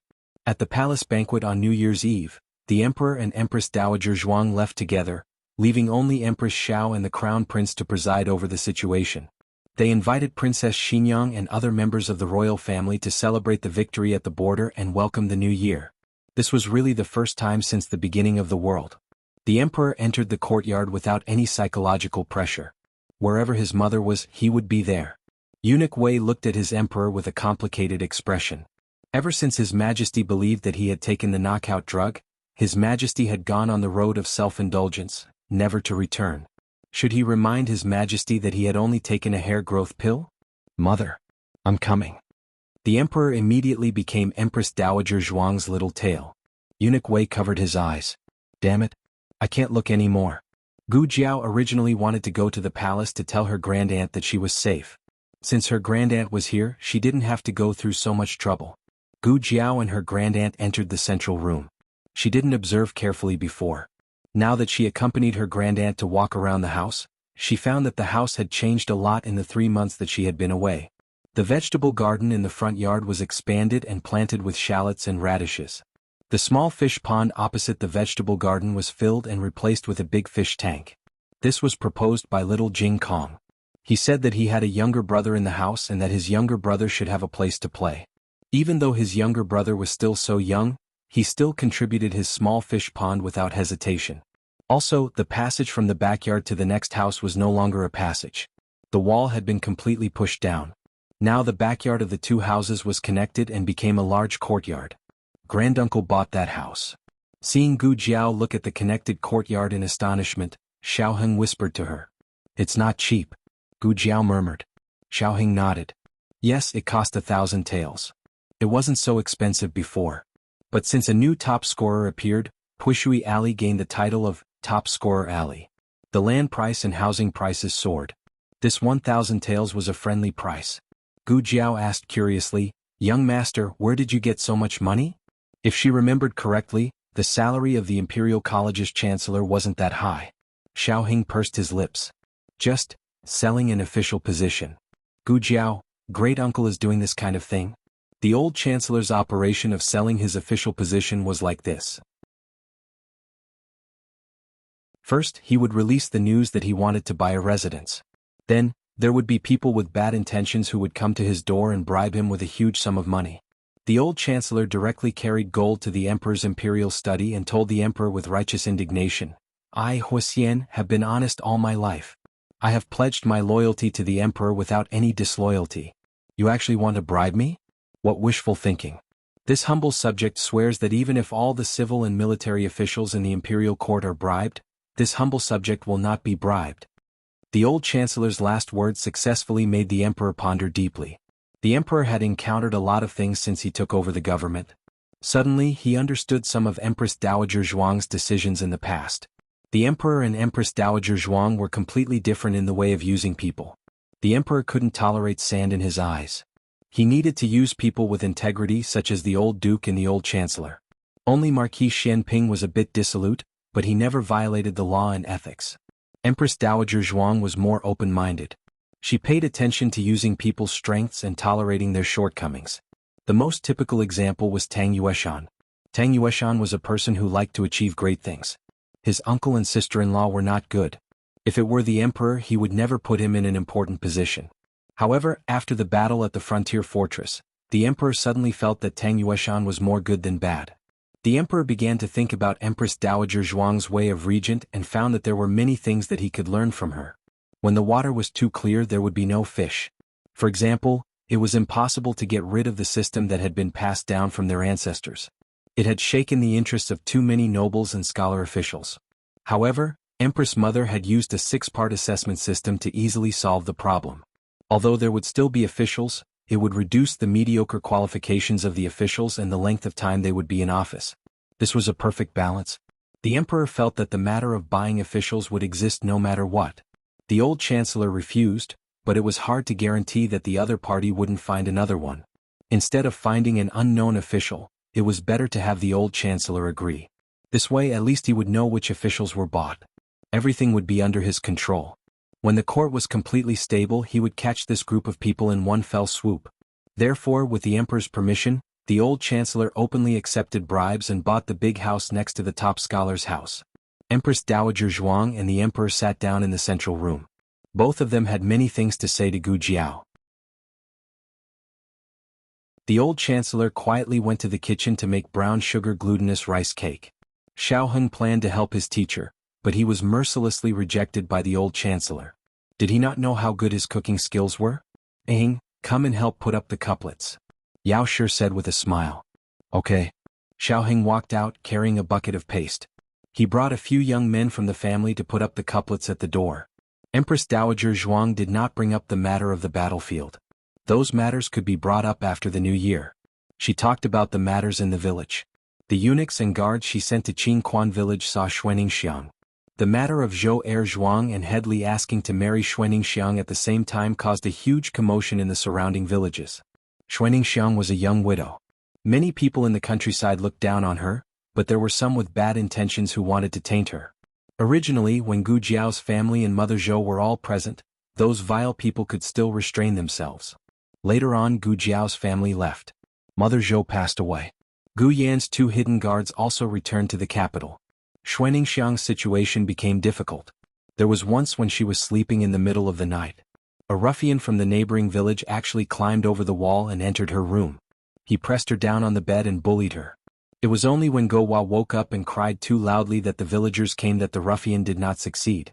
There was no way to hide news in the countryside. What happened in the night spread throughout the village the next day. That ruffian was called Li Dezhu. His wife went to Xuaningxiang's house the next day and had a big argument. She cursed Xuaningxiang as a fox spirit, a lowly hussy, a little whore. She stripped naked in the sorghum field and seduced her man. She even told her man to go find her in the middle of the night. Xuaningxiang went from being a victim to a fox spirit who seduced people. It was hard to explain. There were many similar incidents. Xuaningxiang never mentioned it in the letter. If Empress Dowager Zhuang's people didn't go to the countryside, they wouldn't know that Xuaningxiang had suffered so many grievances. Luoli was protecting Xuaningxiang. But the more he protected her, the more gossip there was. In the end, he, as Li Zheng, became an outsider. After Dean Li learned of this matter, he wanted to bring Xuaningxiang to town. At this time, Zhou Erzwang came back. It was unknown how the matter became known to everyone. In short, the whole village knew that Xuaningxiang was fancied by their brother-in-law and the dean of Tianxiang Academy.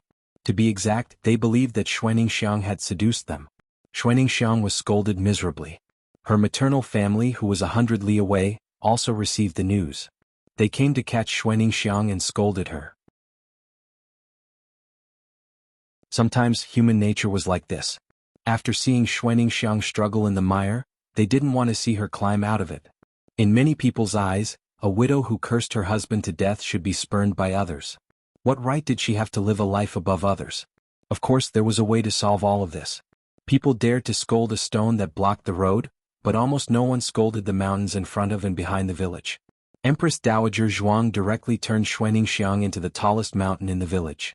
My family's Empress Dowager wants to invite Lady Xue to the capital. As soon as the eunuch said this, the people in the surrounding villages directly knelt down. The highest official they knew was the county magistrate. What was the Empress Dowager? She was a bodhisattva, a Buddha in the heavens. She was a powerful existence that could take the lives of their entire village with a single finger. No, she didn't even need to use a finger. Everyone's gaze towards Xuaningxiang changed from jealousy to fear. They couldn't afford to be jealous. Of course, Empress Dowager Zhuang didn't really want to force Xuaningxiang to the capital. She just said that to support her. The people sent by Empress Dowager Zhuang told Xuaningxiang that with the Empress Dowager's support, she didn't need to be afraid of anything. Even if she wanted to marry 8 to 10 husbands, no one would dare gossip about her. Xuaningxiang was frightened by these rebellious words. What 8 to 10 husbands? She didn't have such thoughts. However, after such a conversation, Xuaningxiang's courage grew by quite a bit. Zhou Erzwang and Headmaster Li were both very outstanding men. In another 10 or 20 years, perhaps Xuaningxiang would choose the high-spirited young man Zhou Erzwang. However, she was only 2 years older than Gu Jiao. At this age, she was carrying a bumpy experience, so she was more inclined towards Headmaster Li, who was like a father to her. He was mature and steady, he was considerate and meticulous, he treated people with tolerance, and he also had money. Moreover, Zhou Erzwang was Xuaningxiang's younger brother-in-law. Xuaningxiang couldn't get over this hurdle in her heart. Finally, and most importantly, she was a mother. Sometimes it wasn't the man who restrained a woman but the child. Guohua liked Headmaster Li and confusedly recognized him as her father. What else could she do as her mother? Old Madame Li's love for Xuaningxiang and Guohua was a plus. To put it bluntly, Xuaningxiang was tired and wanted to find a man she could rely on to live the rest of her life peacefully. Empress Dowager Zhuang understood Xuaningxiang's choice. In this world, not everyone could be as strong as Gu Jiao. Gu Jiao was unique. She never sought a sense of security from anyone. Her heart was strong enough and full of strength. Of course, this came with a price. She wasn't born strong, but there were too many things that she needed to carry with her young shoulders. Jiao Jiao, she carried all of them. Xuaningxiang didn't need to become the second Jiao Jiao. She could live her life comfortably. In addition, Xuaningxiang wrote a letter to Gu Jiao. Empress Dowager Zhuang always kept it in her purse when she played cards. She gave the letter to Gu Jiao. This time, Xuaningxiang didn't report the good news or the bad news. After all, Empress Dowager Zhuang's people already knew everything. There was no point in hiding it. In the letter, she asked about the Empress Dowager's situation. Why did the Empress Dowager know her? Was it because Xiao Lulang, the new top scorer, was doing too well in the capital? Or was it because Gu Jiao and the Marquis's mansion that the Empress Dowager's people were alarmed? Xuaningxiang thought that she didn't have that much face. Could it be that the old lady with leprosy is the Empress Dowager? I don't have that luck. Then didn't I cook for the Empress Dowager? The Empress Dowager also helped me look after my baby? Can't be. My ancestral grave doesn't emit smoke. Gu Jiao thought for a while and replied, Do you want to go back to your ancestral grave? Jiao Jiao. Jiao Jiao. Little Jing Kong ran over with a letter in his hand. He was originally pasting couplets. When he suddenly saw Gu Jiao reading the letter, he remembered that he also had a letter. Children were like this. Jiao Jiao, brother Ming, sent me the second letter. Do you want to show it to me? Gu Jiao asked. A letter was a very private thing. Gu Jiao wouldn't casually open little Jing Kong's letter just because he was a child. But if he wanted to share it with her, Gu Jiao would gladly accept. Yes, I want to show it to you, Jiao Jiao. Little Jing Kong nodded. Gu Jiao opened the letter. It was full of greetings between children. Little Jing Kong mentioned some interesting things about his family and the Imperial College in the last letter, which successfully aroused Ming Er's interest in learning. Ming Er told little Jing Kong that he also went to the Imperial College to study. However, he was going to the martial arts class. The Imperial College of the Liang Kingdom was slightly different from that of the Zhao Kingdom. It was divided into civil and martial arts classes. It was probably because the Liang Kingdom's imperial examination not only included civil but also military examinations. When little Jing Kong read the letter for the first time, he didn't feel much. Now that he read it again with Gu Jiao, he suddenly felt very envious of brother Ming. He also wanted to learn martial arts. He wanted to protect Jiao Jiao. Along with the second letter was the thank you gift about the music score of Reflection that Ming Er mentioned in the first letter. The letter was sent by Eagle, so it came quickly. The thank you gift was carried by horse carriages, so it took a long time. The thank you gift was prepared by Princess Yu and her husband. It was some specialties of the Liang Kingdom and more than a dozen children's toys. They were quite thoughtful. In addition, Princess Yu knew that little Jing Kong was talented and smart and was learning different languages. She specially selected 10 books that were only available in the Shangguan Kingdom, which were suitable for little Jing Kong's level. Xiao Heng made a plan for little Jing Kong. He read a little every day and improved a lot in the 3 Shangguan Kingdom subjects. In order to prove his improvement, little Jing Kong jumped off the chair and ran back to the room. He took his 3 Shangguan Kingdom poetry books and said, "Jiao Jiao, I'll recite them to you." He put his little hands behind his back and began to recite them while shaking his head. It was as if Gu Jiao could understand him. It was Gu Jiao's first time traveling. In the past it was Xiao Heng who went out. Every time he came back, Xiao Heng could feel the changes at home. This time, it was Gu Jiao's turn to feel the changes. Gu Xiaobao had grown up, Gu Yan and Gu Xiaoshen had grown taller, little Jing Kong had grown hair, and he could recite many Shangguan Kingdom poetry books. This feeling was quite novel. Dinner was not ready so quickly, but the hot water was ready first. Yao Shi asked the children to bathe. "Quickly finish bathing and wash your clothes." "There's no need to wash clothes on the first day of the Lunar New Year," Yao Shi said. "I'll go bathe first." Little Jing Kong turned into an obedient baby who loved bathing. He had forgotten how much he hated bathing during the 3 months when Gu Jiao was not around. "Jiao Jiao, go bathe too," Yao Shi said gently to Gu Jiao. "Okay," Gu Jiao agreed. The hot water was only enough for 2 people to bathe. The rest of them had to wait for the next batch. "Brother-in-law, thank you. Please help me bathe." Little Jing Kong came to the door and said politely to Xiao Heng, who was pasting the couplets. Xiao Heng's mouth twitched. That's not what you said the last time. If I dare to catch you to bathe again, what are you going to do?" "Run away from home." Cough. Little Jing Kong cleared his throat, spread his hands and said helplessly, "Who hasn't been young and frivolous?" Xiao Heng. Xiao Heng brought little Jing Kong to the west room to bathe. The charcoal fire in the west room was burning brightly, so it was not cold. Gu Jiao also went to bathe. She realized that there was a new wooden bucket at home. It was big and deep. When she sat down, her whole body could be submerged in the water. Phew. It was too comfortable. Her little toes bounced under the water. After bouncing for a while, she suddenly thought of something. She came back and scathed. Shouldn't her husband fulfill his promise to her? When Xiao Heng came out of the west room, he saw that Gu Jiao had finished bathing and washing her hair.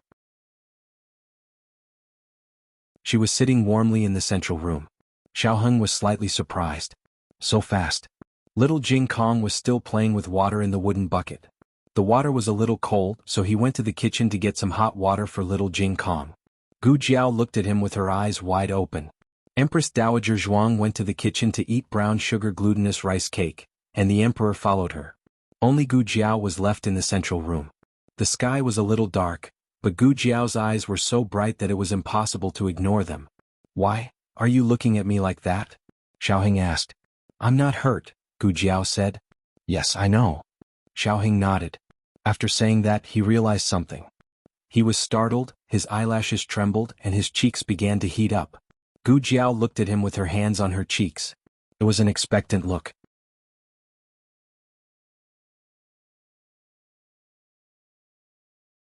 Chapter 528.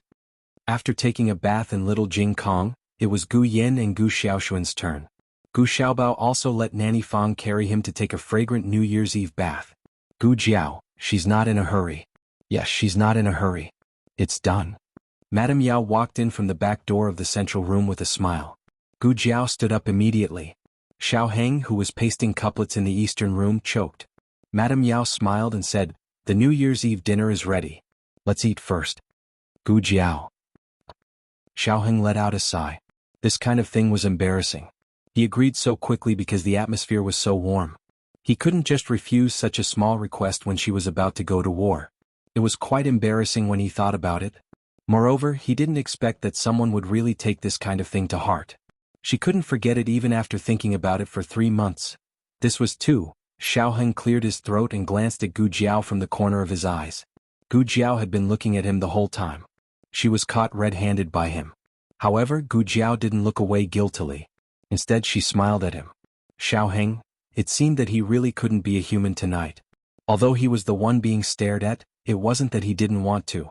Therefore, strictly speaking, he took advantage of her. Xiao Heng, you're only 19 but you want to be a beast." There were many people in the house, so they had to put together 2 tables to sit down. The New Year's Eve dinner was very sumptuous. There were cured meat and sausages from their own house, fried meatballs and eggplant from the neighbors, and a slaughtered chicken. It wasn't their own, but it was bought from the market. However, it still scared the chickens at home for a while. Other than that, the old chancellor also made braised small yellow croaker, mushroom duck soup, smoked bamboo shoot slices, of course, little Jing Kong's vegetarian dishes and steamed eggs with shrimp were also included. As New Year's Eve was also the birthday of Xiao Heng and little Jing Kong, the old chancellor had specially cooked 2 bowls of longevity noodles, one big and one small for the 2 of them. Just a day ago this family was still worried. Only after Gu Jiao returned did they finally have the feeling of a New Year's reunion. It was not the first time the emperor had eaten at Jadewater Lane, but it was the first time he had eaten New Year's Eve dinner. He looked at the dishes on the table that were not even worth mentioning compared to the palace banquet. He did not know if it was because the dishes were too shabby, but he actually felt a little sour in his nose after eating. He suddenly remembered the time when his mother was in the cold palace. It was also New Year's Eve when he and Ning climbed over the wall to find his mother. At that time he saw his mother sitting alone in the cold, dilapidated room. There wasn't even a decent pot of silver charcoal. He took out the pastries and chicken legs that he had stolen with great difficulty and handed them to his mother. Unexpectedly, the pastries were crushed and the chicken legs fell to the ground. He did not cry when he climbed over the wall and fell, but when he was chased and beaten by the palace servants and realized that his mother might have to starve on New Year's Eve, he cried out loud. He had forgotten all these things after being bewitched by concubine Jing, but he remembered more and more recently. He felt more and more guilty towards his mother. "Your Majesty?" Eunuch Wei, who was helping to carry the dishes, looked at the emperor with a panicked expression. The emperor's tears could not be stopped. He stubbornly choked and said, "I'm fine. It's the effect of that white medicine acting up again."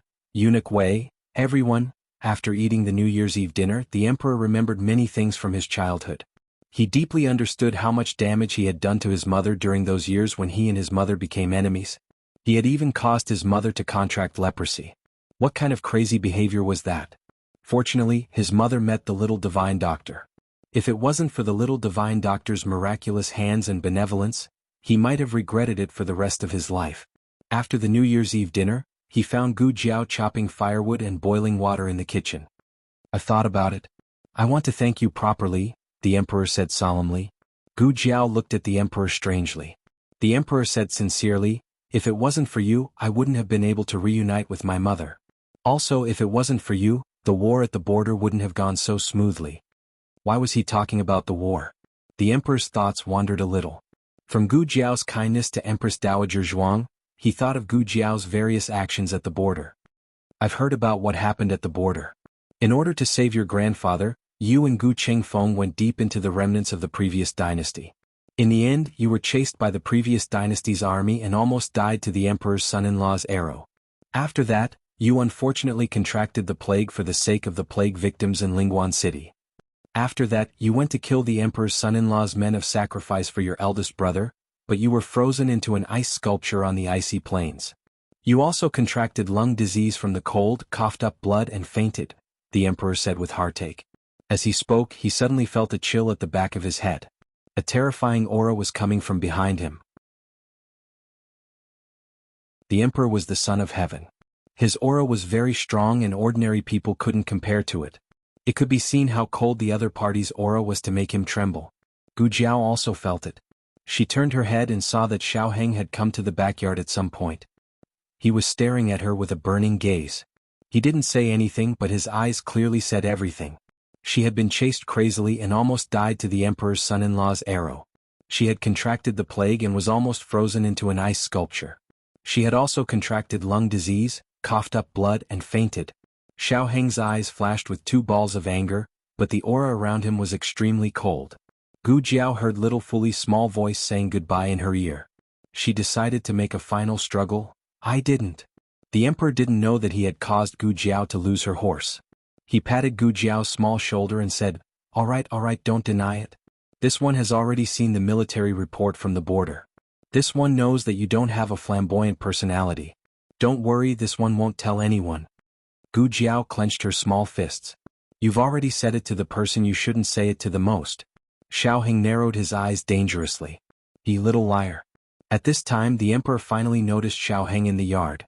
Xiao Heng leaned on his cane and walked towards Gu Jiao with a cold expression. He was here to denounce Gu Jiao. The emperor's gaze fell on his small crippled leg and cane. He asked with a strange voice, Didn't Yu say that your leg has already recovered? Why are you still using this? Yu, who was in the woodshed, covered her mouth. She didn't mean it. She said it for the Empress Dowager. His Majesty heard it himself. Don't blame her. The sudden revelation made Xiaoheng stop in his tracks. He staggered and almost fell. This time, it was Gu Jiao's turn to narrow her eyes and look up and down at Xiaoheng with a dangerous gaze. Aha, you still called me a little liar. It turns out that we're the same. The Emperor had exposed two identities at once, but he still didn't realize it. He was thinking about how to reward the little magic doctor while secretly returning to the palace with Empress Dowager Zhuang. He left the lost couple at the door of the kitchen and stared at each other. Yu was called over. When did your leg recover? Gu Jiao asked with a serious expression. Yu's heart skipped a beat. She glanced at her husband guiltily, lowered her head and said weakly, It was the second day after your mother came here for the first time. Gu Jiao had an impression. The first time Princess Xinyang had visited was not long after Prince Ning's accident. At that time Xiaoheng had been harmed by Prince Ning and had injured his right hand. She had gone to Vermilion Bird Avenue and told Princess Xinyang that Xiaoheng had been living in the shadow of being abandoned by Princess Xinyang and his unbearable past and self-loathing. Princess Xinyang came to Xiaoheng. With the help of his great-aunt, Xiaoheng learned that Princess Xinyang had never abandoned him. The mother and son's worries were solved. So, after his heart disease was cured, his leg was no longer crippled? But when he went to Hanlin Academy for duty the next day, it was clearly not like that. By the way, how's your hand? Does it still hurt? Can you write? It doesn't seem very good. I don't have much strength. Is my hand like my leg? Does it need? At that time, he had sighed and wanted to say something but stopped himself. He really looked like a little cripple who could no longer walk. She comforted him and told him to strengthen his rehabilitation and massage more. He would definitely recover. Then she massaged him the entire way. Gu Jiao now seriously suspected that not only had his leg healed, but his hand had also healed. He was faking it. Gu Jiao crossed her arms and looked at Xiaoheng. Her small eyes were a bit fierce. Xiaoheng also did not expect that he would fall again and again. Not only was his act of faking a cripple exposed, even his act of faking a crippled hand was exposed. This was great. He did not even know who was blaming whom. What is it? Yao Shi saw that the three people's expressions were not quite right. Gu Jiao and Xiaoheng did not speak. Yu pointed at Gu Jiao and quietly said to Yao Shi, Eldest young miss fell seriously ill at the border and almost froze to death. When she came back, she lied that nothing had happened to her. Yao Shi's expression changed. Yu then pointed at Xiaoheng. There's also son-in-law's leg. In truth, it was healed a long time ago, but he also lied that he was still crippled. Yao Shi took a deep breath and tightened her grip on her handkerchief. It's the new year. Don't get angry, don't get angry. She squeezed out a smile. Today is Aheng and Jing Kong's birthday. Everyone is waiting for you in the main room. Following this, she looked at the young couple and put on a fake smile, saying, After the new year, I will settle this debt with you. She turned around and helped Yu into the main room. Gu Jiao raised an eyebrow and glanced at a certain person. Did you hear that? After the new year, I will settle this debt with you. Xiaoheng faintly smirked. You speak as if I don't need to settle this debt with you. Gu Jiao, your situation is more serious than mine. Gu Jiao. What sort of new title was this? Xiaoheng had blurted out this title. After saying it, he felt that it was quite good. He suddenly curled his lips and called out, Gu Jiao. Gu Jiao opened her mouth and pondered for a few seconds. She then looked at him meaningfully. Since we're even now, tonight you? Before she could finish speaking, his slender finger gently pressed against her soft lips. No, you're not allowed to. You won't be allowed to see. Gu Jiao's small face darkened. Since the matter had been exposed, Xiaoheng might as well not hide it and openly entered the main room. It was just that everyone's attention was not on his legs for the time being. Glancing around, they faintly felt that something was off, but they could not figure it out for a while.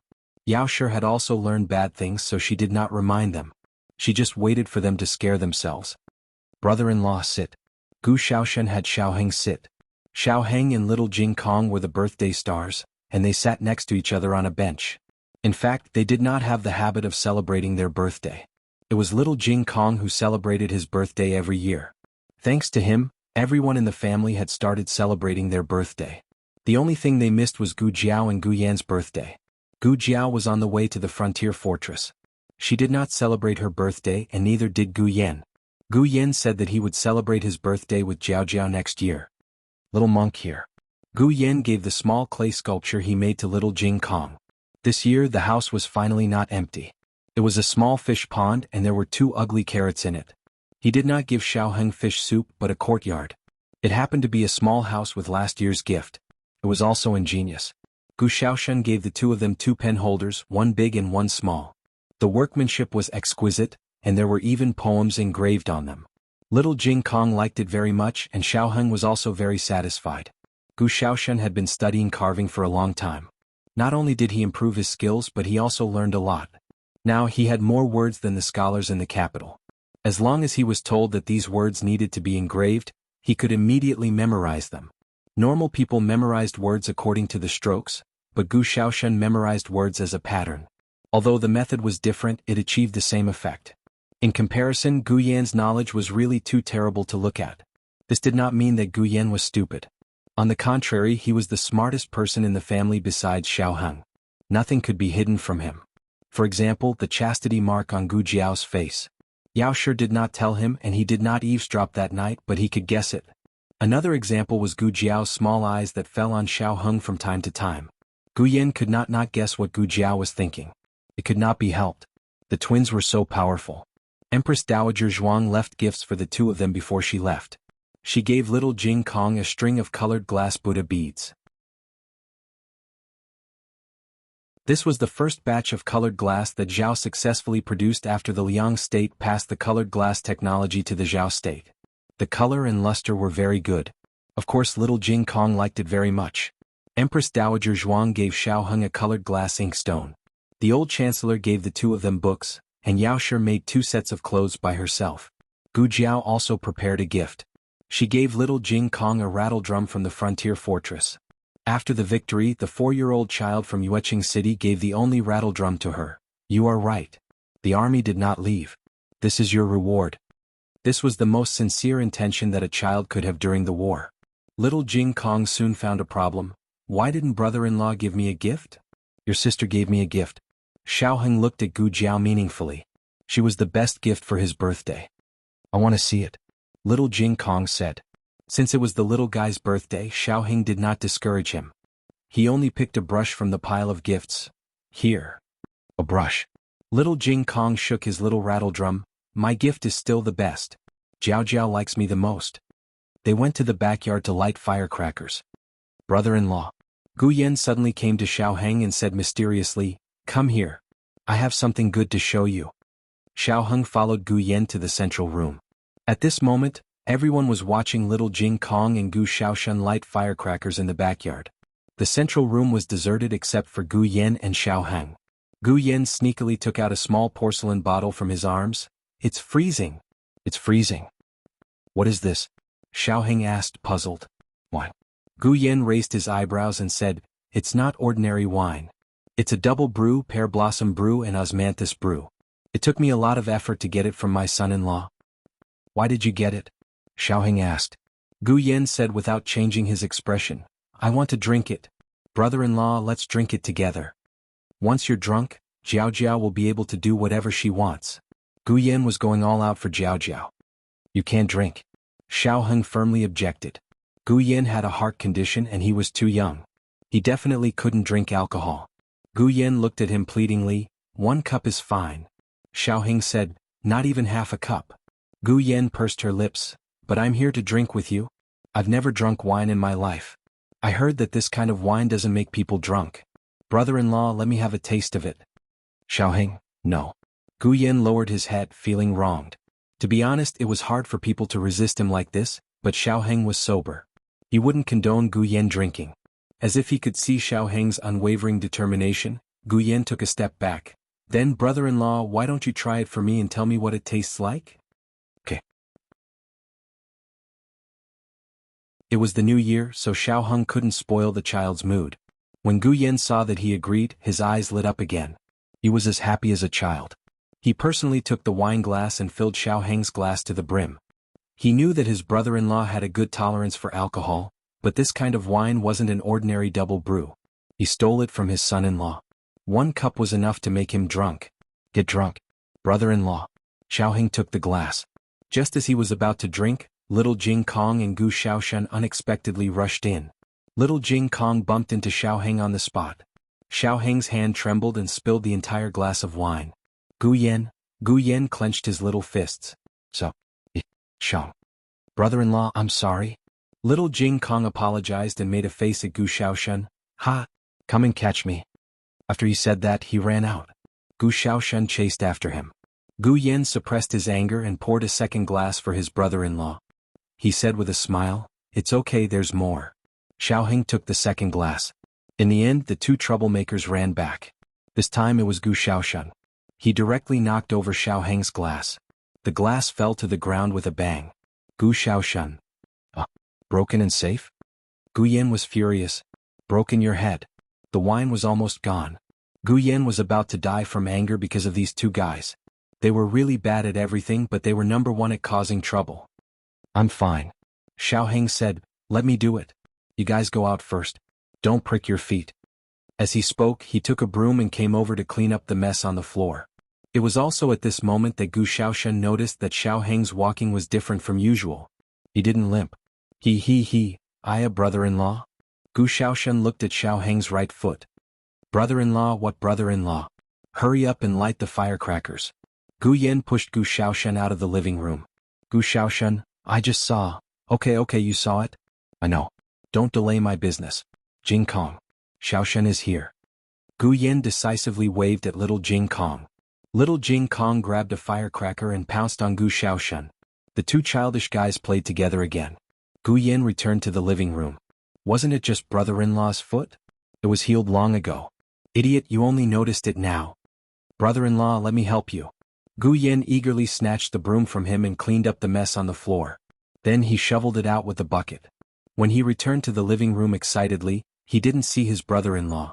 Instead, his sister was sitting at the table with a flushed face. He walked over in a daze and asked Gu Jiao, Sister, where is brother-in-law? Gu Jiao looked at him with her misty eyes and pointed at the study room.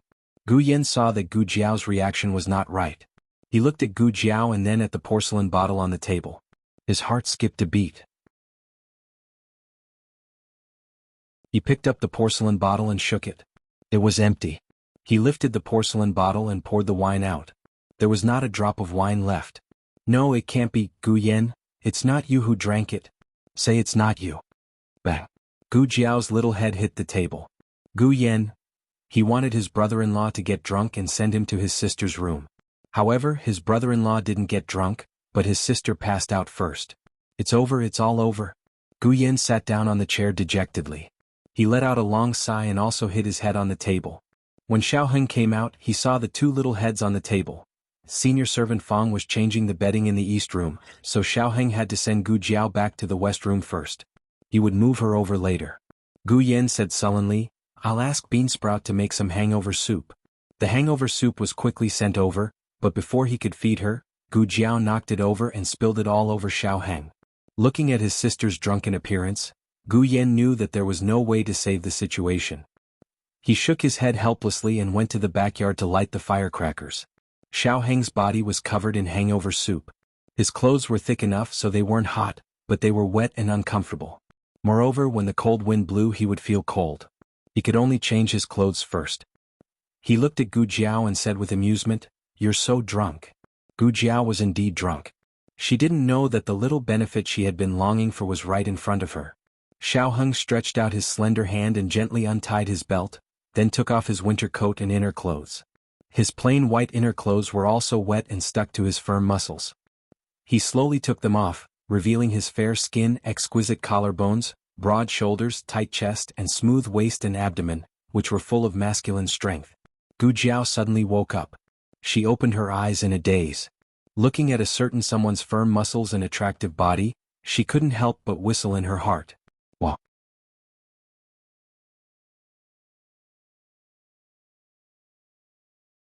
Chapter 529. Xiaoheng's shirt and pants were wet from the hangover soup, so he had no choice but to change out of them. When he finished changing and turned around, he subconsciously glanced at Gu Jiao, who was a drunken mess on the bed. Gu Jiao's sleeping posture was a bit, well, it was hard to explain. Her face was flushed, the quilt was kicked, and the pillow was crooked. She spread out her arms and legs and lay on the mattress with her head tilted to the side. "Young master, I've cleaned up." Outside the door, senior servant Fang said. "Okay, I know." Xiaoheng agreed. Xiaoheng came to the bedside and looked at Gu Jiao, who was sleeping in such a strange posture for the first time. He inexplicably felt strange in his heart. Then he looked at Gu Jiao's lips. "Wait a minute. Is this girl drunk? Or is she dreaming? Why does it feel like she's drooling?" Xiaoheng took out a handkerchief and gently wiped her clean. "Why does it feel like this girl is smiling even in her dreams?" Gu Jiao was drunk and couldn't stay up late, but the rest of the people played until midnight. Then little Jing Kong and Gu Xiaoshan lit firecrackers. Not only their house but the entire hutong was lit. Even so, Gu Jiao didn't wake up from her beautiful dream. Her husband is so beautiful and has such a good figure. It's the best I've ever seen in my 2 lifetimes. So good looking, so good looking. In her dreams, Gu Jiao hugged the small quilt and rolled around on the bed. The next day Gu Xiaobao woke up the earliest.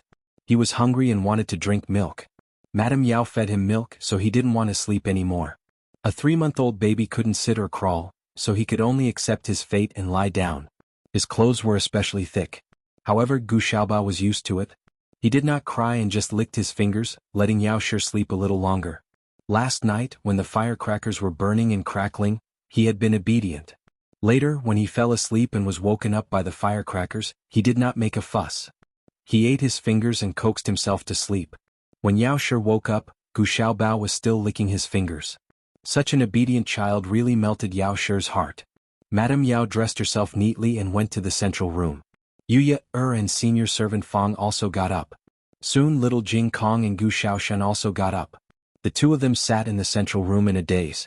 They did not know what Gu Xiaoshan and little Jing Kong were talking about. Both of them looked at the door of the west room.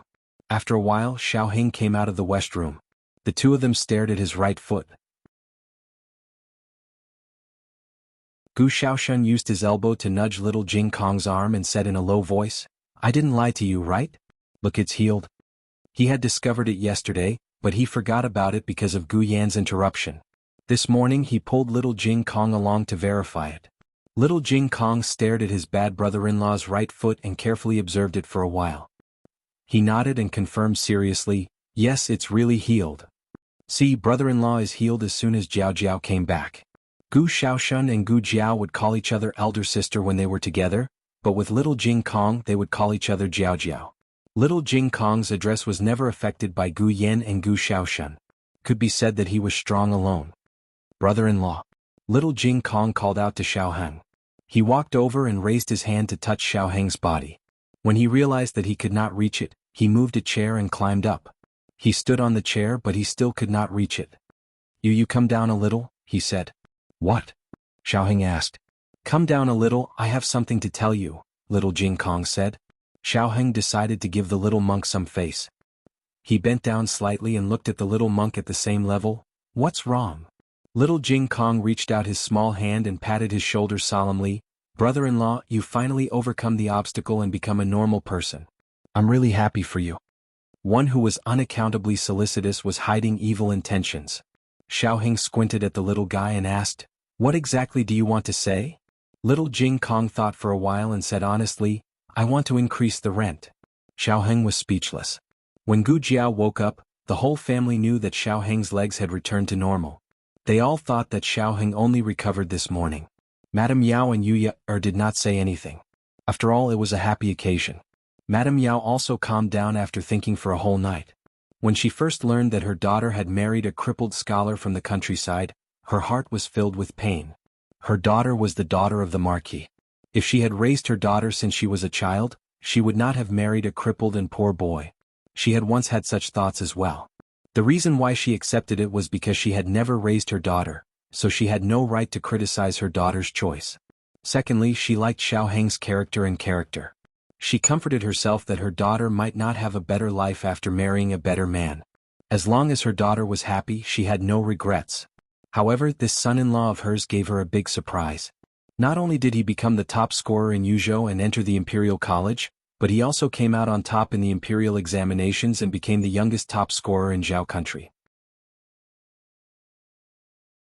His only regret was his legs, but now even this regret had disappeared. How could Madame Yao be ruthless enough to find Xiao Heng to settle accounts?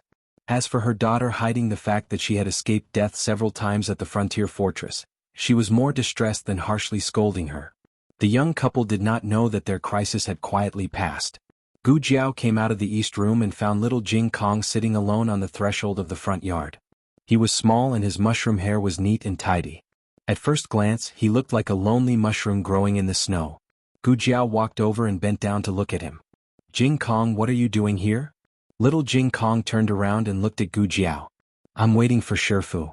When he said this, Gu Jiao remembered that little Jing Kong's Shifu would celebrate his birthday with him every year. He also came last year, but he did not meet with the others. He left little Jing Kong's birthday gift, a deed to a house in Liang country, and then left. Gu Jiao sat down next to little Jing Kong and asked, Your Shifu didn't come last night? Yes. Little Jing Kong nodded, but he was a little depressed. Gu Jiao rubbed his little head and said, It snowed heavily in Zhao country this year. Your Shifu is old, so it might not be convenient for him to go out, or he might have been delayed on the road.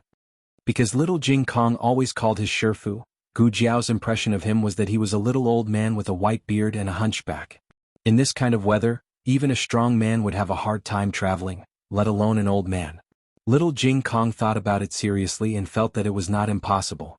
Compared to him, his Shifu was indeed quite old. So his Shifu might really have been delayed by the heavy snow. Do you miss your Shifu a lot? Gu Jiao asked. Yes, a little. Little Jing Kong was an honest child. Gu Jiao paused and asked, Why don't you write another letter to your Shifu? Little Jing Kong curled his lips in disdain. No, he didn't reply to the letter I wrote to him last time. The more he talked, the more it showed that he cared about his Shifu. He was a very affectionate child. His Shifu picked him up and raised him until he was 3 years old. In his heart, his Shifu was like a father, right? Gu Jiao said to little Jing Kong, How about this, when I reply to Ningxiang's letter, I'll ask her to go to the temple and ask if your Shifu is well and if he went out. Okay. Little Jing Kong did not refuse. Gu Jiao curved her lips. What's your Shifu's name? Little Jing Kong said, Liaochen. Gu Jiao nodded thoughtfully. Judging from his Dharma name, he must be an enlightened monk. Little Jing Kong thought for a while and spread his hands. I don't know if he's enlightened or not, but my Shifu is indeed very tall.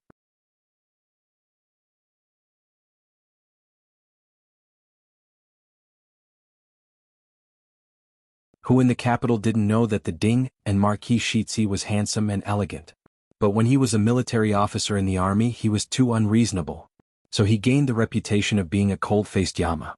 But it was this cold-faced Yama that protected their Zhao country's mountains and rivers. The crowd burst into fierce cheers. I heard that Gu Shitzi is not married yet. What, you want to marry your daughter over? It's not impossible. Your daughter is only 3 years old. Who is that person? A young man pointed at the young man wearing silver armor behind Gu Changqing. When did the Gu family army have such a young general? To be able to walk behind Gu Changqing, it was reasonable to say that his position in the Gu family army was not low. But when the Gu family army left the city, they also came to see. The two commanders on the left and right as well as the generals were much older than Gu Changqing. This young man was clearly younger than Gu Changqing. Between his eyebrows was a bit immature. The people guessed for a while but couldn't guess who he was. In the end, an imperial guard in front of the people couldn't help but say, It's Ding and Marquis Fu's second young master. Ding and Marquis Fu's second young master? Everyone was shocked. Didn't Ding and Marquis Fu only have one son who knew martial arts? The other young masters were all said to have never practiced martial arts. Even the youngest fourth young master was a sickly invalid. That person looks like Gu Qingfeng. At this time, a student from Qinghe Academy recognized his classmate. Coincidentally, Gu Qinglin was standing right next to him. Knowing that grandfather and brothers were returning, he couldn't wait at home and came to the city gates to greet them. He knew that second brother had also gone to the frontier, but he didn't think that second brother would go to war. He thought that second brother was worried about grandfather and ran over. He wouldn't be able to help at all. Heavens! Qinglin, that person? It can't really be your second brother, right?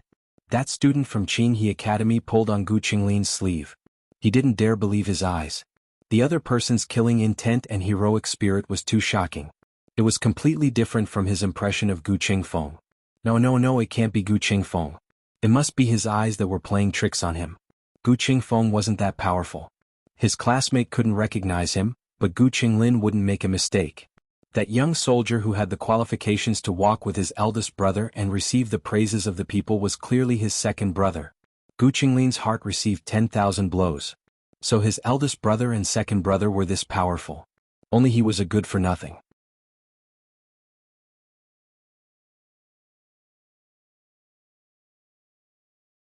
Chapter 530.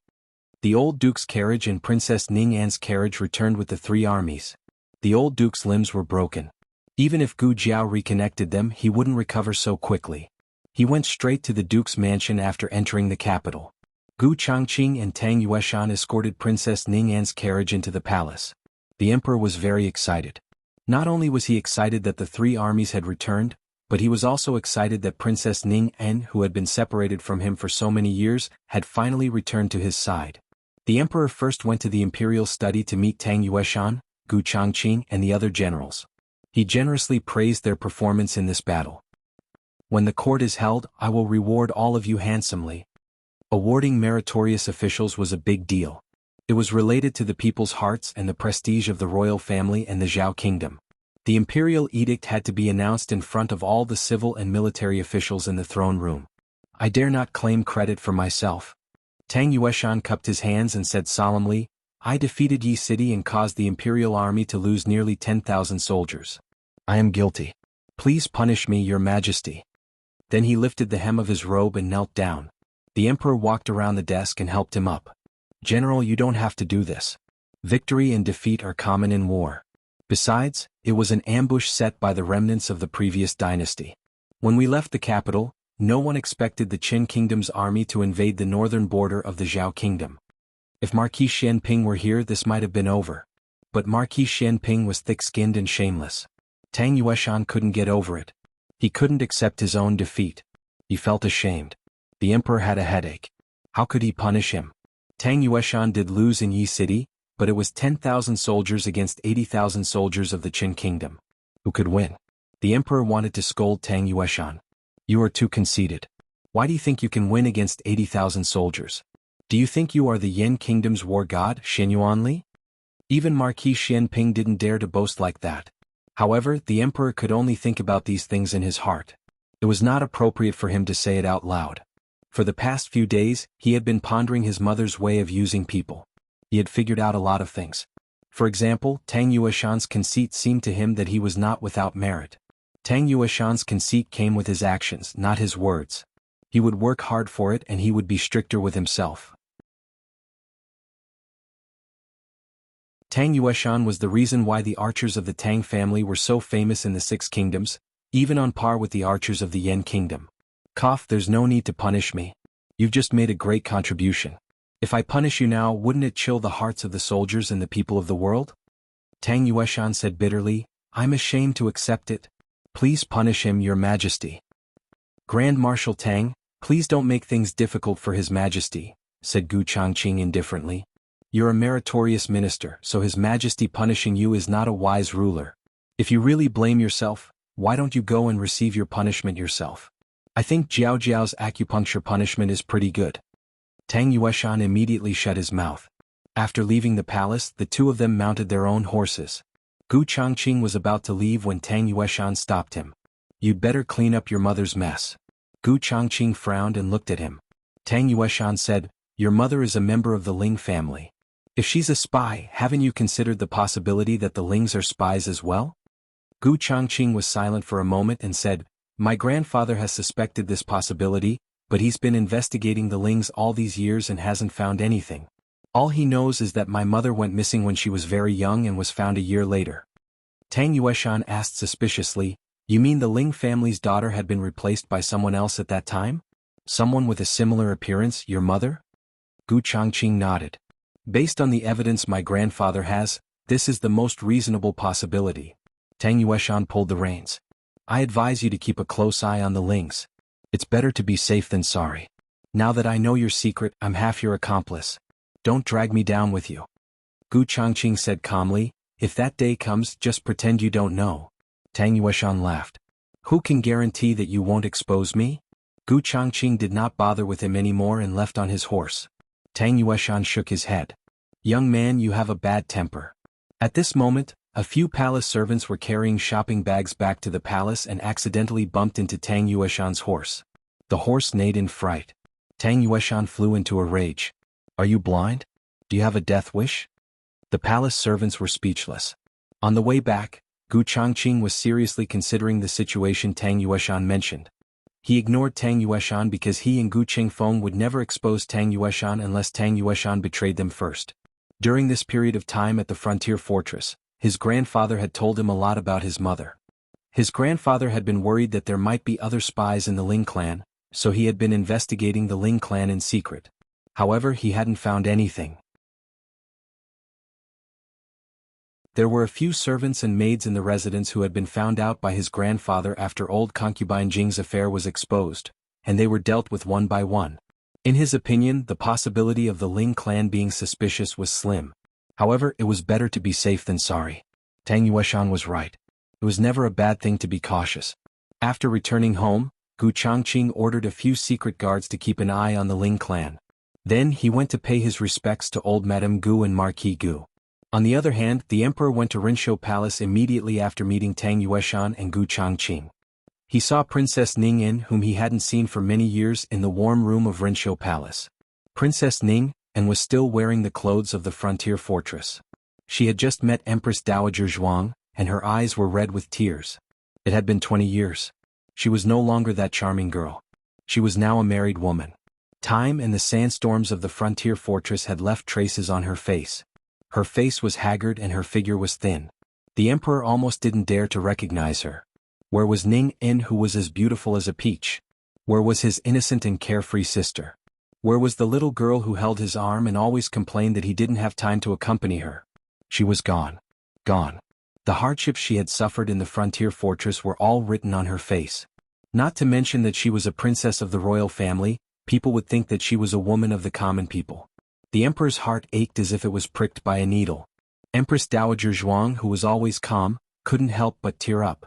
Your Majesty. Princess Ning, and sobbed and knelt down to salute the emperor. The emperor held her and didn't let her kneel. Get up.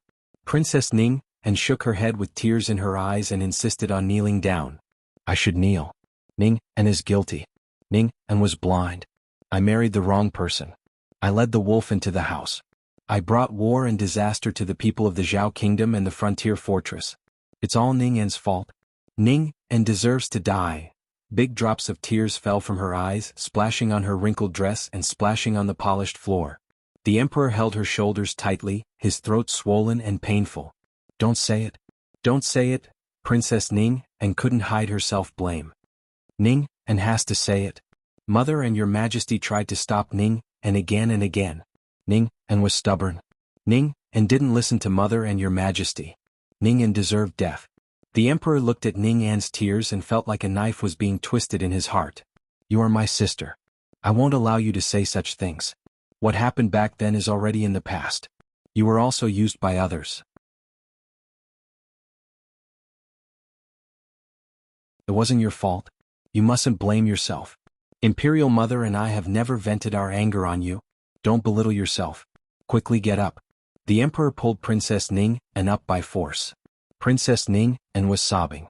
The emperor looked at the 12 or 13-year-old boy sitting in the wheelchair. His eyes moved slightly and he asked, "This is?" Princess Ning En turned her head and said to the boy, "Xian, quickly greet your uncle." Compared to Princess Ning En's breakdown, Huang Fuxian was much calmer. He didn't shed a single tear, nor was there a trace of sadness or excitement at the reunion. He just stared straight at the emperor, as if he didn't know that such a direct gaze was very rude. "Uncle," he called coldly. This greeting was neither warm nor respectful.